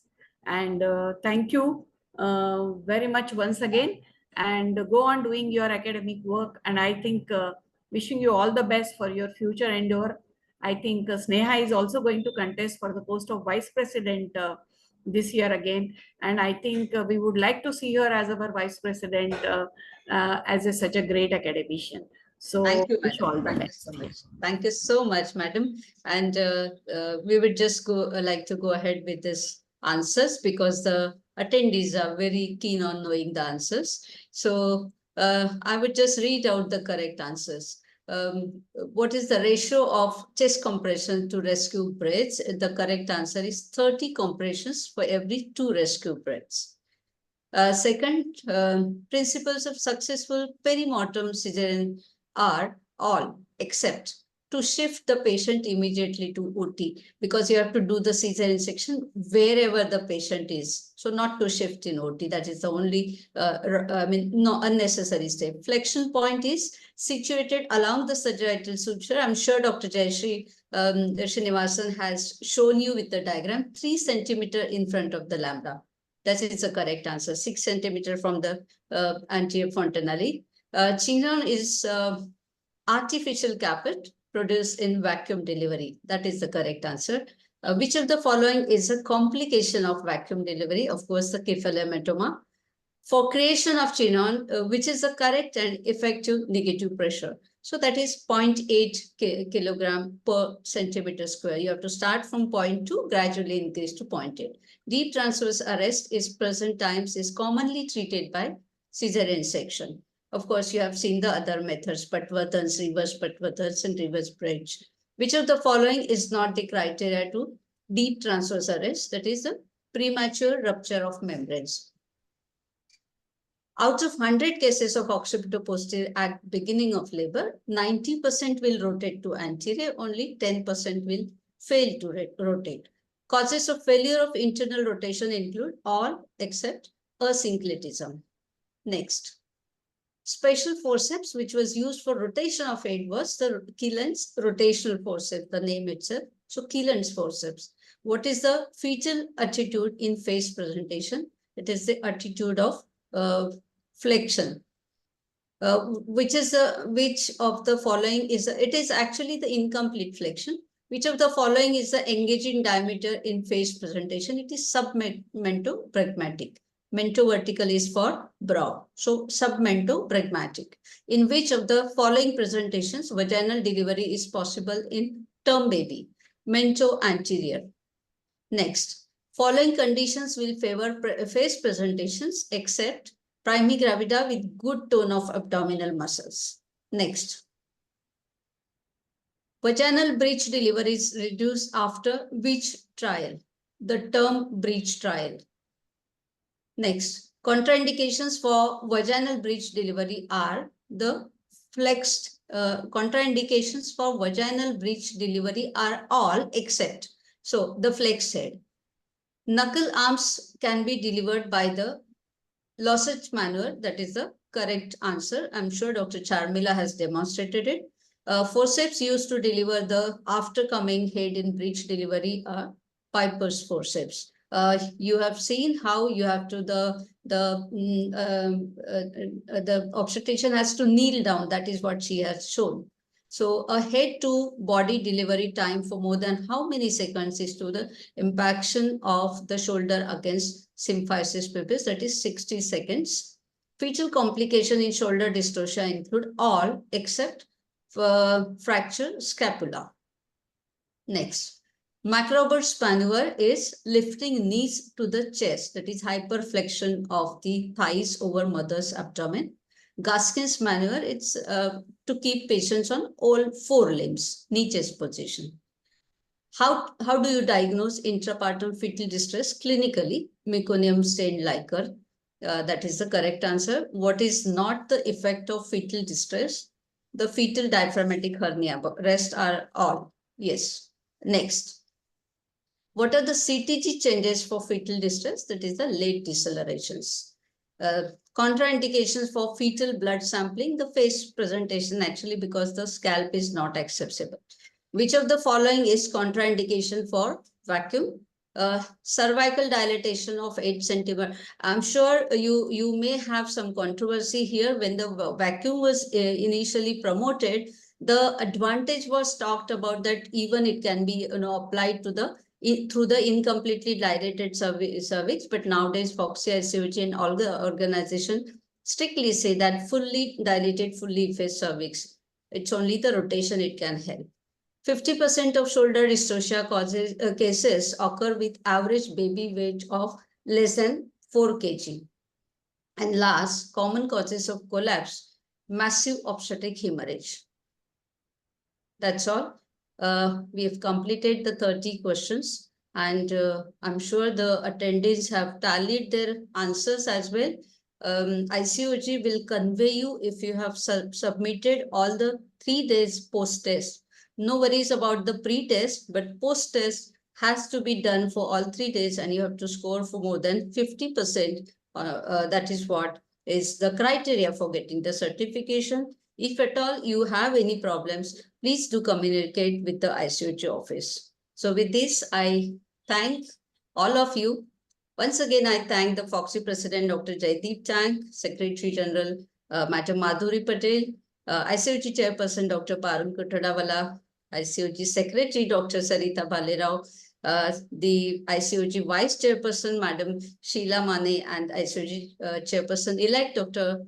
Parag Biriwale. I thank all the respected seniors, my mentors, especially Dr. P.K. Shah sir, Madam Ambuja, Madam Jayashree Srinivasan, Kasturi, and so many of professors, senior teachers who have contributed to this course. And I'm sure just at one phone call, all of them confirmed me and they helped me, to make this program a grand success. I would like to thank all my 3 coordinators, Dr. Monica Umbadar for the day 1, and Dr. Supriya Deswal for day 2, and Dr. Monica Singh, so versatile and very vibrant for day 3. Thank you so much once again. And I thank you. And of course, Madam has already made an appeal for me, but I would still like to request all of you to vote for me as I'm contesting for Foxy Vice President.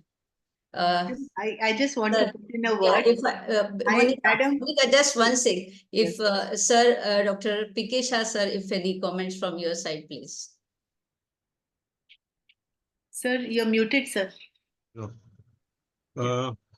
Sneha, I think excellent, absolutely fantastic. The topics you have selected, the teachers you have selected, something fabulous. And I didn't have time to go through all the 3 days of lecture series, but today I was there right from 4 o'clock. And I was thoroughly impressed. So I congratulate you and the whole team of ICOG and your coordinators, especially Dr. Monica Singh, for this job. I think you've done tremendous good to all the postgraduates. They must have learned a lot from this series. Continue to do this. Only one advice, that give time allotment according to the topic. You cannot have all the topics covered in 15 minutes. Yes. So you decide which topic requires 20 minutes or which topics require 15 minutes, and accordingly you give it to them. But all the very best to you, and wish you success for your Vice President's post of Foxy 2024 election. All the best. Thank you very much, Niranjan. Thank you. It was a I would lengthy I'll talk. just take 1 minute to share with you that this course I have just prepared in 2 days and 2 nights time.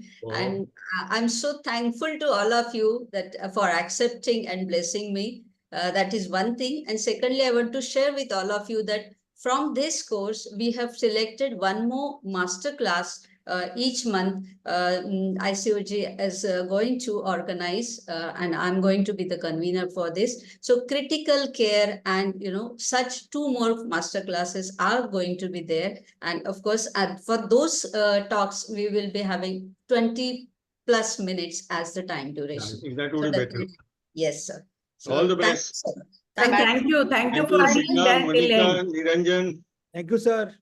Madam, I must just put in a word that I have never seen someone work so hard as Neha, ma'am. And ma'am, for us, you're already the winner.